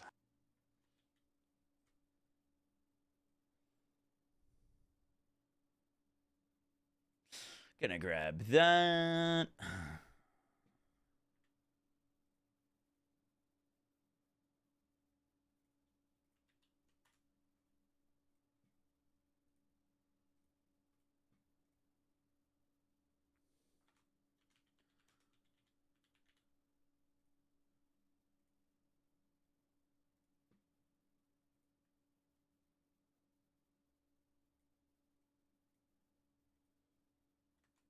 Details of the part system. In the part system, now there's a few things to kind of talk about with armor shields are going to be one of them. So Next, they mentioned the part Kairos system. Now has there's been a few locked off things for to like kind of talk thousands and about with thousands that. and thousands of like Earth years, right? So Next, they mentioned nothing the part really system. gets Now in there's and a out with few things ease. to kind of talk so about with that. they're sort of at the One mercy of of the what first really ship cool crash and details. what parts might be available. So Borderlands that is I a didn't, big, massive universe. So I expect or promise you, we see probably coming, haven't seen but the last they're doing of something really Doll. interesting with it. But I will say, just enough doll parts did fall. expect- Echo 4 is actually doll. a thing that I didn't. Hey, we gave you a little sweet doll one Echo of the buddy. first so. really cool details of the Grant, part system. how do the licensed parts work? This could also be a community question. I've seen a lot of that people I asking didn't, like, what expect agency or they see have with coming, that system. But they're Yeah, doing so something really licensed interesting with parts it. are I've our talked way about of the part system describing in previous behaviors videos, from all the but they manufacturers that we love confirm from now Borderlands 3 and the ones that we've added in Borderlands 4. a thing that I so didn't because there are so many expect behaviors or in the see game coming. now, we wanted to make sure that guns drop these behaviors in a kind of tiered fashion. There's no crafting in the game. Players can't modify or craft their guns to have specific licensed parts. They're just drops in the world, and the way they It drop seems like is on that the tiered armor shields system. are gonna be so one from of them. common all the way Next, to they mentioned the legendary, part there's system. different Now, there's sets of behaviors you can get. Epics having the most behaviors, and legendaries having one less behavior, but having their own unique behavior. And can every gun have a TDR part that lets you throw it? Every gun can have a TDR part that could be thrown. And most guns have roll something with a called an TDR part and be underbarrel. thrown. This is And not so something new to the series, but we're leaning into it pretty you can do heavily in this anything game. with Yeah, your give us some build. examples. Yeah, one of the favorite In things from addition to Borderlands the 3 part was notes, adding they underbarrels to a lot confirmed of our that grenades are manufacturers. also going This to be time on around, a we're taking similar it up a part notch. system. Vladov again has like the micro Previously, we knew that rockets, Hyperion was but going to be in the game that as a part technology has now manufacturer. been licensed by other manufacturers Now, too, COV so and that you can Atlas have will also versions be of micro confirmed rockets, as such as the they Jacobs could be having a potentially micro rocket returning in the knife future that's attached to the underbarrel of their is gun, Sumdal and in they the can game. fire it, and it does an exploding shot. This can be coupled with other licensed product behaviors like a TDR thing. They also brought up that there's going to be new co-op features, all of the quality of life. It'll have shooting micro rockets while flying in the air. Charge there.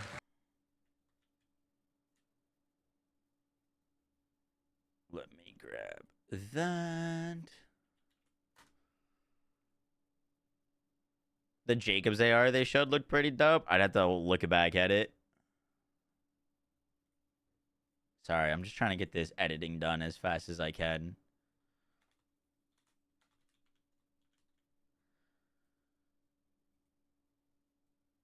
I don't have like new gameplay, so I'm trying to like parse through the old gameplay where I have like still interesting things to show, but also new stuff at the same time. Other game developers, like, do it, man. I love your games too, but frick, man. Dude, was this a shot at Halo? People were saying this was a shot at Halo. Gimping out, like, give it to us. You can do it. Co-op. Well, that's it for Yeah, our okay. Q&A. You know, here's the thing, you guys. I'm looking at the clock. I want to give some stuff away. Do you mind if we switch modes for a minute? Okay. Cool. I'm going to take over. It was a shot at Monster Hunter? Maybe. Here's the thing. So I know you guys sometimes like when I do a magic trick. I'm not saying there won't be They any also brought up that there's magic, going to be but- new co-op features. Because it might be, but you have to absolutely be convinced that this is fair, because I'm going to give something away, but I can't give something away to everybody. So, is there Quality of life anybody there. today who it's their birthday? Anybody got a birthday, like literally today, that you would be able to prove it? If you have a birthday today, come on up here. Come up and join me right here. If it is your birthday today, and Will might check your driver's license or something, so don't lie. If it's your birthday, come here. Because holy crap, you're spending your birthday with us. That's amazing. That's amazing. So let's get some birthday. There's some lines here on the floor right here. See these lines on the floor? I'm not sure if I wanna put stand there. for your Face me passes though. or Yeah, anything, what you get for stand your on the loot is what you line. get. On the line, yeah, and The next face thing me. they talked Everybody about who's is the how many minimap birthdays they do we have have? seen. 1, 2, 3, 4, 5. That's about right for a crowd this size. That's what we expect. Thank you guys. Congratulations for having a birthday today, because one of you is going to get something cool. We don't know which one yet. We got to figure it out. Okay, so starting at the end, Will, there's got a microphone. What's your name? My name is Andres. This is Andres, everybody. Andres, what do you do for a living? I'm an engineer. An engineer. All right. Making the world more convenient, easier to use the world. Dude, why was this so awkward? That's cool. All right, Andres. I think we respect engineers, right? All right, cool. All right. I don't know, that pass part the in mic, pass the particular mic. was just What's like your name? kind What's of your name? awkward. Trevor, Trevor, what do you do, Trevor? also an engineer. Do a lot of You're going to split the vote.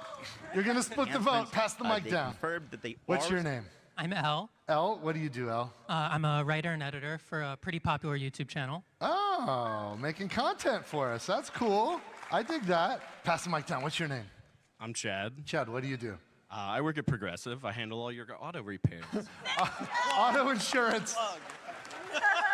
Bro, go next. And that's coming up in June. Another layer of Grant, do build overworld enemies This is actually respawn a without question. save quitting? Yes, overworld enemies do respawn, just like in previous games. It's on a timer. There will be a machine to respawn bosses and mini-bosses, though, based off the By the way, there was a point where he said, like when he was talking about machine you legendaries, could that use if to you just kill make like the a boss super rare reset boss, so that you can do you grind think them that's again. confirmation You gotta of get that rare dedicated spawns hit coming drop. back? Remember the rare spawn Nick, system will in Borderlands badass 3 at Guardian launch? rank make a return? Guardian rank Yeah, is there is returning, but an they're end gonna game be- specialization system that it's going to be very similar to the Rare badass spawns kinda sucked. system in the past games, but it's actually going to have meaningful They eventually made it so choices that it it won't just be, became like, put guaranteed points spawns. into this, that, and the other thing to get like a flat bonus. There will actually be behaviors, and you will have to make some hard choices. But we'll talk about that a little bit more later. Turns out we're talking about a lot of endgame. Randy, I got a tough one for you here. Oh, you got a spicy one for me? I don't know the answer. I don't know. Why if is you it do. always me that has to do the spicy ones? All right. What will the game's price be? That's an interesting one. I don't know this. The price, really, now? Dude, I like this because it doesn't seem like they prepped the questions, right? That is the truth. Like, I don't think he was ready for that question. I'll hit it straight on. And it's an interesting time. He could have right? been, We've got but like, I think he wasn't. On one level, The last thing to mention is something that they competitive got asked marketplace about, where and people want to, or the people that make those choices want to sell as many units as possible, and they want to be careful about people that are price sensitive. So there's some folks that don't want to see prices go up, even the ones deciding what the prices are. There's other folks accepting the reality that game budgets are increasing and there's tariffs for the retail packaging, and like, it's getting gnarly out there, you guys. Borderlands 4 has more than twice the development budget than Borderlands 3. More than twice. The truth is, I don't know what the price is going to be. I do know that we will be opening pre-orders soon, TM, and that will be when the price is set. I think that Borderlands 4, guys, what is up? Here's the philosophy we have. Whatever the price is, we're in. So many behaviors in the beam or rocket launcher or chain gun, they can use it and mow down enemies and don't feel like they have to hoard that ammo or have to go find that ammo to be able to use it. And in addition, we wanted to make sure that grenades kept their massive impact that they had in previous Borderlands games, but without being able to spam them constantly, so that we had to balance them down to be really low damage or something like that. So now you can literally throw nuclear bombs with I just moved my camera so I could just record this real quick. So you can have to like an have some artillery footage. grenade that summons like a giant nuclear bomb. So Also on cooldowns. also on cooldowns. Yeah, so that's a big shift. Yes. Yeah, and this is another question from the community. How will shields and grenades work? So grenades I just explained, but shields we're also amping them up too. We're adding a new shield type called armor, and that's a more offensive-focused shield type. We wanted to promote that kind of offensive gameplay. So if you're running and gunning and jumping into combat, your shield, guys, what is your up? armor Mike shield on has our a chance to Borderlands 4 video, regenerate and in today combat, we so that had you can be the more offensively gearbox. focused. In this Borderlands game, Nick brings more variety to the characters than ever before, our Vault Hunters. Yeah. What can we expect from those builds? I mean, it should be the most diverse builds we've ever seen. The skill trees are guys, like what is up? 2 to Mike's 3 in our times, Borderlands I 4 think, video, anything we've and ever done today before. we had the We have Gearbox PAX what's panel. called like a They had trunk an and then hour on branches that stage, let and you they even specialize went more over than that you've ever been ton able to do. And ton like, of it's new not only my information goal for that you I about want to Borderlands have 4. a Vault They Hunter did be not able show to very have a much new unique build for gameplay every at all. tree. So during I this want video, them to I'll be be, like like, unique per replaying some of the branch. old I gameplay, want you and your friend to because, have the like, same action 99% skill of and what have they showed meaningfully was old different gameplay. builds. There was a And little bit of there new, is more which than we'll enough also be showing, in this but game for just you. letting you know that there's So not we like could a ton all of new have actual trouble, all footage 4 of of the us. game. Yeah. But From they're this all event, performing great. Completely mainly different. kind of That's a big so cool. Q&A Uh, and discussion Randy, about the game. These Vault Hunters, Right into the I video. know you love them. All right, so starting What off can with players the expect? biggest one. I mean, they're the best ones. we got the best. Look, I'll tell you, this is the simplest way I can talk about our Vault Hunters. My biggest customer is my wife. She loves Borderlands, and when we make her happy, it's a good day for me, and when we don't, it's not. There's usually one Vault Hunter where I'm like, this is definitely going to be Christie's Vault Hunter, and I put a huge amount of personal English on that character. This one's going to be challenging because there are at least 3 that have some variations in builds that are exactly right up the alley of what I know my wife loves, and that's Been just kind of like new. a tilt on it. For my own choices, there's 2 that I'm probably just going to be flipping back and forth between. I think there's more for every player than there's ever been before because of the sophistication of the skill tree system that we've designed. Dude, it sounds so It good. is Sign me up. Easy to get into and easy to develop, but there's like layers and nuance and subtlety that as you craft that character towards your own playstyle, you're going to find that, oh, this is me and I feel at home and comfortable. And and we have more optionality. Wait, than why we've is ever my had camera before. here? So What just happened? It's awesome, but it's going to be a tricky choice to Oh get yeah. to it. Every Yeah. time I boot it up, I'm like, oh. I know. Who do I want to play it? Well, we've had our like regular play sessions. Balancing where is based on bouncing around Francis' too, wife. you know, and that's evidenced. You by, heard right. Like it's just all. All right, my video is done. The video is done. You break your camera every time. I'm not doing anything. I don't know why it breaks. I don't know why it breaks.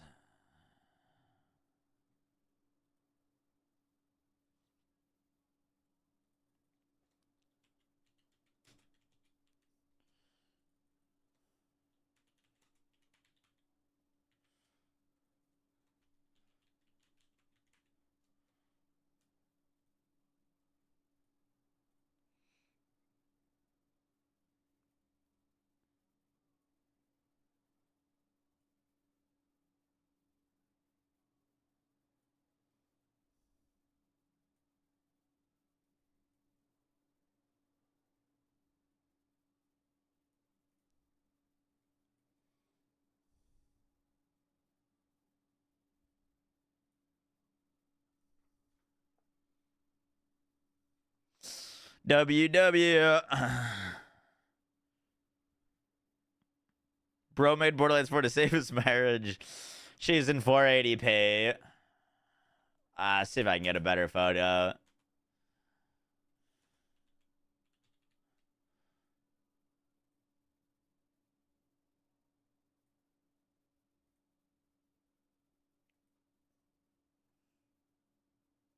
You're not wrong. She does look a little low quality there.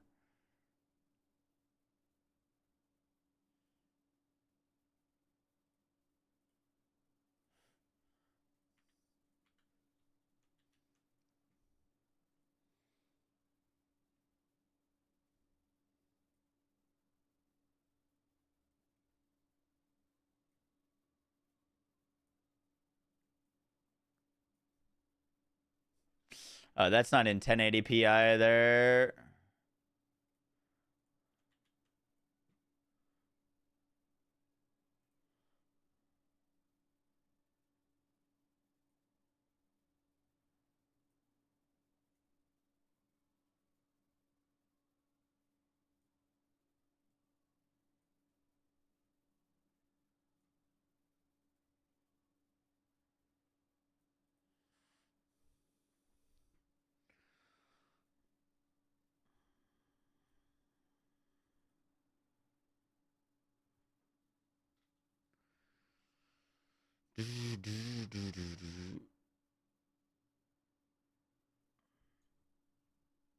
What, do you have a good screenshot?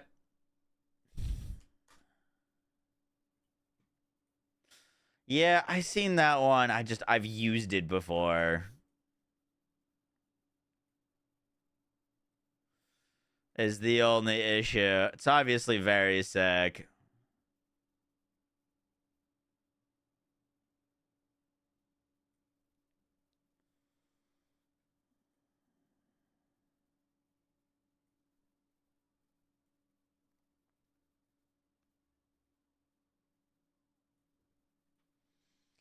It's like too cool not to use. I think I used it with a cut background last time. I could do a little cool highlight with this.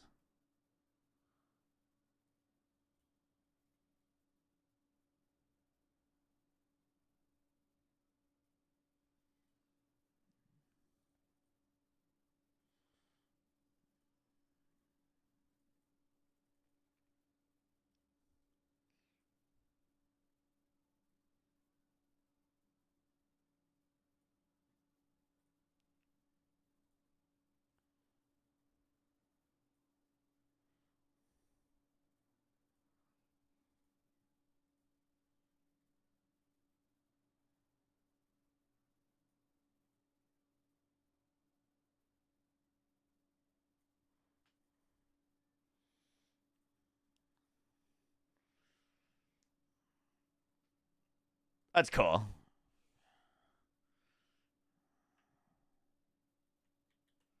What's this? That's tougher to work with. It's easier when it's one character. I could see if I could just snag Amon from that.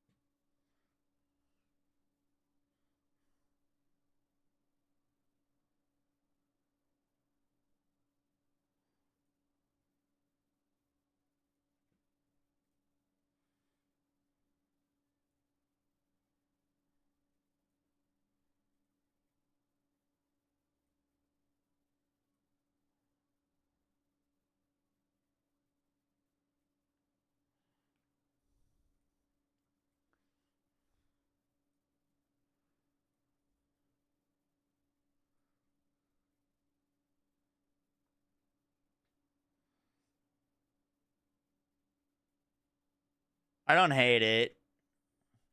Let me download this real quick.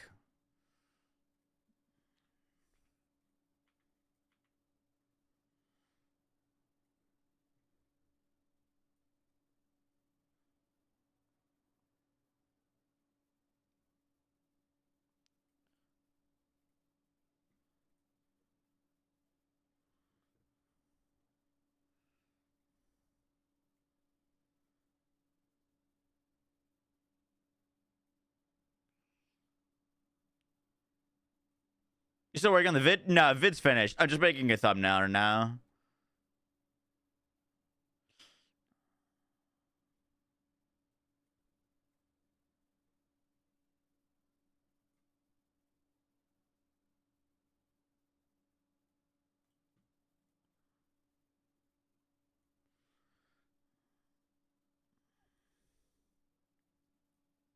You like the flip more?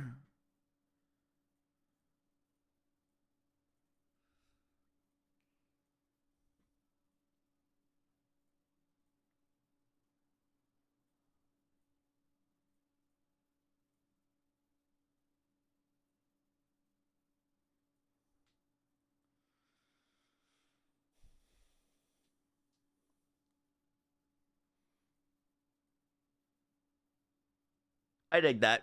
That works for me.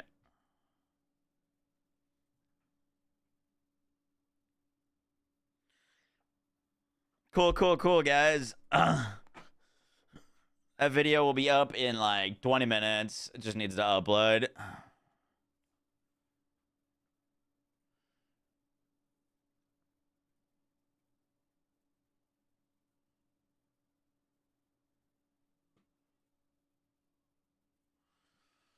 Boom, boom. Yellow. Hello, Moxie. Lewis and I are trying to track people down. Why? Well, we are playing GeoGuessr, Oh, the real one this time. no. What editor is this? Adobe Express. Moxie's 100% going to deafen in here. Yep. Yep. It's going to happen. You already know. Yeah, like 3 seconds. Okay, you see that? Are you still live, Moxie? I am live right now. Yep. Okay, Lewis, you see that hill? Beijing. Okay. I'll catch y'all later.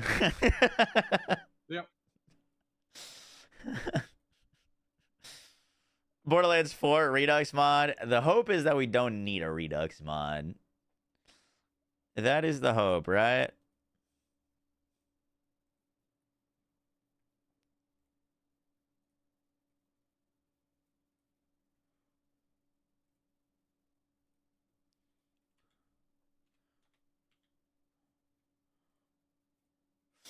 All right, the video is going up.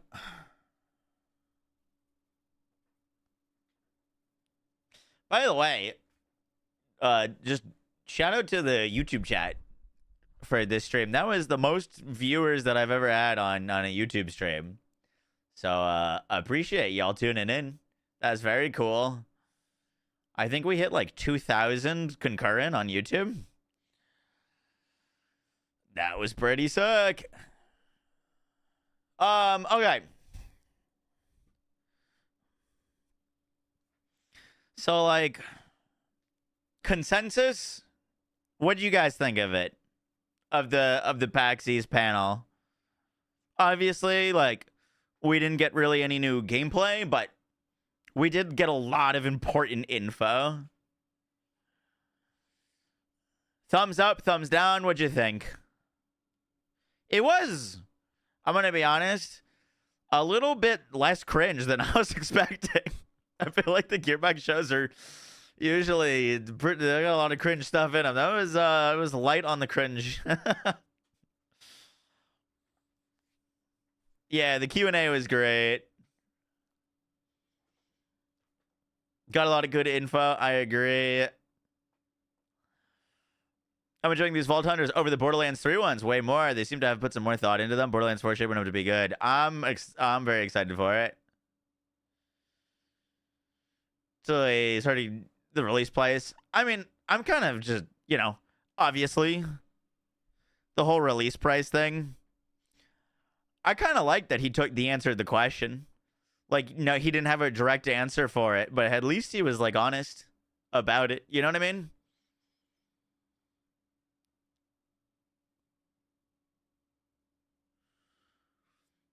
I don't think they were prepped for those questions. Like, I think that was just live Q&A.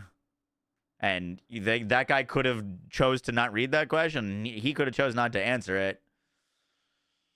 I think he knows it's going to be $80. I mean, you could have that viewpoint. I don't know. I do think it would be a mistake to make it $80. So I hope they don't go that route. Shout out Grant. Dude, Grant is great. Grant and I have gotten in a lot of conversations on Twitter together. He is the dev that created the Chaosin, if you didn't tell. His last name is Grant Kao, K-A-O. He's the one who made the Chaosin.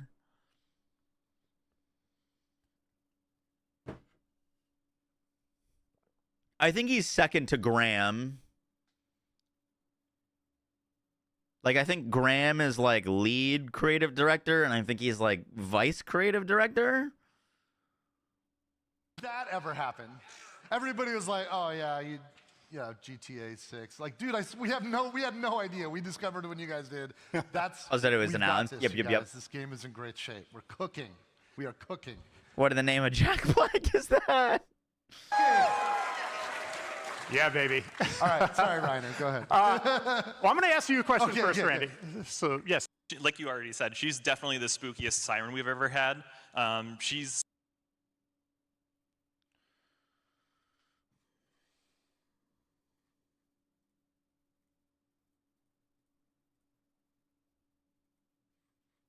This is a pretty cool screen. Dude, honestly, this would be a pretty cool screen to have in-game. I don't know if this is just an asset that they made for this panel. But, like, could you imagine, like, queuing up your character and you get, like, a screen like this on, like, what skill tree you want to spec into first?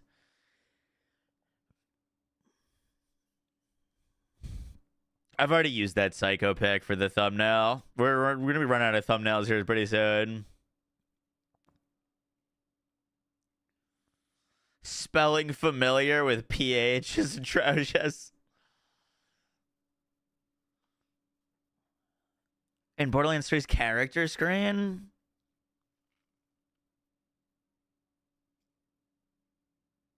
Did they have little animations of like Amara like phase slamming, phase casting? Use the Borderlands movie for thumbnails. No. Thoughts on the showcase? I thought it was pretty great. Cool. I mean, I would have loved if they had dropped, like, the cherry on top. It would have been, like, I'd probably give it, like, a 9 out of 10, 8 out of 10. If they had given us new gameplay at the end there, like a new trailer, because they replayed the old one, that would have pumped it up for me. You know, I think the biggest thing that was lacking is we didn't see really any new gameplay. Like, there was, like, you know, a little bit of Vex gameplay with their Spectres, which was dope.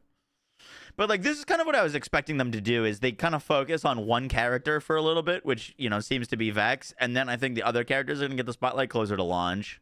They did the same thing with Amara and Zane. Like, they kind of, like, just exclusively focused on Amara and Zane at the early parts of Borderlands 3's marketing build-up.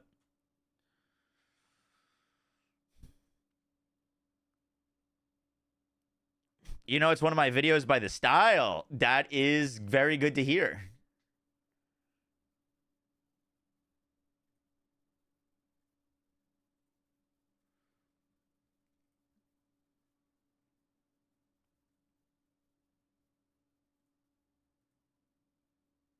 At the gameplay around 45 minutes, there seem to be 2 bars around the level.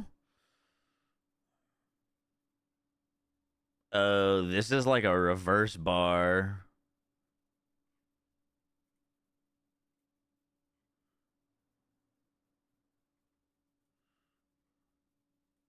Can summon Reapers and Specters, which is her third action skill said that we'll talk about in a little bit. 44? And man, opposite, which just they specialize in damage, but they're very fragile.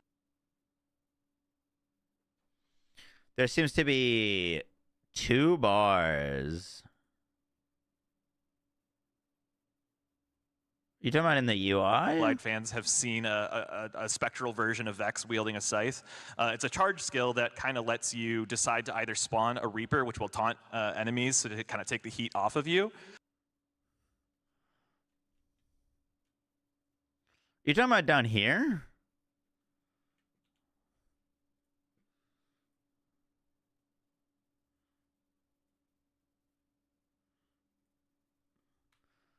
Is this what you're talking about? That looks like armor. Pretty sure that's just armor and health. There's another bar inside the yellow XP bar. You talking about here? Like this thing? This little like outer lining?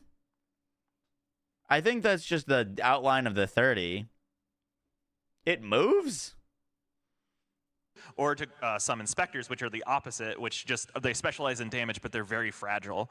So because of the fact that he's actually right, it does look like it moves.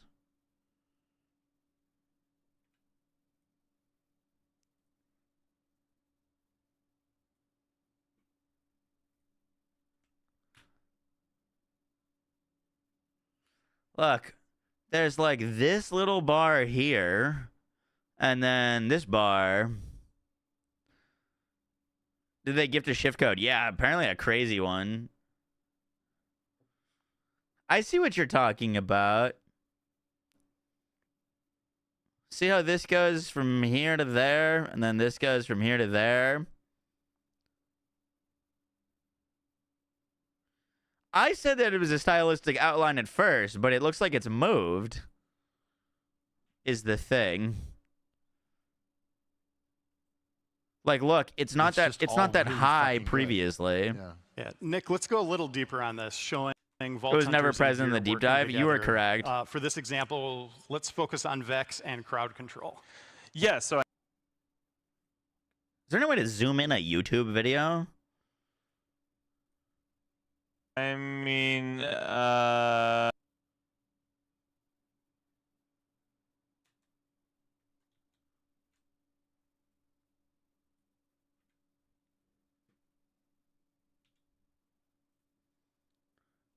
So, like, this is the bar previously, right? It is basically in line with, like, maybe the middle of the 0.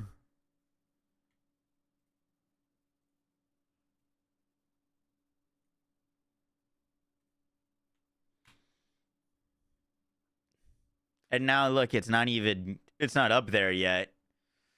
No, they're, look, independent. Look, it's there, and then previously it was, this bar was all the way over here, and the XP bar was only here.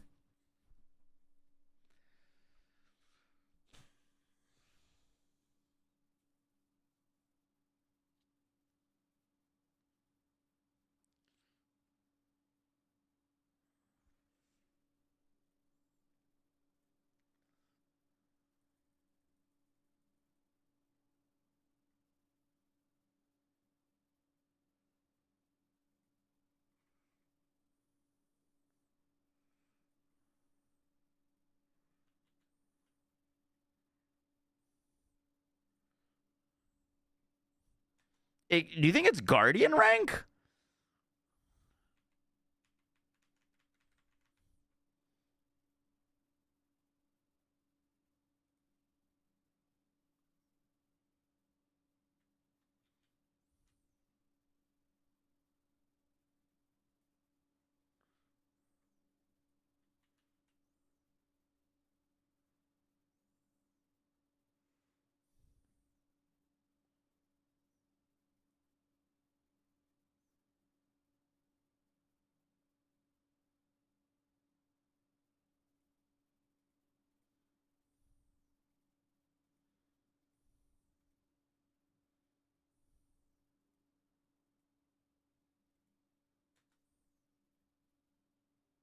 That's the shift code.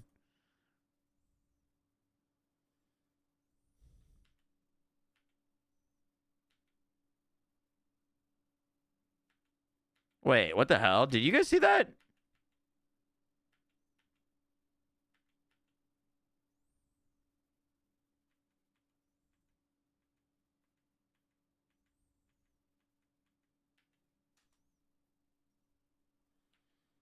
Wait, dude, what? Wait. What's happening here?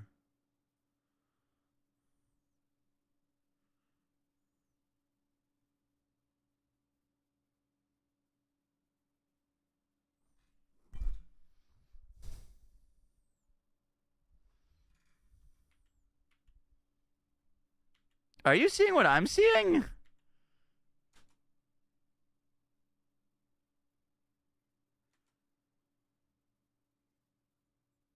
It's present here. Both bars are present. And then the next second, they're not.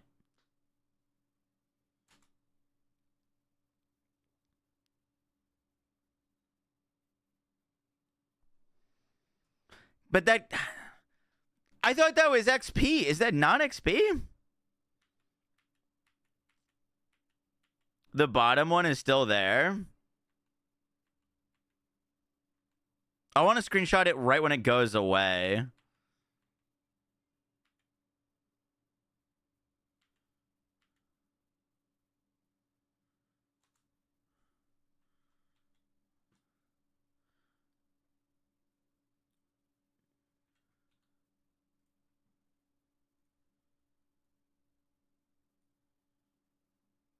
Is the little bar still in there?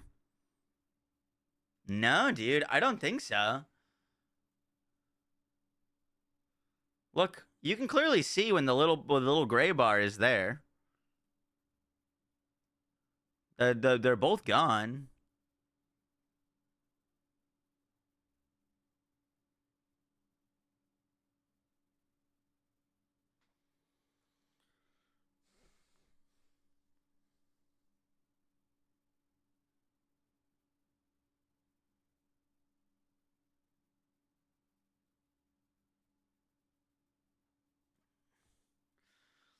I mean, like, we know that that's an XP bar, right?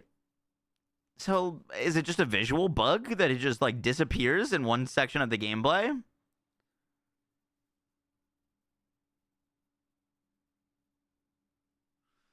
It could be that they, like, level capped themselves to, like, level 30 for this gameplay or something. But, it wasn't close to going over.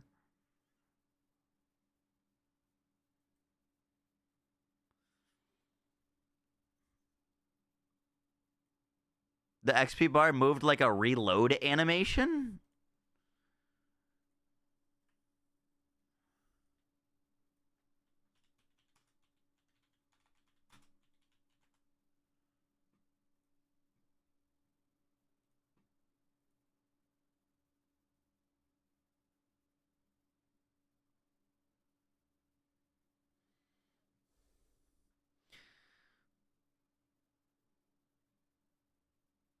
Dude, the thing is different.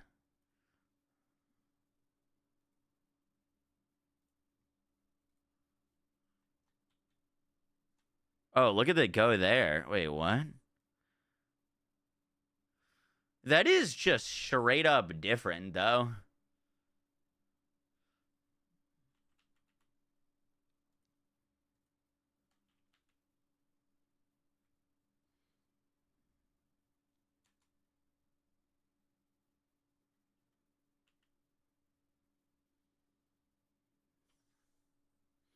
Wait, when he reloaded, the thing reloaded, and what? He got that kill, and then he reloads.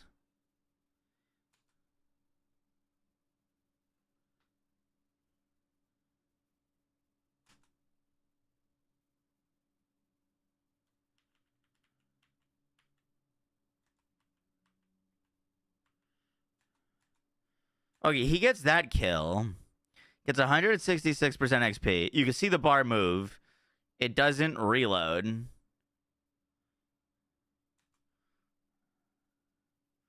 Are they tying the XP bar to your reload animation?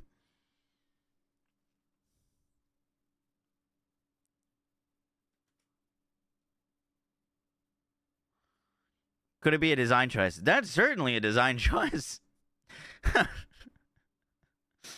Yeah, I know that's the XP bar, but why did the XP bar... Okay, he kills this guy. Boom, boom, boom, boom, boom. 166 XP. Watch the XP bar move. It gets a little chunk there. And then he kills this enemy. And then reloads the gun. Ready? Let's look at they sync up perfectly.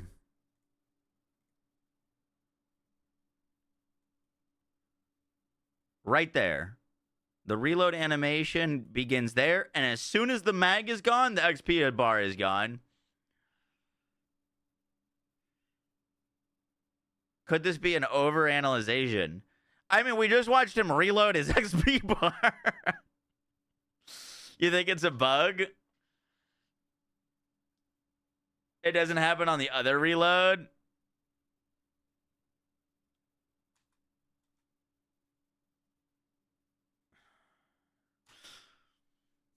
That does look like our other little line, you know, like, because remember we were like, oh, there's a different line? Like, look, it looks like there is another line here, but it's just where the XP bar is going. Go to 16.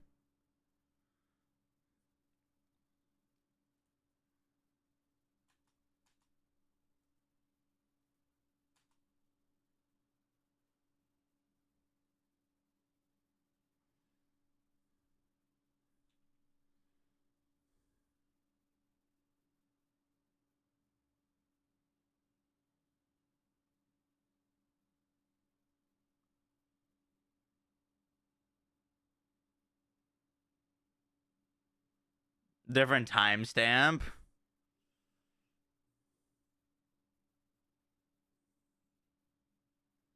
At 7:45 it happens again. All right, XP bar is very filled. I think he changed gun modes there to pistol mode.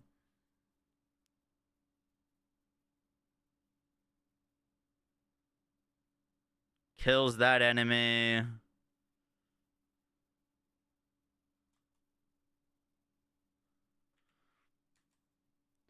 He kills this enemy here and then turns.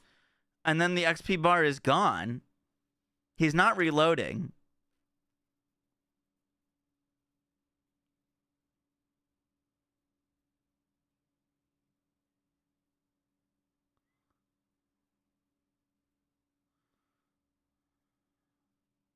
I'm so confused.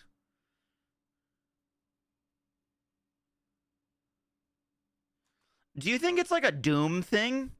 Or something where it's like, if you can chain kills, you get more XP. And it like fills together. And then like when you're not killing things, it like kind of goes down. It's at 1430 for you.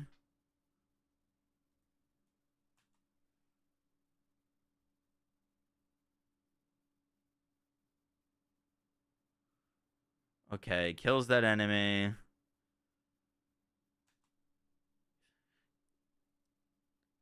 Goes into your action skill and now your XP bar is gone. But like she's in combat and now it's just filling back up.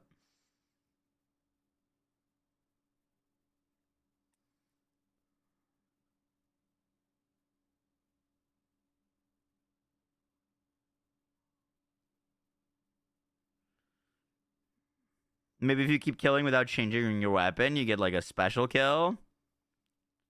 There were visual bugs in this presentation. You're not wrong. It could just be a bug. I don't know. It's certainly interesting. I could DM Graham and ask him about it.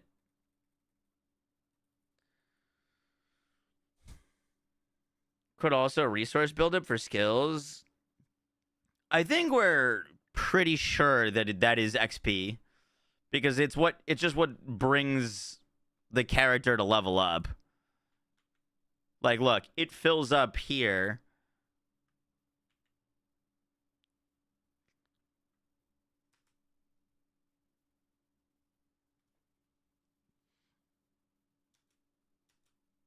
Well, it was going all the way around.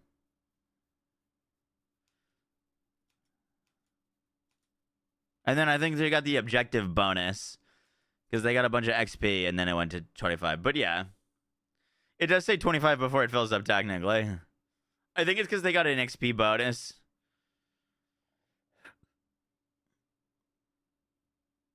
Borderlands 3 had a similar bug on launch where your XP bar emptied and refilled every time you got XP. Did it really?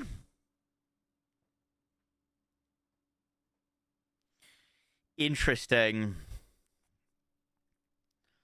I gotta run to the restroom real quick. I'll be right back. These are class-defining abilities with devastating effects. Up Maybe until they're now, too I've been skilled. using Incarnate to deliver powerful phase blasts. But let's switch it up to Phase Familiar Yeah, I can and DM pull one out of the Trouble. devs and ask. As you can see, each action skill has its own branching skill tree, giving you more build freedom than ever before. On top of passive skills, you can further customize action skills with augments and capstones. These are socketed enhancements that add new behaviors and functions to your action skill. Different builds completely change how combat plays out, resulting in near endless freedom to experiment. You can swap unlock augments or capstones on the fly, or completely respec your skill trees at hubs around Kairos.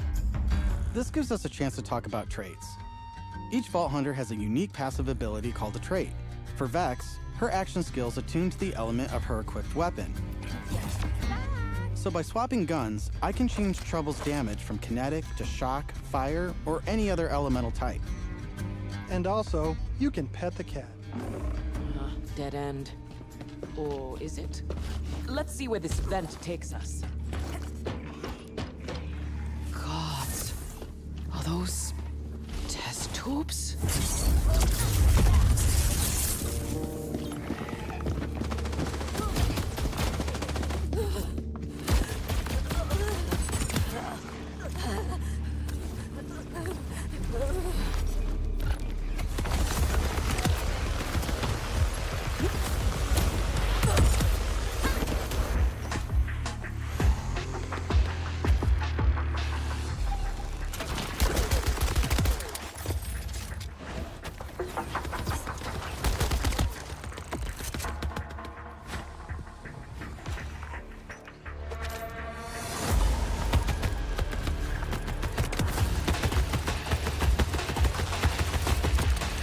I'm down. But thankfully, our fight for your life mechanic makes a return. Of course, I could have avoided it in the first place if I had just used my ref kit. This new piece of gear provides health and other buffs, like temporarily boosting my elemental damage, rate of fire, or movement speed. I'm almost afraid to ask what's in the tube. Oh, look at these guys. Are those crystals growing out of them? By the way, if you're looking to experience the story again or just grind for loot, we've added full mission and boss replay. That's right, no more save loading to run bosses. Now you can return to the arena and use Moxie's big encore machine to spawn another run. But we'll talk more about endgame later. For now, let's jump ahead and show you something truly badass. In Borderlands 4, our bosses are bigger and better than ever, putting all your new skills, gear, and abilities to the ultimate test.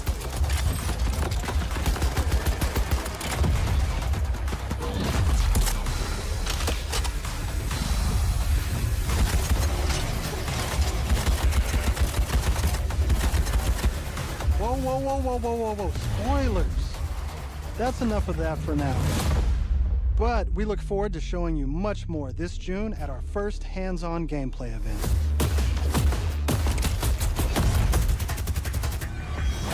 And from everyone at Gearbox, thank you for joining us.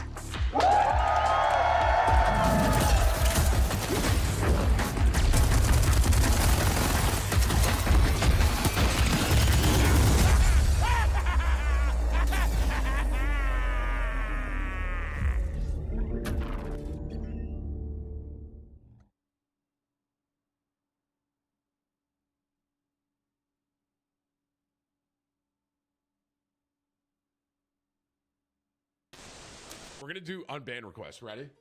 I've never done this, and we've been banning a lot of people lately. So, we're gonna. So, Whips, do I just pull this up like this? Do I F11 this? F11 maybe.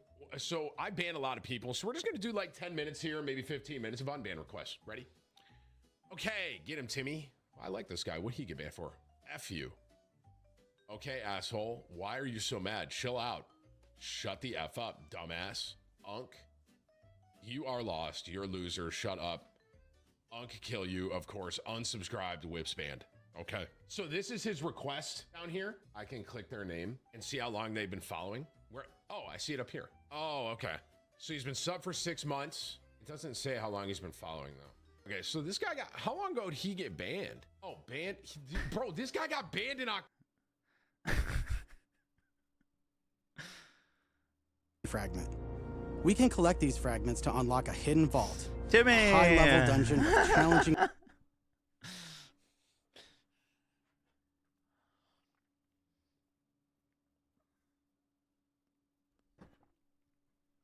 Tim the Tab Man posted his reaction to Borderlands 4.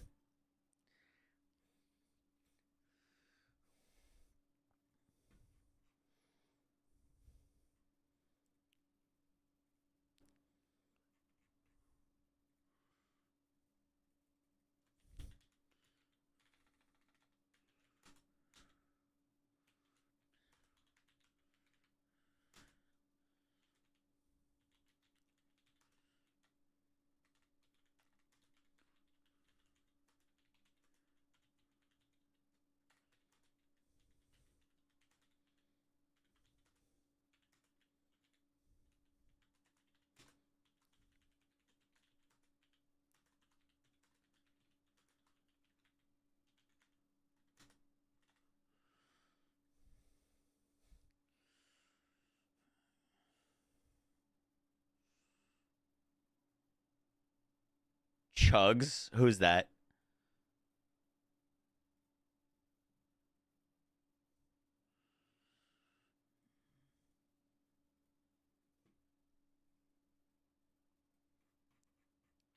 Any of you put in that shift code yet?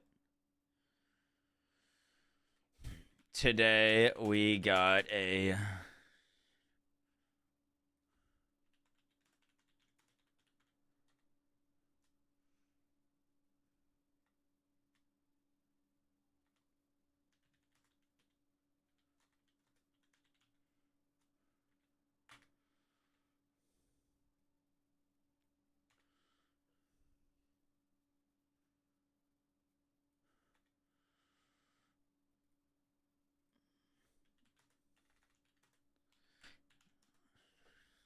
He drinks things. Is that Badlands Chugs or someone else?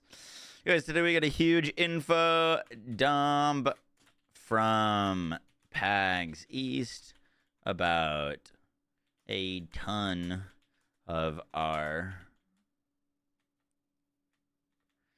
which answered a ton of our most asked questions.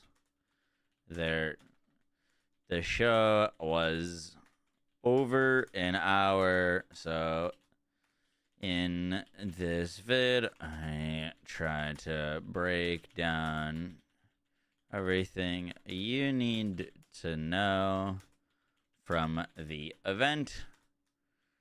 Hope you enjoy the video.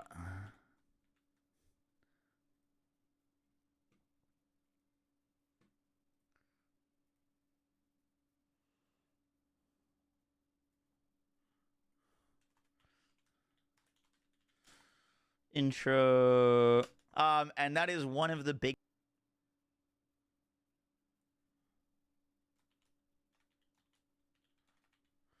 47 dedicateds.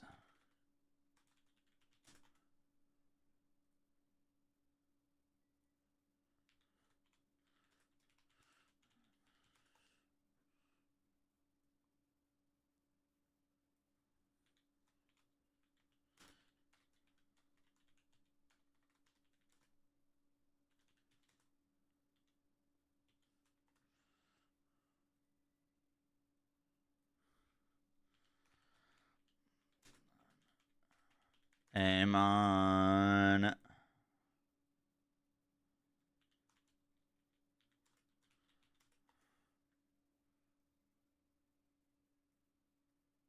Character design. That. Next, we learned about a new shield archetype.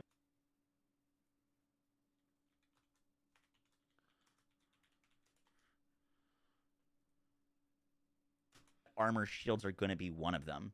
Next, they mentioned the part system.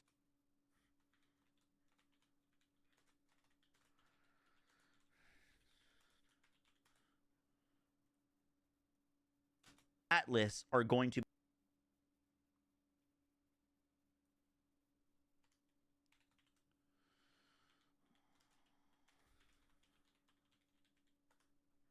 God, I hate timestamping. They did also, I just want to point out, confirm that there is no crafting system.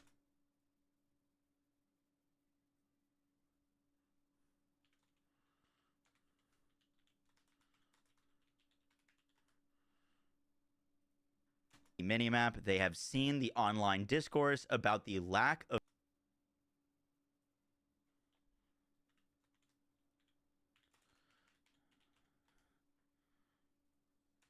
later on. Next, they confirmed set bonuses.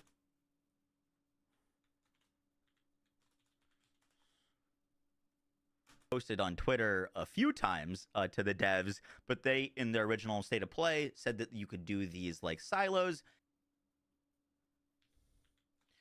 12, 11, vaults. Awesome. They also confirmed that badass rank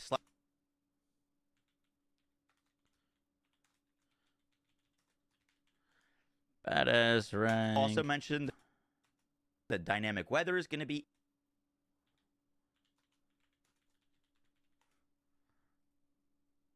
Borderlands. So the fact that Borderlands 4 has twice the development budget.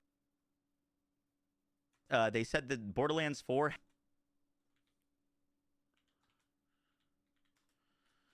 budget and price. Outro. Whew.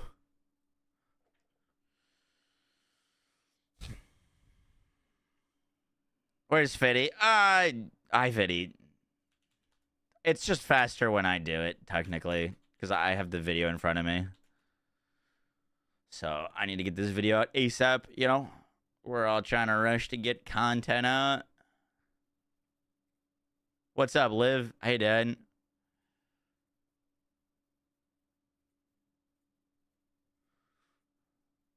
What did you miss? A lot. I'm posting a recap video right now. They talked about dedicated raid bosses, the Vault Hunters, new armor system, new part system, multiplayer, minimap sets, vaults, badass rank. Literally, like, everything we could have asked for.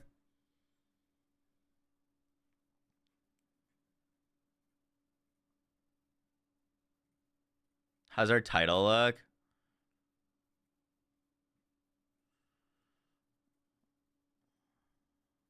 Cool. All right. What was the code again? Does anyone have it? I haven't entered it yet. Oh, do you have it on like a command or something?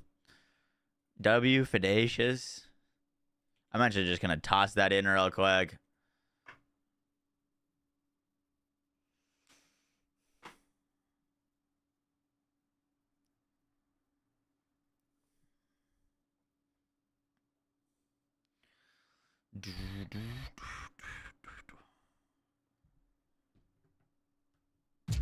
All right, up in post. It's live. I just posted.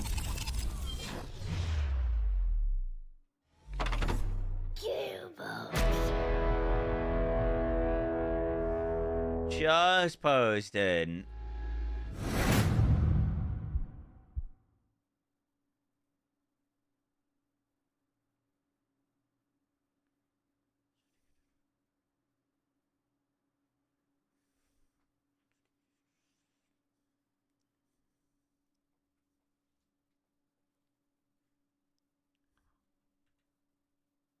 I did forget to put a section about Harlow in the video. I like feel like we didn't learn a lot of new info about her. It was like kind of already things that we already knew, so I didn't put it in, but Probably should have had a section about her.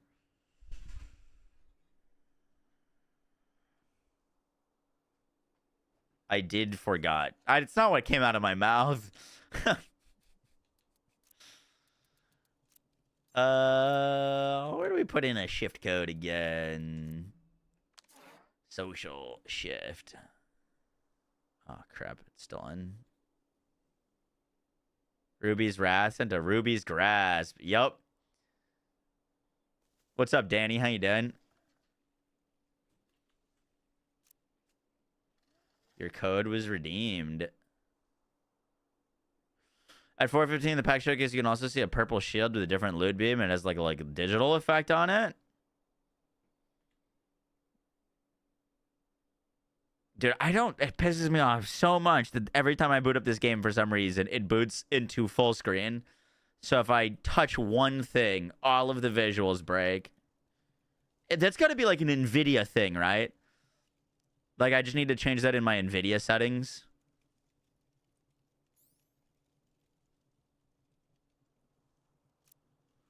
Because, like, every day that I've logged into this game, I've had to change volumetric fog. It starts with motion blur on.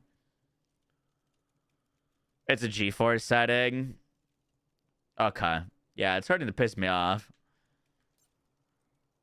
Do I have the NVIDIA app? I do.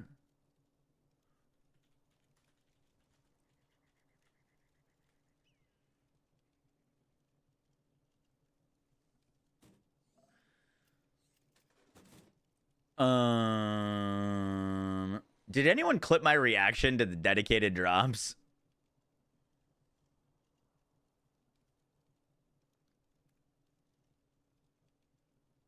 Borderlands 3 time.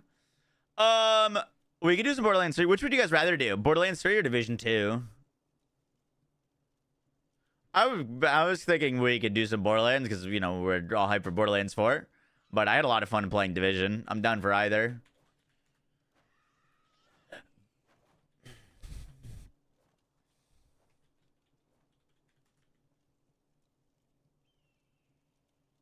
I threw up a poll. I don't think it's going to be close. But I did throw up a poll.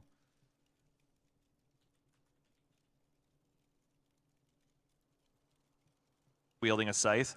It's a charge skill that kind of lets you decide to either spawn a Reaper, which will taunt enemies, so to kind of take. Wait, what? At what timestamp are you looking? We gotta find a common ground on what video, because I keep going to Gearbox's YouTube channel, which I think you guys are looking at something that doesn't have this intro time.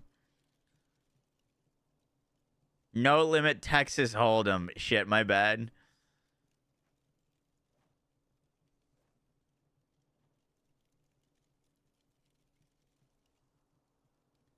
Didn't you say 4:14?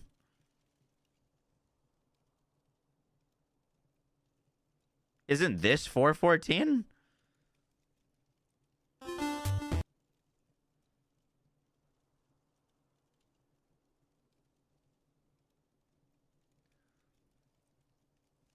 I'm confused. At 46 minutes? You're going to be like, oh, okay, this. Oh, shit. Wait, you're right. What is that? Boss. And when you get that unique legendary behavior. Dude, it does have a unique beam. Chest where you kill a super rare boss. And when you get What do you mean by firmware? Unique legendary.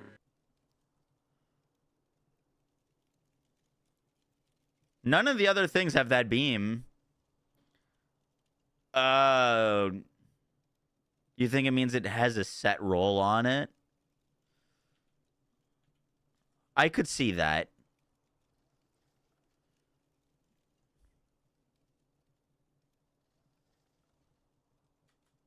We still don't know what the legendaries that had the like rainbow glow on them meant.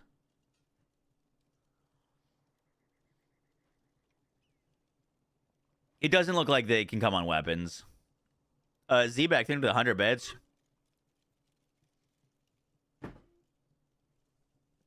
Firmware is what they called this set bonus. Okay.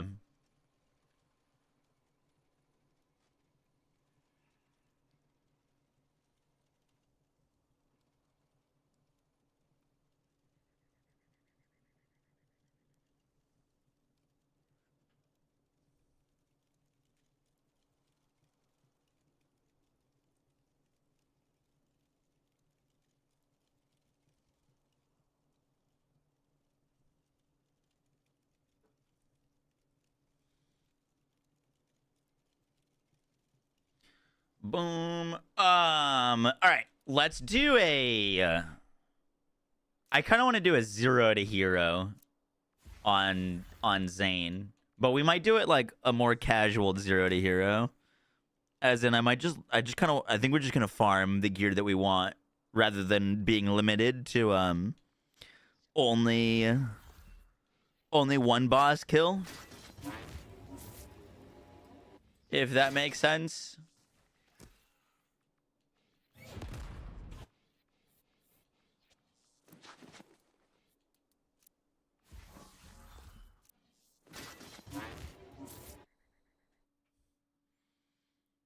What about Moz? Wow, you say Moz needs some love. We also haven't played Zane.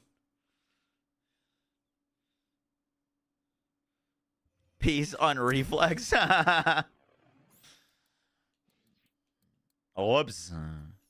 Let me see if this character's got all DLCs unlocked. Scryers, cool. All right. We're going to do something called a 0 to hero run. If you've never seen it before, it's very cool. Basically, we take a level 72 Mayhem 11 character and drop all of their loot. Delete it all. It all goes away. And we start from ground zero with nothing. And our goal is to do a Mayhem 11 takedown. We can't buy anything from any of the vendors. We can't buy Moxie weapons. We can't buy the crit. We can't do anything. You can't get it from our vault. Can't get it from Lost Loot. It is just a fresh character, level 72, starting with nothing. And the goal is to gear up as fast as possible to do a Mayhem 11 takedown. I haven't done arms race in the past. Haven't done arms race. The catch for these runs, we do true takedown for 0 to heroes. The catch is typically that you can only kill a boss once. So you can kill Graveward once. You can kill Trant once. You can kill Tyrene once. And whatever loot you get is what you get. I haven't played this character in a long time, so I might be a little bit more lenient with that. You know what I mean? Because I kind of just want to have fun. But we could still limit it. We could do like 5 kills on each boss type deal. That's not a lot. And we're still limiting ourselves, but we like, you know, might get a little bit of a better build out of it. When we have done arms race for the runs, it's only one run of arms race. You get what you want or you don't. Exactly. But the cool thing about these runs is like you have to think on the fly because like you can't be like, oh, I'm gonna play a melee Amara build because like, you know, you don't know if you're going to get like a face puncher or anything like that. So a lot of times you go in and not knowing what kind of build you're gonna end up on. And that they'll, like, you know, come up with something.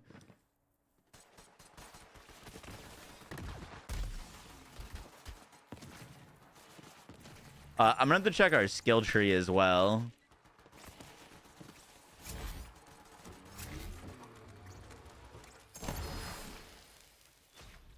We got a Cold Warrior. We'll take some guns. I've done this a lot, so I've got some routes that are, like, you know, pretty efficient at getting loot. You know, because, you know, when you're starting with 0 gear, there's nothing to kill. Like, we can't kill anything. 0 chance we could kill something. So we kind of go chests first to try to get, like, at least a gun and a shield. I've banned arms race in the past, yeah. The times that we have done arms race in the runs, it's one run of arms race. So, like, you get what you want or you don't type deal. I'm stuck.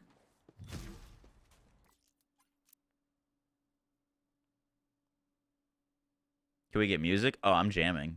My bad.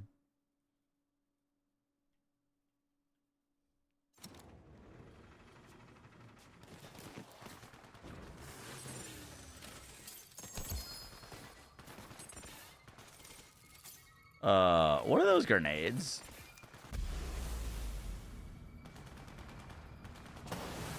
Interesting. Well, I think we're dead there.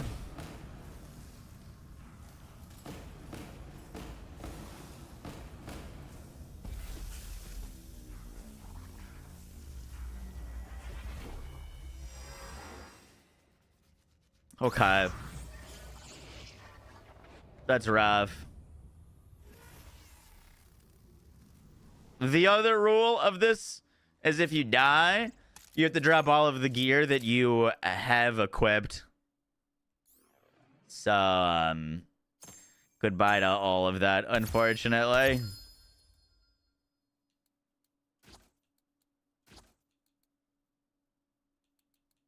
All right, we're gonna need to find a gun. This is Borderlands 4. This is 3. Oh shit! I need to change our Twitch category.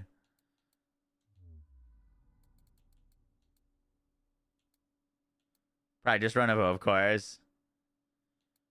Baddest pricks are allowed. Why'd you not make a new character?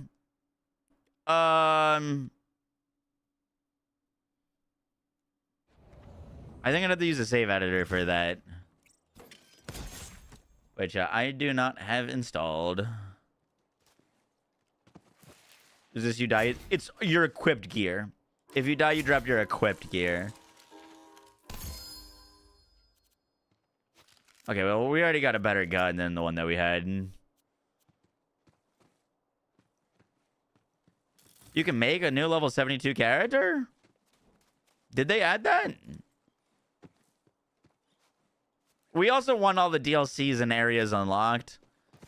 Because, like, you know, we're not going to have to want to run through a whole DLC just to be able to, like, attempt ourselves at getting a piece of gear for the build. What's our skill tree looking like? This is a Borsplosion skill tree, isn't it?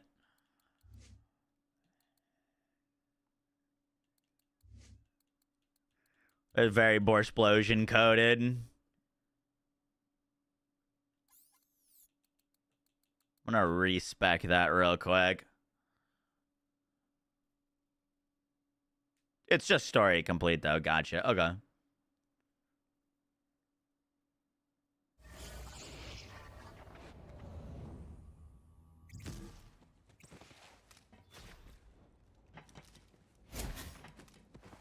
New intro listeners, did you send me another thing?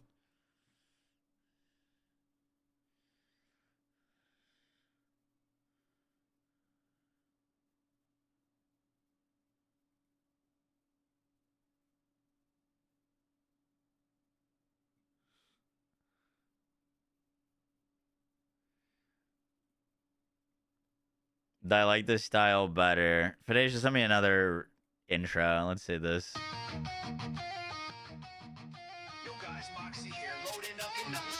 Just drop Yoshi off at the sandwich spot. Mixing up some advanced need every drop. Been up all night, still grinding for the drop. Dude, this is so funny to me. Big damage on the menu, better know who we are. Grab a seat at the bar, pour a crit in the jar. Unhinged builds, cooking nothing close to vanilla. One-shot setups like I'm grilling Godzilla. I'm slicing up edits with surgical speed. Efficiency first, that's the only creed. White, yellow, green, we need more gear. Clickbait titles got the algorithm tamed. Okay, I still don't like that line. There's no guide to reach that high shelf. Finishing games, that's a rarity. Cutscene skip, that's clarity. It's definitely better than the dubstep version. I like it more than the dubstep version for sure. Chain Zane in the lane, bringing pain with precision. Bore explosion, blowing mobs straight out of existence. Blade witch dancing through the blood and the spark. Fire hose Mo's got the furnace on overload. Trinidad spin, clear the map in a minute. I'm trying to think if there's anything that we can kill. Malta's might night, calling doom from the sky. Crit Nado hit, now the boss says goodbye. Lightning arrow shocks, got the storm on deck. Ice shot, freeze frame, put your world in check. Salmon Ajax, nah, not a build, that's a wrap. Just a paint job fail with the tragic color map. Poison, shred, sipping dots like tea. Night witch, lurking with the curse. Oh, wait, I went back to Sanctuary to change our skill tree, and I did not do that. That's a dope line. Okay, that's not. Massive damage builds are the ordinary. Buckle up and get ready for devastation. Welcome to the damage nation.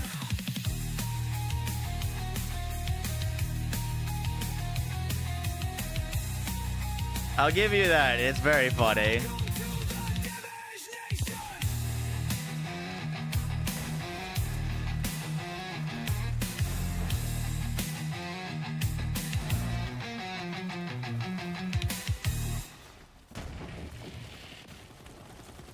Boom, boom, boom, boom, boom, boom, boom. I'm trying to remember if there was a chest up here or not. I don't think so.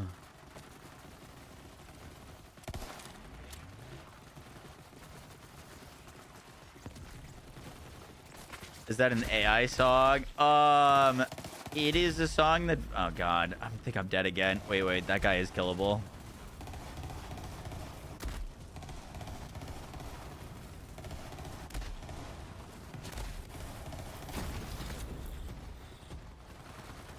Our shield does good damage. Our shield, if it novas, will kill things.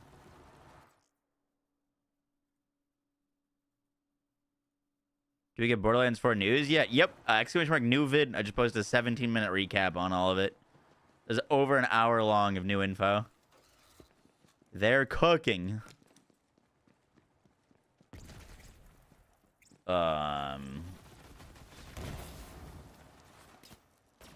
There's a porta potty there.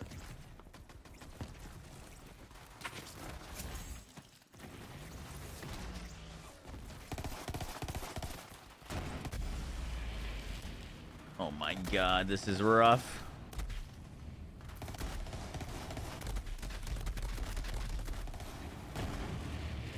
Please die to that dot.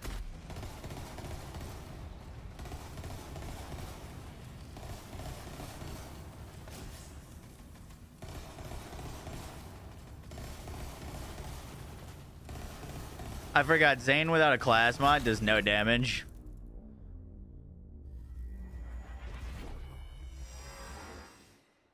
Do we ever do the bingo board? No, we haven't. Let's peek that real quick. We gotta go get some loot from chests, because now I'm gonna have to drop that stuff. Let's see. Elements. Check mark.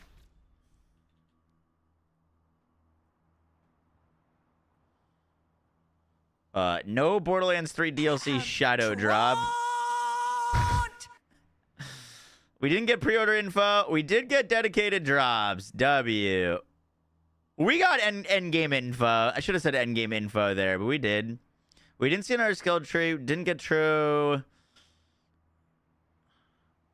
They did show off some new areas. New element. We did get villain info. We did get more info June. They're confirmed they're doing a streamer event. We technically got level cap info. Not directly, but we did get level cap info. We didn't get post-launch support info. Didn't see cosmetics. Minimap mentioned at K6. Definitely hit that. Didn't get voice cast. We did get Randy Magic Track. We did get Ordinite info. No Vault Hunter videos. We did get Guardian rank and Badass rank. They talked about a new legendary. I'm gonna snag that. They talked about the Ruby's gravity or whatever. They talked about UI with the compass. We didn't get more returning characters. We did get more info about set bonuses. Oh man, dude, we're so close. We got multiple almost. We didn't see another Vault Hunter. Well, do we count this? We did see what her new skill tree does. We did, like, they didn't show the actual skill tree, but they showed the bonus of it. I'm giving us bingo. I'm taking the bingo.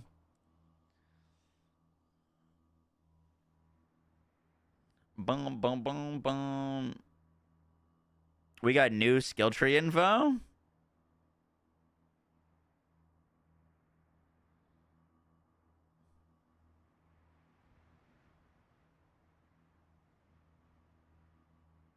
I'd say count it. Cosmetics for vehicles were shown. You're actually right on that one. They did show off some vehicle gameplay. We did pretty well. We did pretty well. You could technically say we got pre-order info in that we now know that they don't know what the price is for the game yet. But that wasn't at PAX. We were hoping to hear some stuff at PAX. Yeah, we got the Ordinite info. We did pretty well.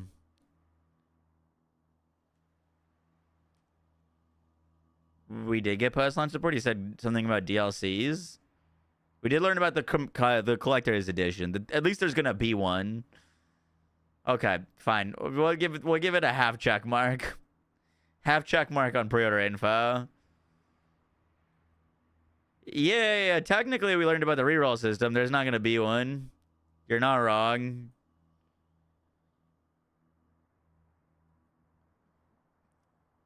That is technically info about a reroll system that it won't exist. They'll be working on patches and DLC immediately after launch. Huge. Well, that's a confirmed bingo without, like, this half bingo, technically.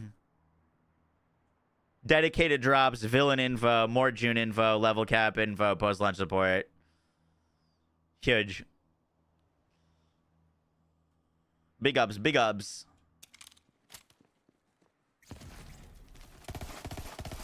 Oh, dude. I'm stupid. Our skill trees are going to do the most damage for us right now. What's the bingo prize? Cookie. Chocolate chip. Chocolate chip peanut butter.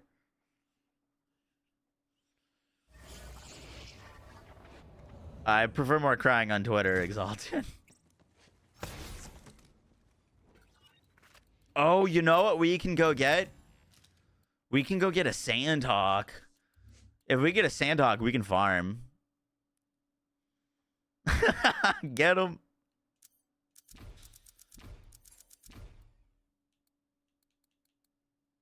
Put 1 point there. Duration is fine.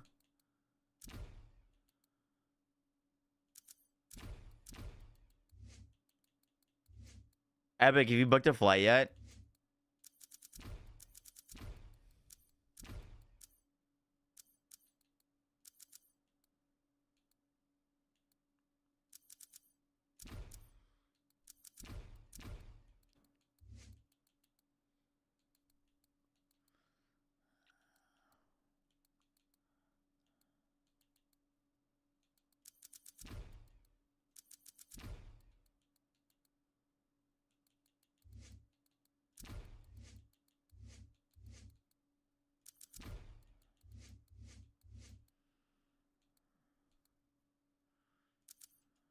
Okay, kind of a scuffed skill tray, but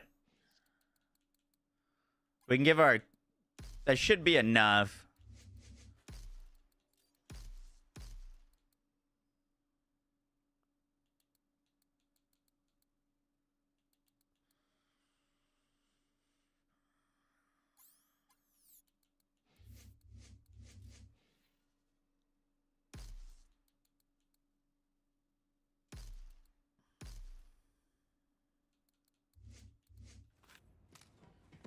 should be enough to go get ourselves a sand dog.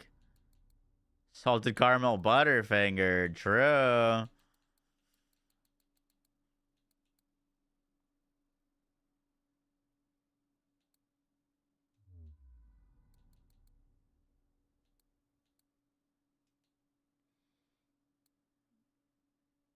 Do you see what the TFT said is upcoming in the next few weeks for updates?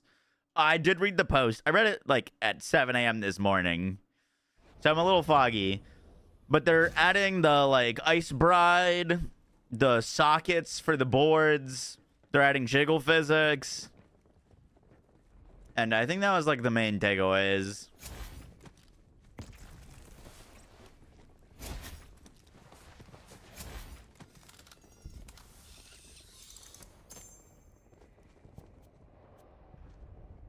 Not the itchy lubed quickie. Gun names in this video game.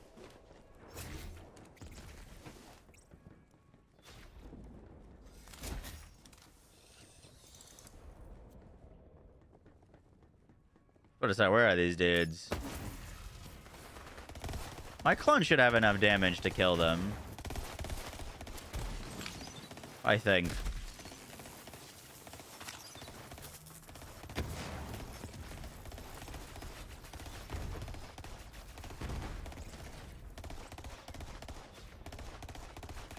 Cook, bud, cook.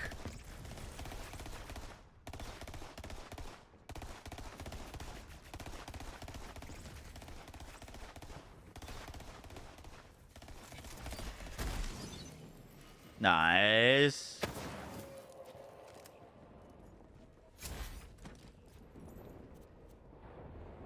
Thunderball Fest. I mean, we'll take any class mod at the moment. Okay, that was unfortunately not very lucrative.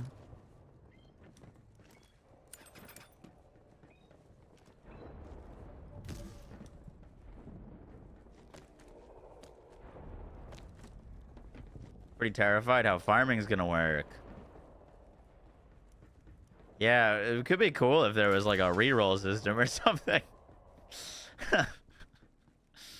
Change scenes, dingus. The thing is, this is my other scene right now. I don't know what happened to it. I've lost my border.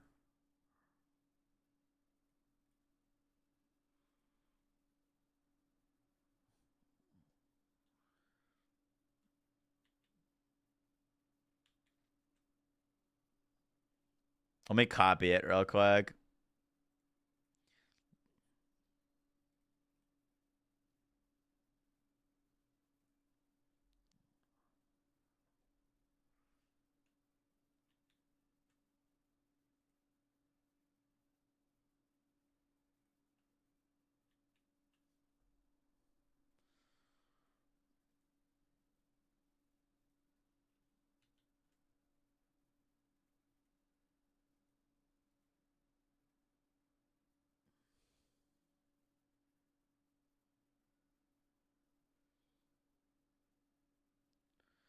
Why is this so incredibly scuffed?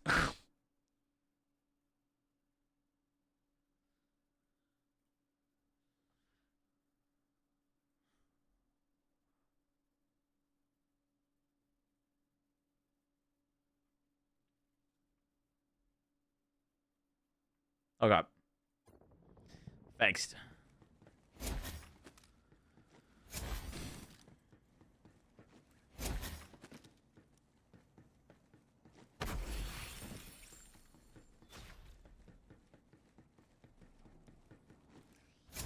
CZ, I bet they do like internal loot luck for like world drops, not dedicateds. As in like your chance of seeing a legendary at level 2 are basically slim to none. But your chance of seeing a legendary at level 100 are like very high. You know what I mean? That happens in Borderlands 3. Well, if it's happening like that in Borderlands 3, it's not working very well. Because I get legendary world drops out the wazoo.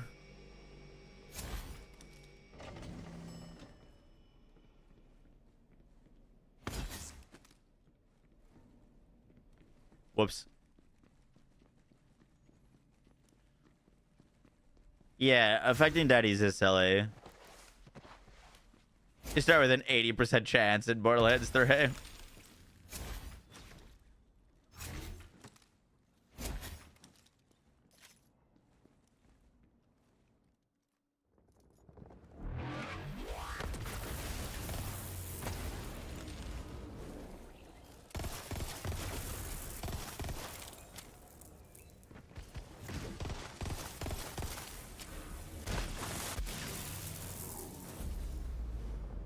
I think I get a revive bonus on this when he dies.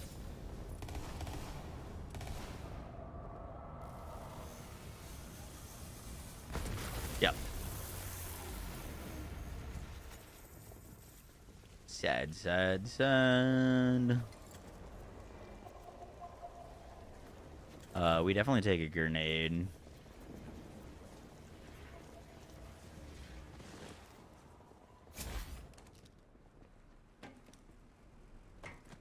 $20K viewer goal? Wait, what's that?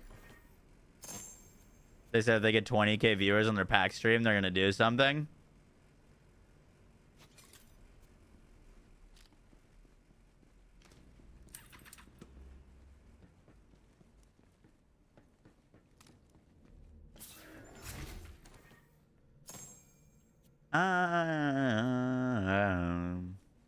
Oh shit, dude! I have a concert tonight.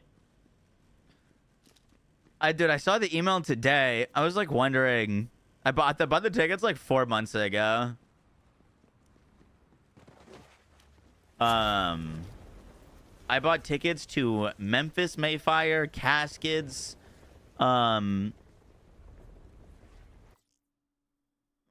Windwalkers, and Elijah.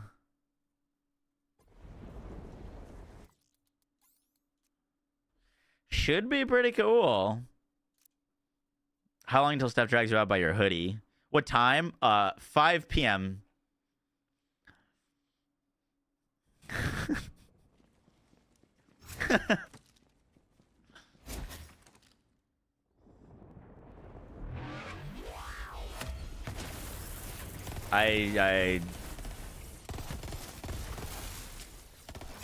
So half an hour ago. Yep.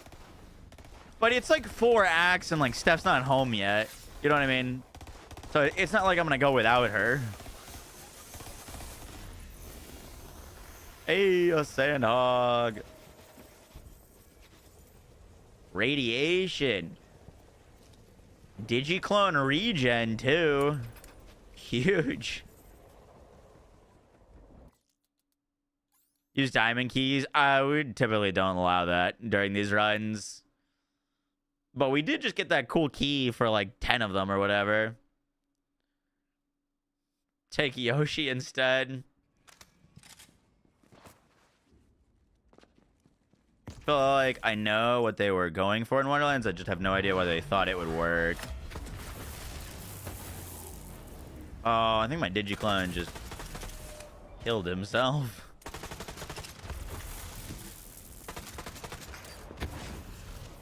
Come on, bud. Need you to be focused.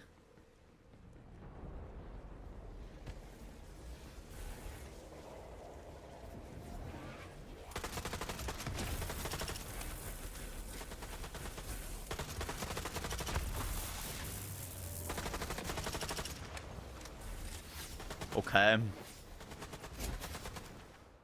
This boss is the second biggest pushover in the game. The first one is that guy right outside, the handsome jackbot. That's like level 1 still.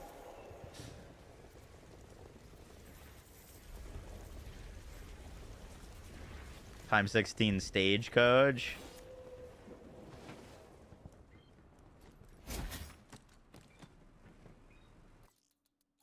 All right, we do one more kill here.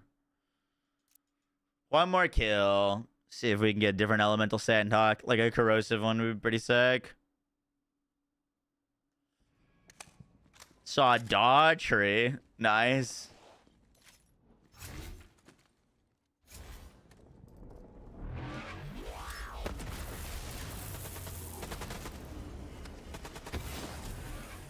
Sheesh.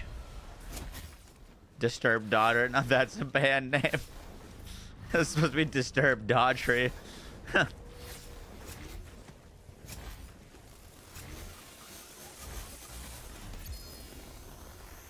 Ooh. What's this? Last Stand Safeguard with some health. Hippity hoppiter.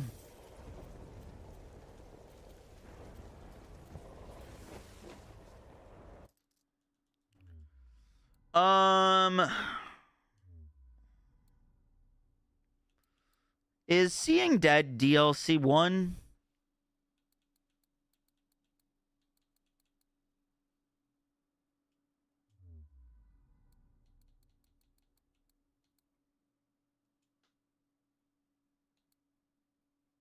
Trying to remember if Seeing Dead came out with the Maliwan Takedown or if it came out with DLC 1. I'm pretty sure it was in the game pretty quickly.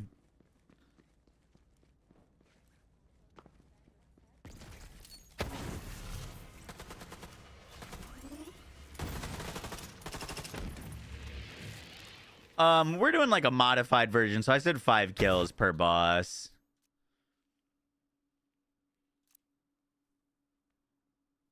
It's from Jackbot. This guy can't drop it. I was farming class mods from this guy. He's supposed to drop a lot of characters class mods. Let's just kill him and see what we get.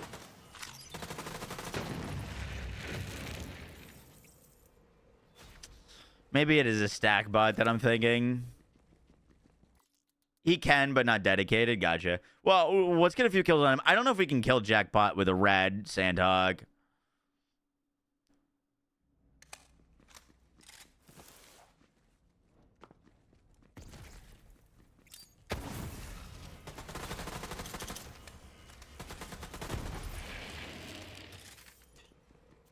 I would very much like a Seeing Dead.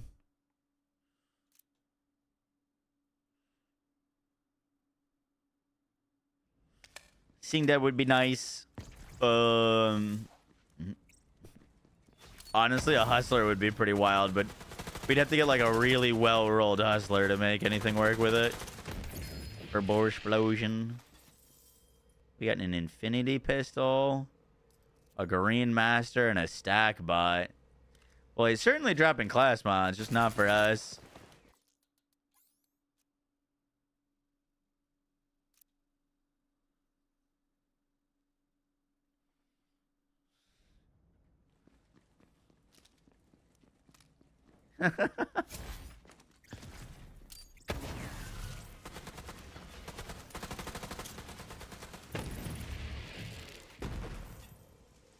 There's the nuke. All right, now just give me a perfect rolled area damage Hustler and a perfect rolled area damage Toboggan, and we're good.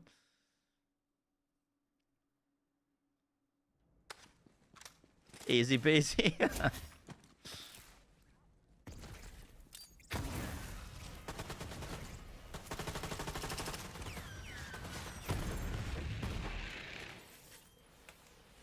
Okay, I don't think we're getting it from there. He keeps dropping other characters' class mods.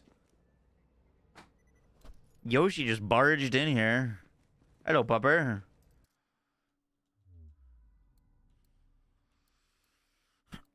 If it is from Jackbot, we might need some better gear before we do that. But we can kill things now. We could probably kill Handsome Jackbot, to be honest. But there's some other gear that we could go grab real quick.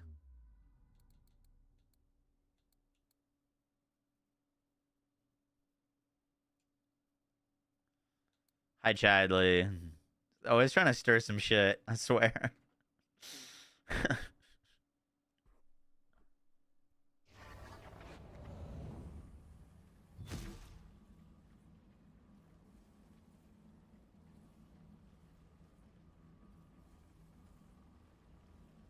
This is quite the call. Oh, shit. Oh, God, he joined. I triggered him. Dude. Yeah, how could you say that, Chadley? I triggered him. I'm still He's live, triggered. by the way. You know it's also fun being muted by Epic. Hey, look, I unmuted you, but you better behave now. Honestly, based. Oh, lick my Too sweaty much, ones. too much Marvel snap talk. Actually, I quit that game over a year ago. Shows how what kind of friend you are. Fuck.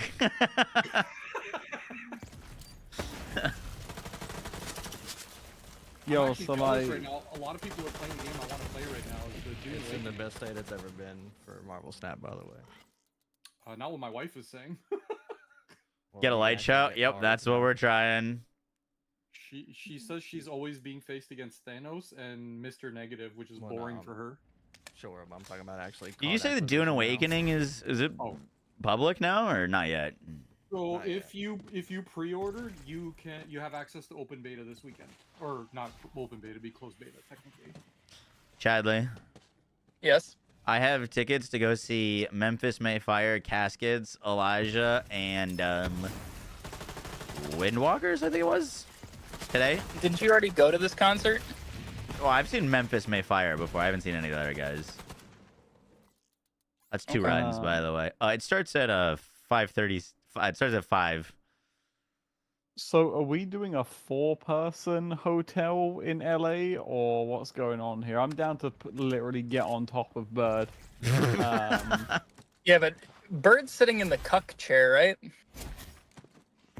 Well, no, I was gonna sit in that, but no, I mean, yeah, it's fine. I mean, you can do whatever. Oh, you like sleeping you're underneath sleeping the under bed. the bed, right? Yeah. Yeah. Oh, I'll go under the bed if there's room. I'll get under there. That way you can Dude, listen to it squeak. Dude, we could we could like interweave with each other like a little frisbee. They haven't announced like ticket sales for that yet, have they? No, but I'm just gonna turn up anyway. Look, worst case scenario, I get arrested. I mean, it's open to the public. I'm sure you would be more than welcome there. Well, I think it's well, you have to sign up for it still, but like, come on, Randy, come on. Did they actually say? And I was just curious because I don't remember them saying it for what I heard. But are they restricting certain manufacturer parts on others, or is it all wide open? It's wide open. Completely wide open. Awful news, by the way. For every gun piece, you have 1 in 7 to get the manufacturer you want in that slot. Or no, Well, it's there's more than that. well, from what so Yeah, but It's rerolling 1 would in just be 11. handing my loot to me, just handing it to me. I mean, Just here's the handing thing. We can talk about bad luck protection, but nothing's going to prevent the sort of bad luck that's going to happen when that part system lands. That is going to be, this genuinely is shaping up to be the worst farming experience yet. I hope they have a plan B. I can already see farming 2.0. It's happening. There's going to be an update. You're that worried about it? I'm terrified. 1 in 11 in every slot. If you get exactly what you need, you may as well go buy a lottery ticket that day. Let's see. I mean, Well, it's technically like, not 1 in 11. It's 1 over 11 times 2 over 11. Well, actually, no, technically not, right? Because it doesn't eliminate the choice on other parts. Yeah. So it would be 1 over 11 In every slot. in every slot. Here, let me do the odds real quick. 1 over You got 3 11. on a legendary. You got 3 slots. Dude, this is about to be the most save-edited Borderlands game in history. Times Like, this is gonna 1 be in diabolical. 11 times 1 in 11. So imagine a dedicated drop. That's a Times 10% chance, and there's 100. 3 dedicated drops. So just off the bat, not even getting the right legendary or the legendary drop rate factored in, your chance of getting 3 parts that you're looking for is 0.07% chance. It's lottery numbers, baby. Let's So say ultimately, we this is put why I it. don't want to hear a single person telling me that pearls shouldn't be in the game. Like, because at this point, fuck it. We're past. By the the point. way, just off the parts alone, you what is perfect sham? 9,000. So we're 1/9 of the way there. Off of If just you parts. throw in like a legendary drop rate, you're at 0.007 for it to technically roll like a legendary. Don't Legends get 5 parts? They get 3. We learned that they get 3 today. Damn, you know what's crazy is that this seems like we're being perfectly set up here for some kind of mechanic that prevents bad luck from fucking you. I don't know what we would call it, but I can only assume it would hand loot to you. Maybe even some sort of like mild crafting system, like a reroll. I know you hate my opinion on it, but like bad luck protection of 0.1% going up is not going to help much. Getting a 0.007% drop. Okay, cool. So have it go up by 10% then. Alright. Have it depend on difficulty. If you play on easy mode, it goes up by 10%. You play on hard, then it goes up by 1. Have it be a balanced percentage. Oh, crazy. Yeah, there you go. Balance it. How about that? Yeah, but you don't need balance. perfect gear to play Borderlands, so I think your points are invalid. I think we should just play more Call of Duty.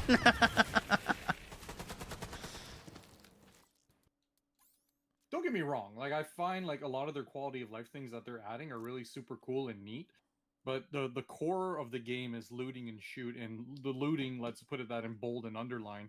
And if you're making the percentages that low to get exactly what you want, that's going to be rough. I mean, just to be on the same page, we all agree that this is probably going to be the most rough farming, right? Like, well, besides Wonderland's class mods, it'll probably be the most part variance we've seen. Yeah, but we haven't seen a class mod in this game yet. Yeah, but there's zero chance. Now. The class mods in Wonderlands were effed because they could roll with any class combo. So like just to get your class combo is I think like a 1 in 30 chance out of at base, and then because it could roll different skills for different things, it was like a 1 in 243 to get the right skill combos, and then because all the passives were different, it was like a 1 in 117,000 for the right passives. all right, here we go. So here's the reality, right? They said there's no weapon crafting, but we've already established that what Gearbox calls something versus what it actually is are two completely different things. They don't call BL3 live service, but we've established that it very much is. They don't call it always online, but we've established that up until they baked everything in, it very much was. I guarantee there's a part reroller somewhere. Wonderlands also doesn't have DLC. If there was a part reroller, they wouldn't have phrased it how they were. Look, if I'm gonna pay $100 US for the base version of the game, I better have a part reroller. Okay, so here's the thing, right? Genuinely, if you asked Gearbox, does Borderlands 3 have a form of weapon crafting? They would tell you no. But oh my god, we just got double does. light show drops on our last run. Anoint re-rolling is 100% undeniably a form of weapon crafting. Like, I'm not even going to go back and forth on that. That is undeniable. Yeah, I agree.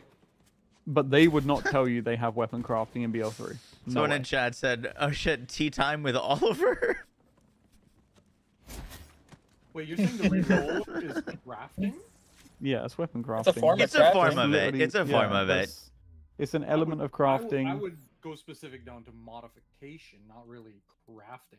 Yeah, but it falls under that hood. It's okay. Just so we're clear, though, we should avoid using the word crafting. We Fuck should. no, I'm not their marketing fucking agent, bro. Why? Because anytime that I've said marketing in any tweet, everyone loses their mind. Because you're followed by fucking normies, Moxie.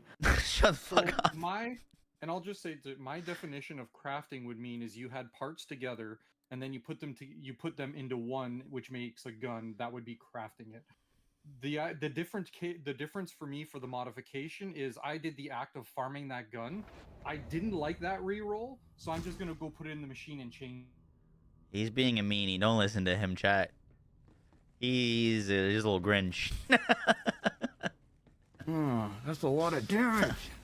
Ah, 70. Thanks for the 57 months. Weapon swappy whoppy. That's what I'm looking for. Steph, when are you getting home? Are we going to go to this concert?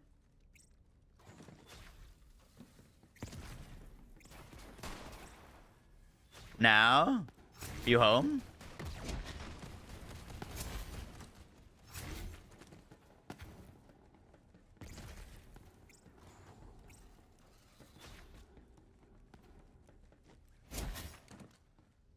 boom, boom, boom, boom.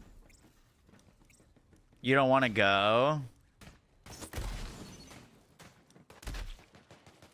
But, like, I do. I don't want to go alone. That's a lot of damage. I went to your Pride and Prejudice movie. Come on, come to the concert.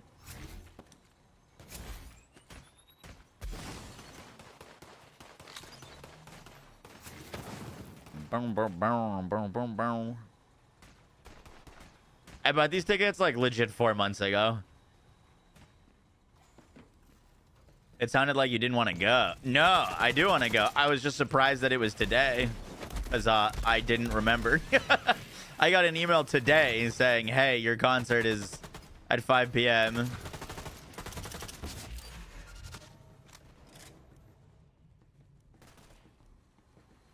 What do you mean you don't want to go? I thought you loved metal music.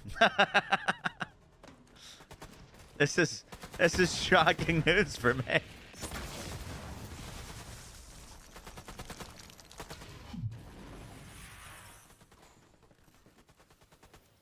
Oh, it's gonna be a very weird clone swap.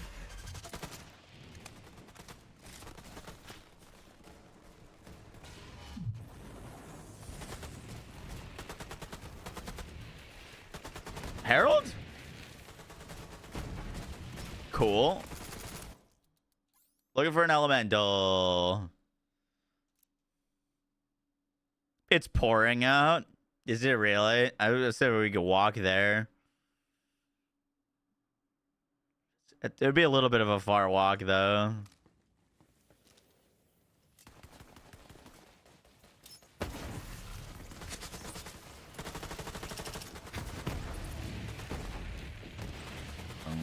Boom, boom, boom, boom, boom, boom, boom, boom. Be starting off with Vex. Nice. Is the PAX Borderlands 4 not up on YouTube yet? I know you have a video, but I want to watch this. They're all theirs, then all the content creators. You have to go to their live stream section. It won't be under videos because it was a live stream.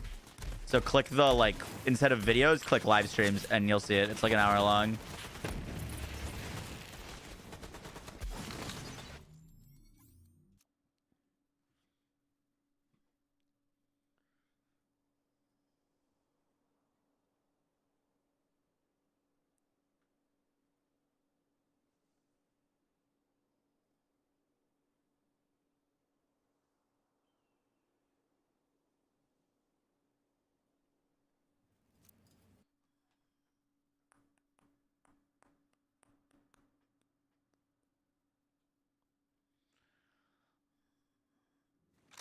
I kind of like the physical damage take on Vex. Elemental Siren was getting a little old. Yeah, dude, they're swapping it up, which is dope. We have never seen a Siren like Vex.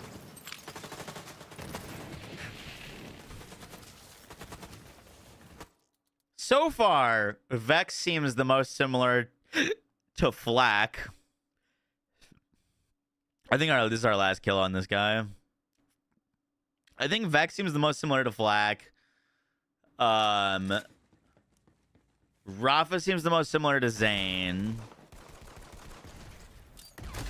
And I don't think we really have a great comparison yet for Harlow or Amon. I think Harlow is probably going to be the most like Amara. And then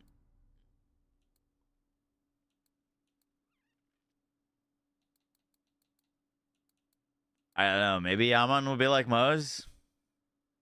Amon does look like Clawbringer, yeah. Will you be at the Play Borderlands 4 early in June? I hope to be there.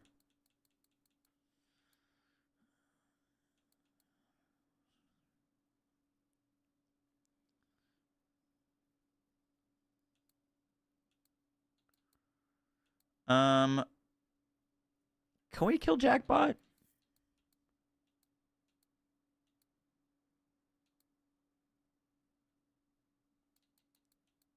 I think we could kill Jackbot.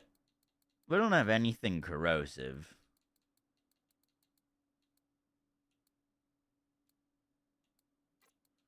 But, like, our Digiclone should be able to do some damage. And I think that's all that really matters for us.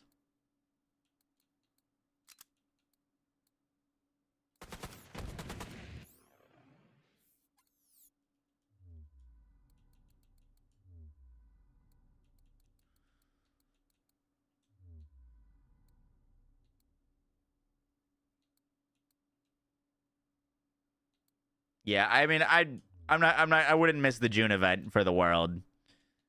I don't know the full details of it yet.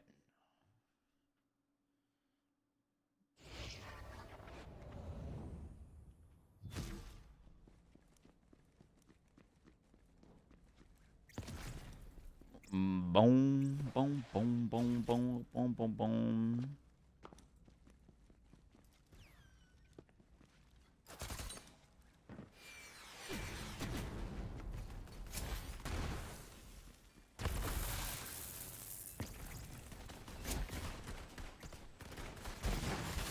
Carry it on.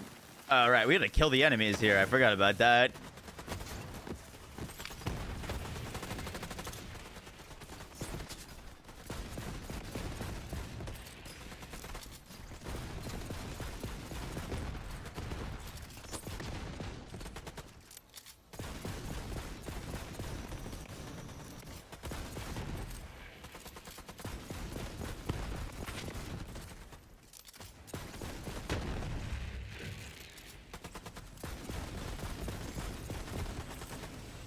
Atta boy.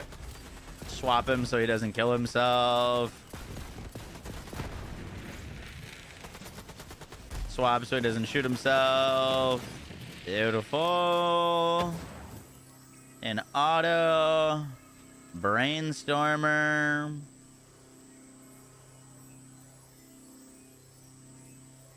Cryostone.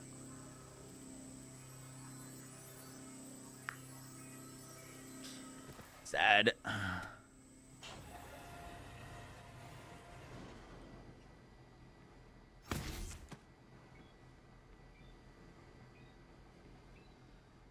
Oh.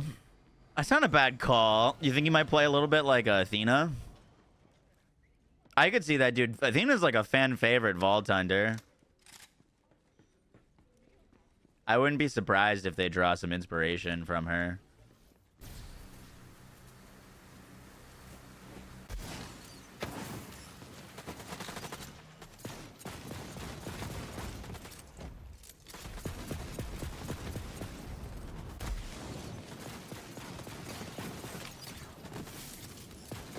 Okay, our damage isn't god-awful.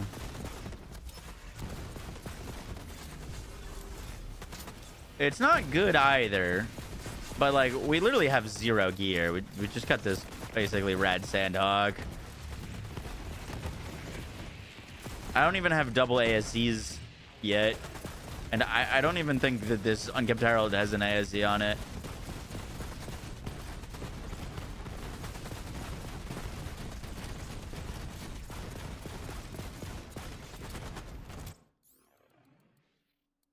I'm gonna be honest, I'm surprised at how long Digi is staying up with no legendary class mod.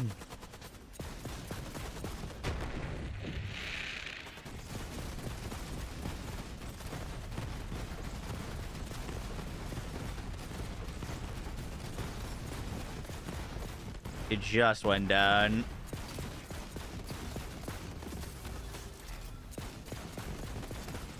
We gotta make it until we can get him back up.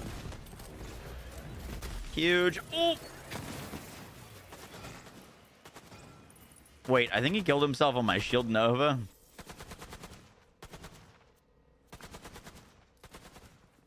Damn, damn, damn, damn, damn. No seeing dead.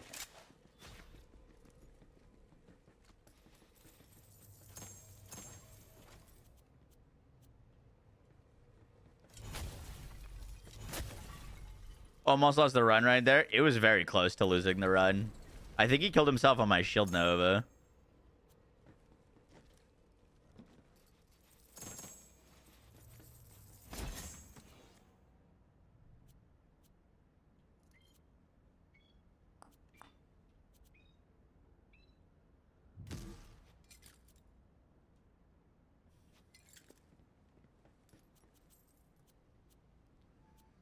Oh, hello. You're home.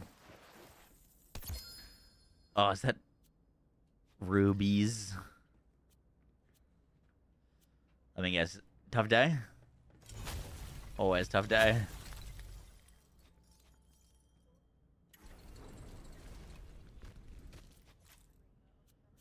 Hey, it's gonna be fun. We'll take an Uber.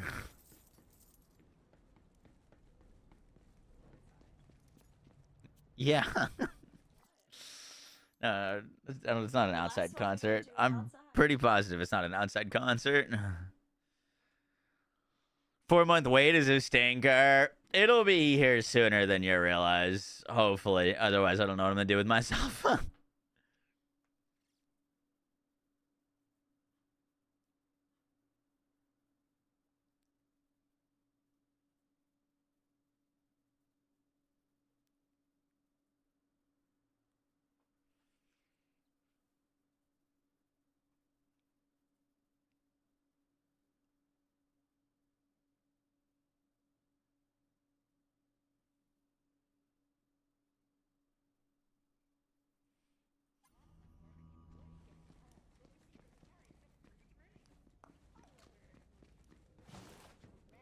What run are you doing? We're doing a little 0 to hero.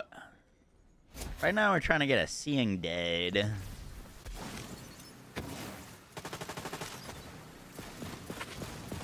What? I know. But there's 4 different acts. But yeah, we'll go soon.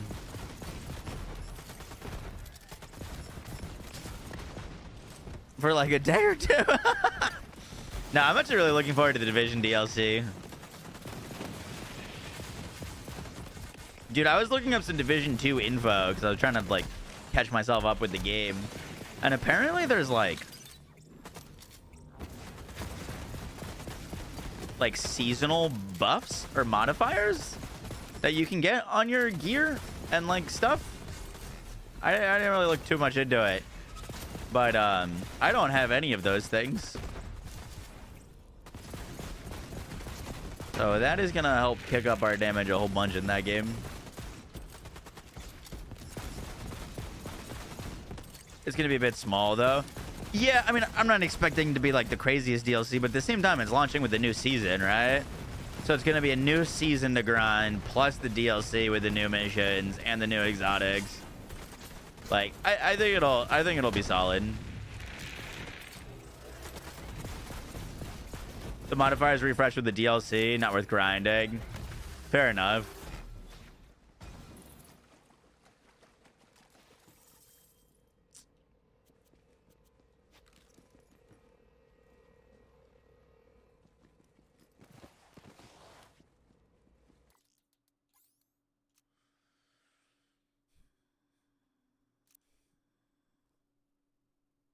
Certain purples stayed viable. I feel like there's going to be that, but even more in 4. Like, there's going to be, like, think 25 stage pellet stagecoach, but, like, on crack. You know what I mean? Like, I think there's actually going to be some, like, really rare cracked purple combos that you can get. Should be really interesting. I'm excited that they shared that with us. It also is a big benefit that Legendary is going to roll less parts. Because my mind was breaking at the amount of part variants that Legendaries are going to have.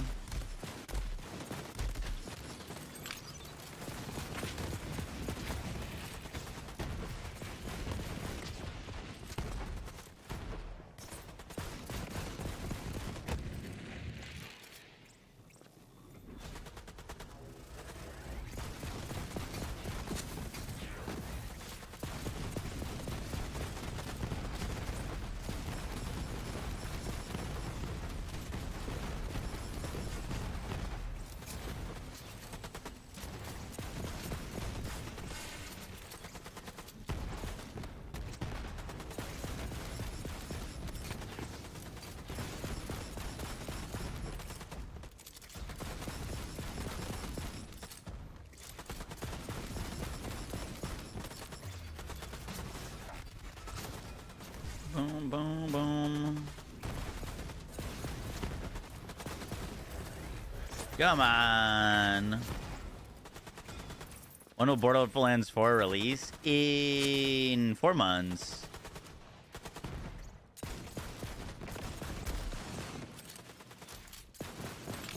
Basically 4 months from today.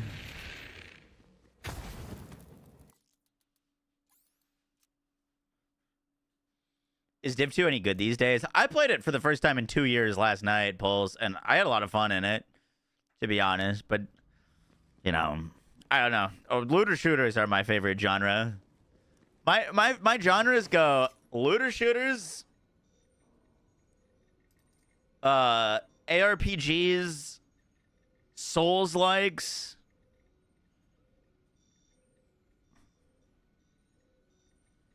I mean, those are kind of the main 3 that I play. Looter shooters, ARPGs, Souls-likes. I would love a world where there is as many good and current looter shooters as there are ARPGs.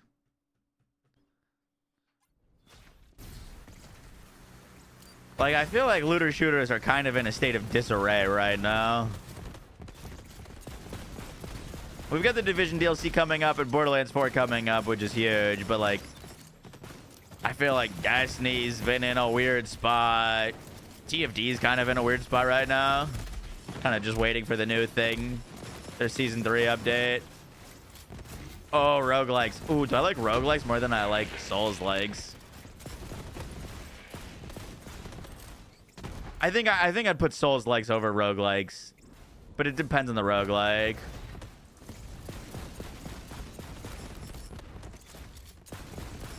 I have 1,000 hours in Warframe. I really like Warframe. I have not been up to date with Warframe, though.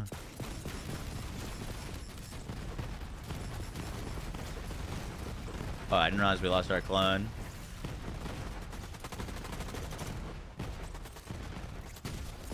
Dude, we could go throw some annoyance on and kill this guy like 8 times faster.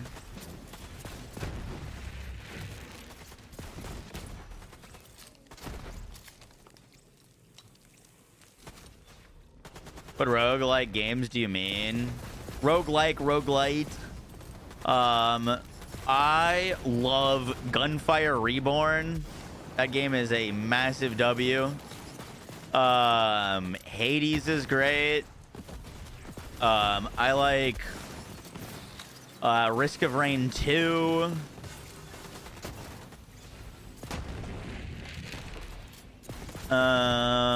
What else would I throw up there? What's a roguelike that's like basically Diablo?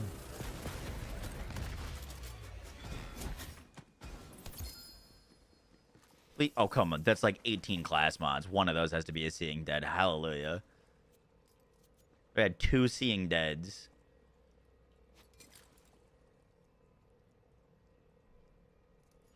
Weapon fire rate's not bad. Wait, we got 3 Seeing Deads? What the heck?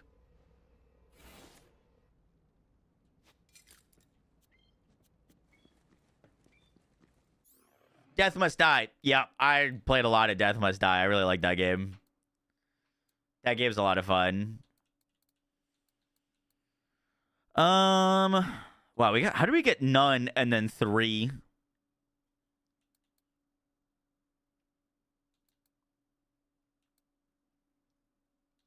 We don't really need weapon damage on the Zane boy here. I might take the one with fire rate with more fire rate. That's looking kind of spicy.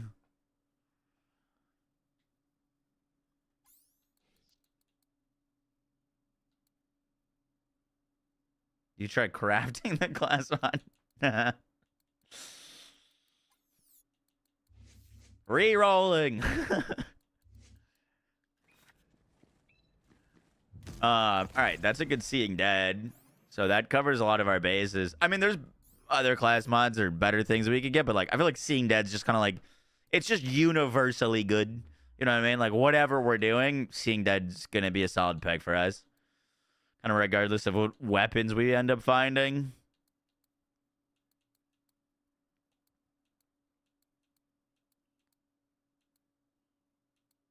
Toboggan's arms race, yeah.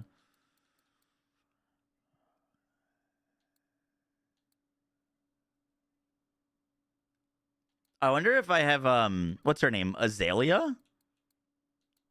Victory Rush lady?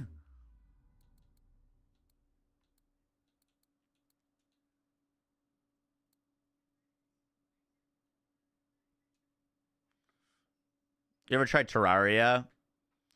I have tried Terraria.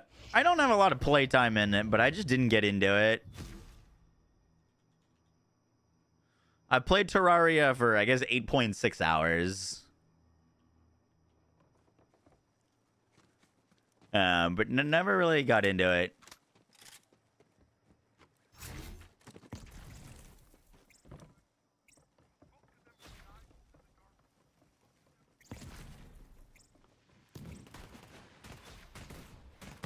That door is looking mighty closed. Sad.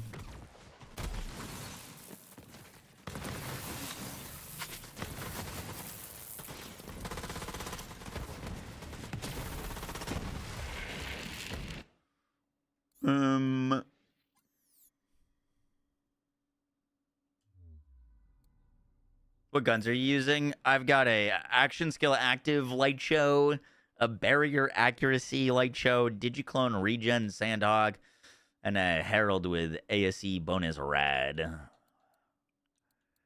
So like nothing good yet. Trying to get some more gear for us. Where does the soul render drop?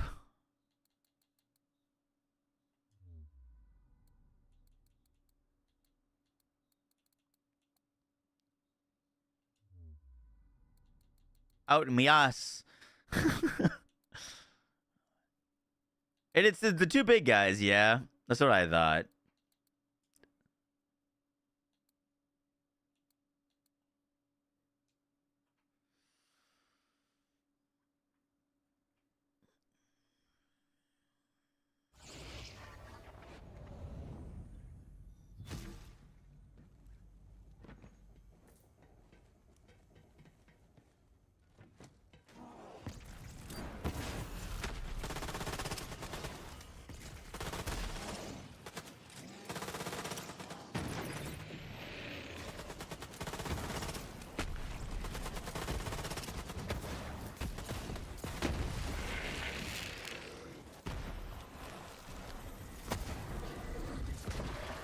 Well, that's a soul render. Cool.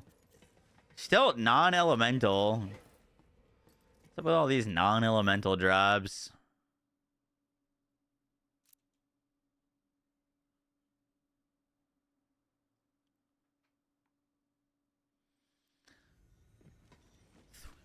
This nightmare.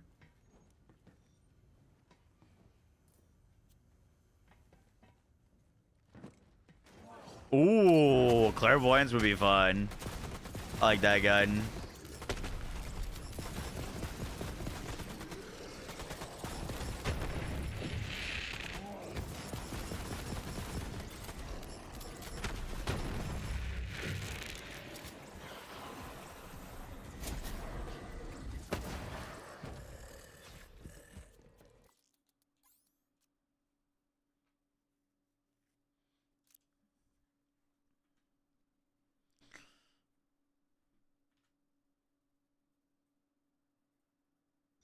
Why is it doing that? Oh well. I don't know if we're gonna get to finish this 0 to hero is the only issue.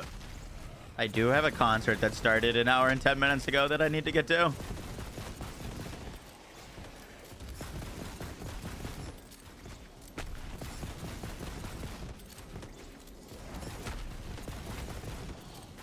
Clone, kill this guy. Shoot him.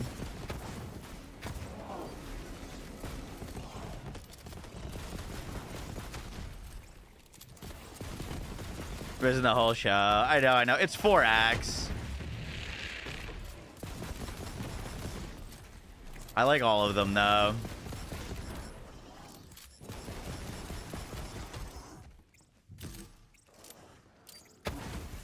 Yeah. I actually might head out after this kill. Now I'm getting FOMO.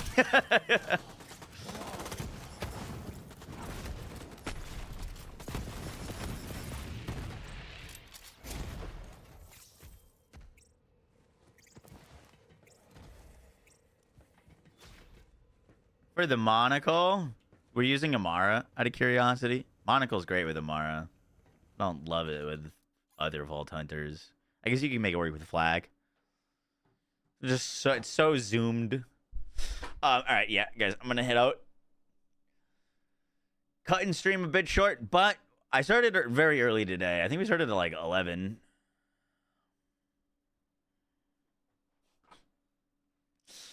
All right, we are gonna go raid my buddy.